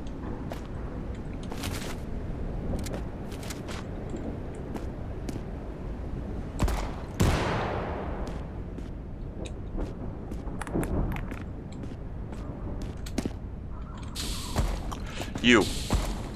Oh crap. Okay. How about this? Animation. Animation. Illumination. Illumination. Wait. Oh, that one blew up. Cool. Oh, I blew that one up.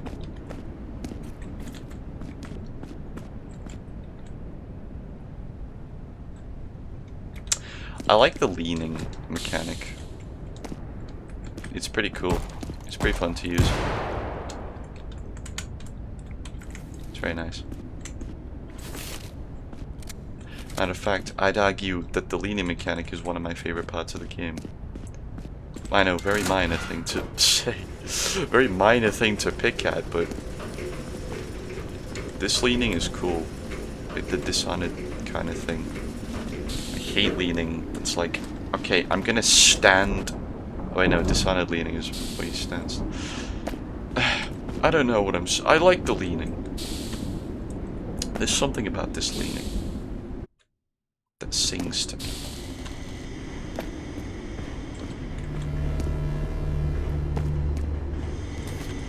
Snot gun ammo. Oh, I thought that was optional. This is why. The crackle of electricity dances before your eyes. This control panel has been irreparably damaged. On examining the exposed circuitry of the panel more closely, you notice somebody tried to link the lever's execution wire to the siren warning system.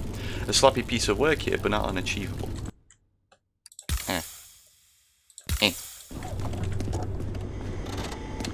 I'm so stupid. I'm sorry, I'm playing the game in like the most annoying way. I'm butchering your lovely gameplay intentions.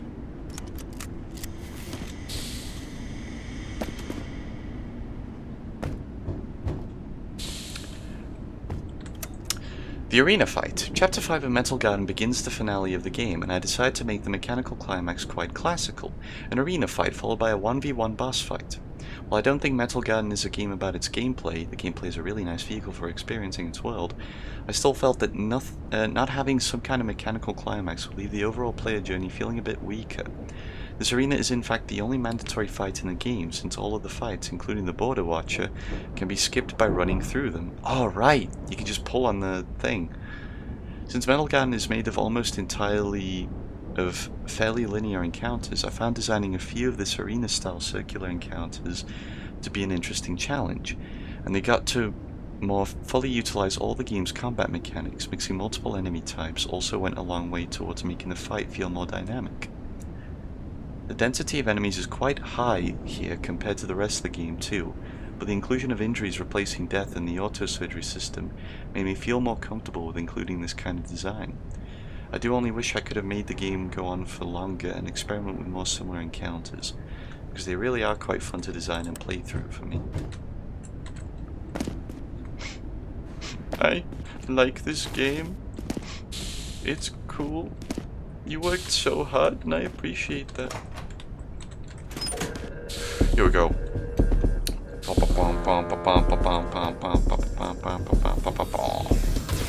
Ow! Bastard!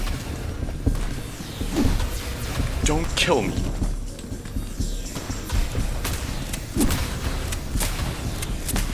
The music here is very Half-Life as well. I have a brain injury. Oh my god. I'm gonna die here.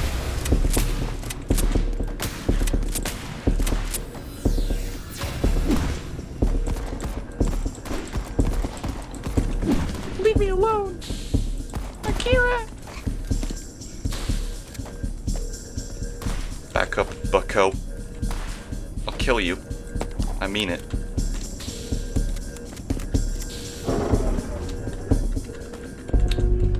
Alright. Ah, crap. Alright. This complicates things a little.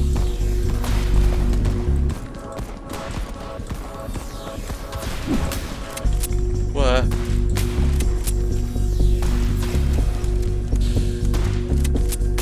I hope there's an auto dock somewhere. Ow!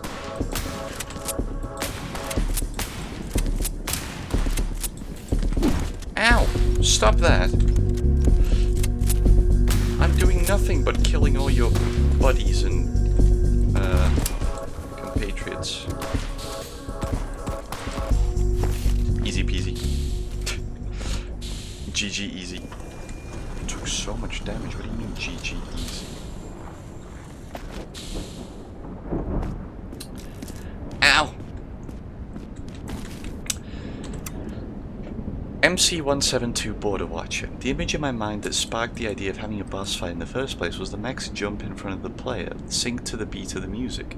Once I had that idea, I knew I had to create a boss fight for the game's climax.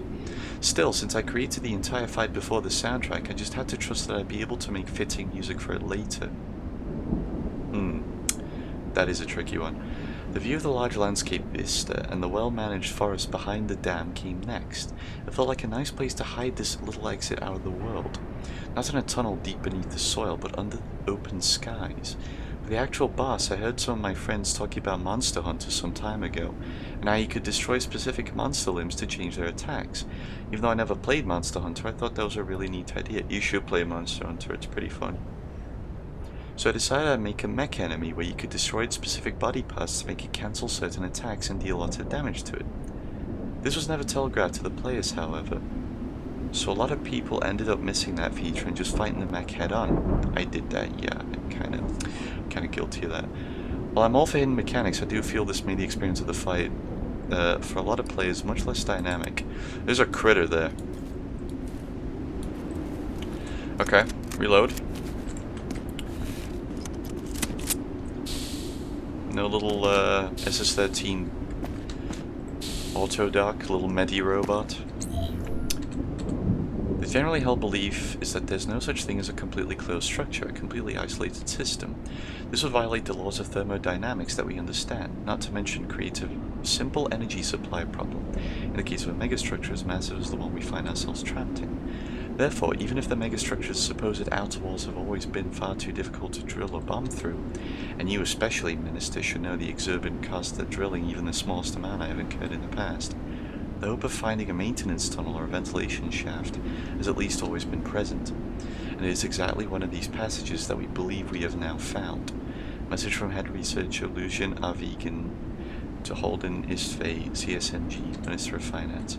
And to answer your other question, Minister, off the record of course, the UV light diffusion we have measured in the outer structure has been at far below standard levels, where it can even be measured at all. I'm tremendously happy to report such a space would indeed solve our most major concern. Hikers.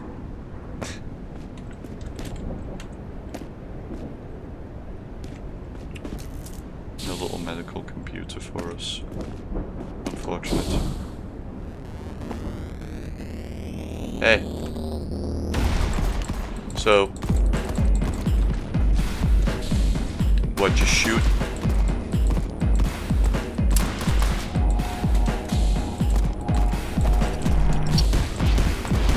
I'm gonna shoot at its little cannon then.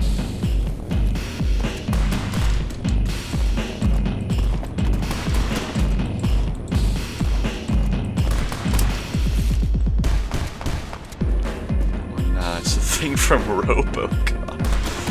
A lot of things can apply to this design, not just RoboCop. As good as RoboCop is. Can I jump on top of it? I reckon I can.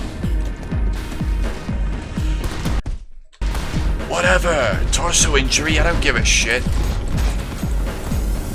Oh shit. That's killed me. No! There was no checkpoint. Oh wait. Auto checkpoint? Question mark? Auto save? Nope. Take a shot every time you die. I'm no clipping through this, I don't care.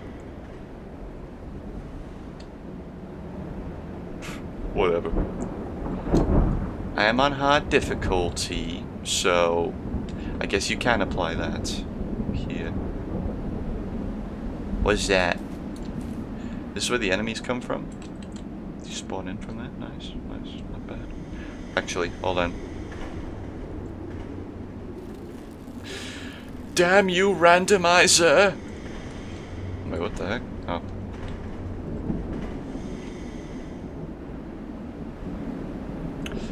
Don't worry, drinking game's still on. just cheated a little.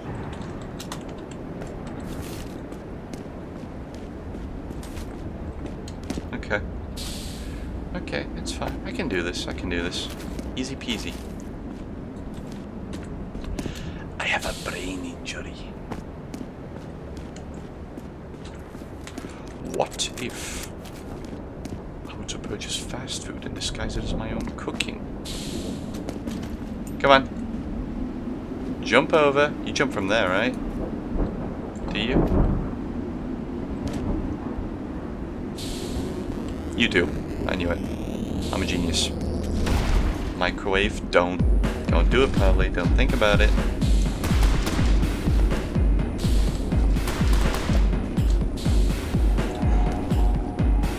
Shoot me. You can't even catch me. Stupid clanker.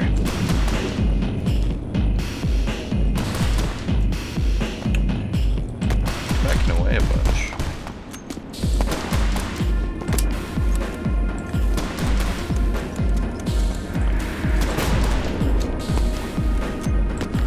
I feel this guy's kind of just walking random directions. Ow. Gotcha.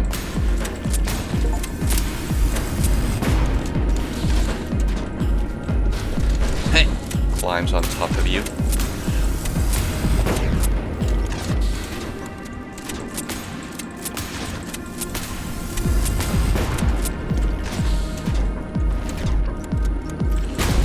Destroyed. You suck. Ow.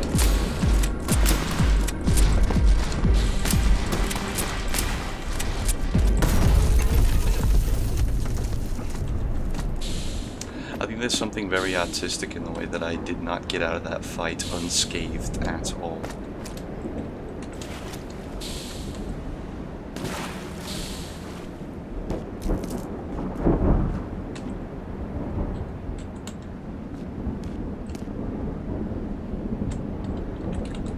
Can I go there? Oh, wait, this is like... Okay, I see what she was talking about. This is the bit where she was told that... Well, a lot of people suggested that... I want to go up and see the bison. I want to see the bison. Can I see the bison? Can I touch the bison? Can I kill the bison? He's cool, he's cool. I like this little game. Turn off no clip. So you really can just skip this boss fight.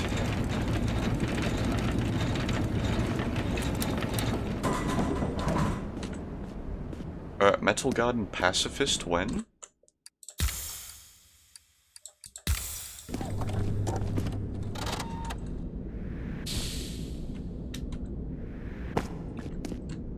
I again thought I wasn't gonna make that.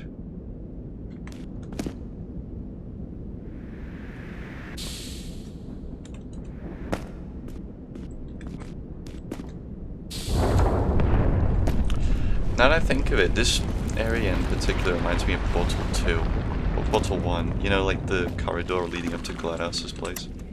Descent to Ceiling. The soundtrack for the game was actually created near the end of the production, after the game was already playable from the beginning to end, minus the optional areas added slightly later on. I had no prior experience with making music, so I just hoped that I'd be able to come up with something compelling. I decided to just focus on a few very basic tracks for that reason. A main menu song, a song accompanying the boss fight, and a song that would play out during the escape from the counterweight world. There ended up being a few more in the final soundtrack, as a few small track experiments felt good enough to use in the game. For me, the lack of music in any other areas was important, however. The silence punctuates the eerie stillness of spaces, their abandonment and decay. To fill it with exciting music would in some sense be to invite company to the lonely journey. More fun, but less introspective. The original version of the track that plays in this section used to sound a lot sadder, with tragic strings punctuating your descent. But I felt that missed the feeling I wanted out of the ending. I don't see the player character's escape into the endlessness of outer structure as a tragic end, just the various circumstances surrounding it. I wanted to instead capture a feeling closer to something liberating and yet very melancholic.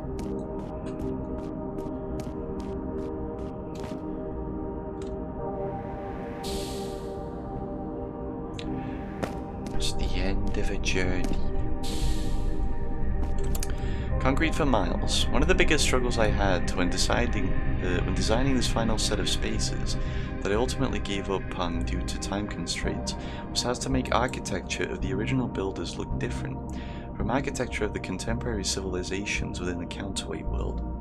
Essentially, all architecture seen in the game before this area was built by various civilizations that sprang inside the Counterweight world. The original builders only left the outer walls, ceiling, and nature within. So I really wanted that entering the spaces created by the original builders to feel recognizably different. Unfortunately, I was working under more tight time constraints by the time I got to this area, so I ended up opting for a very raw, brutalist look. All concrete as far as the eye can see. That too has a certain impact, because none of the previous spaces have quite so massive an architectural foundation, and it emphasized the deep age of the world's scaffolding very well. The fog helped a lot here too, creating the impression of massive structures sticking out of the void across vast distances. The fog was actually one of the most trickier things to design levels around, because in Metal Garden, fog is height-based. That means that physically lower the world you go, the fog is denser, and the higher you go, the sparser it is, and the more clearly you can see. Because Metal Garden has large vertical changes even across a single level, this created problems when players had to descend a bigger distance. At several points I had to create triggers to change various fog values to make lower spaces more visible, and I hit these stark transitions through elevator rides and big falls.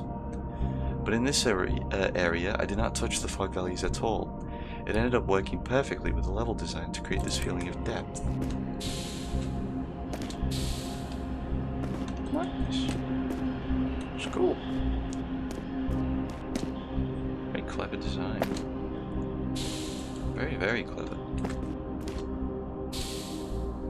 Slash me doesn't add anything to the commentary.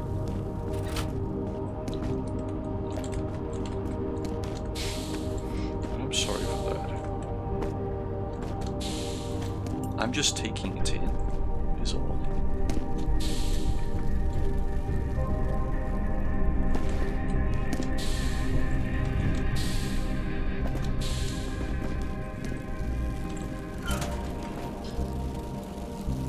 It's coming from below, I knew it.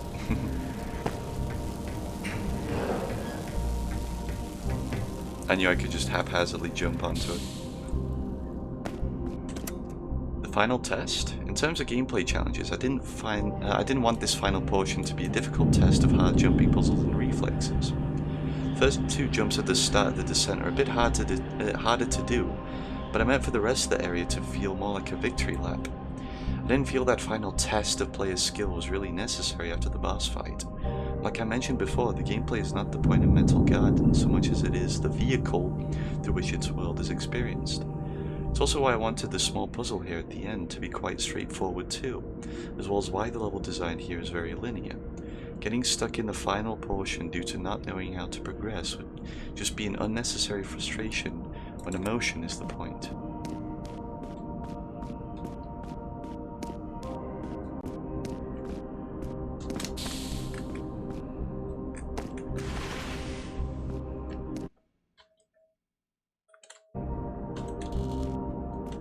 Planet surgery.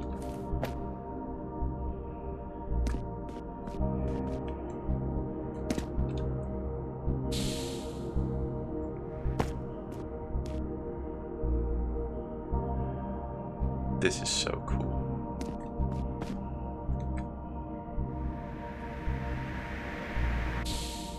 No, I'm not gonna make that. What were you thinking?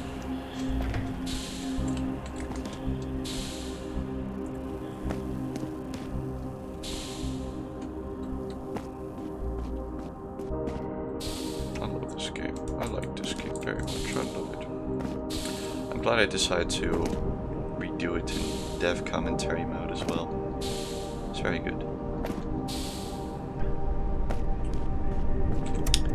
Reflections. The image of the ending, the planet Mars floating in the infinite void of the structure, as well as the concept of the counterweight world, were the first elements that sparked Metal Garden's story.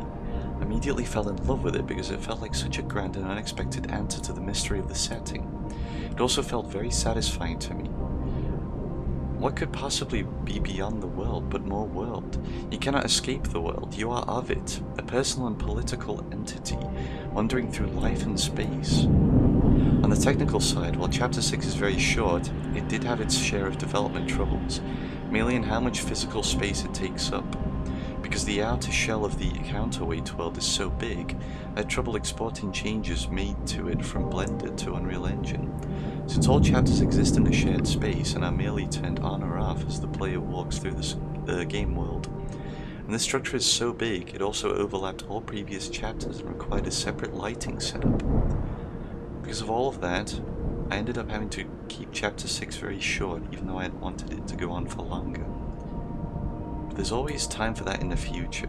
For a sequel, or another return to the world of Metal Garden when the time is right. Yes, please! I want another game. I want another game exactly like this. It is such a good job. I hope you enjoyed this small glimpse at the development of Metal Garden. It's not a big or very popular game, but I still felt there might be some value in recording the memories of its development. In closing, I can only wish that your seeking will give you the answers you're looking for as well.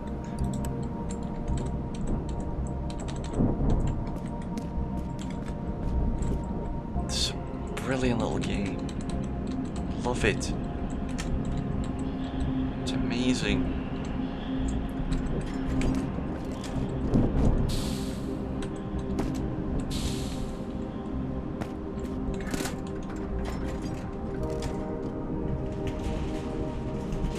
So fun.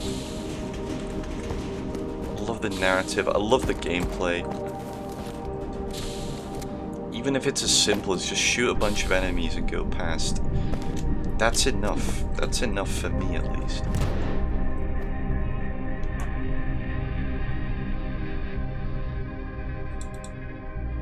Such a brilliant game. So brilliant. I love it. I want more of this. I want more of this. I need more of this. Finish the game with any modifier active. Yep. Localization. What'd you do for music? What'd you use?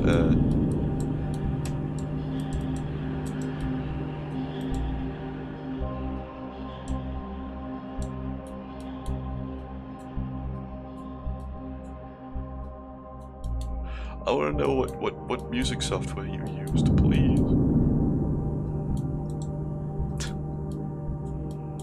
Game engine, texture libraries, audio libraries.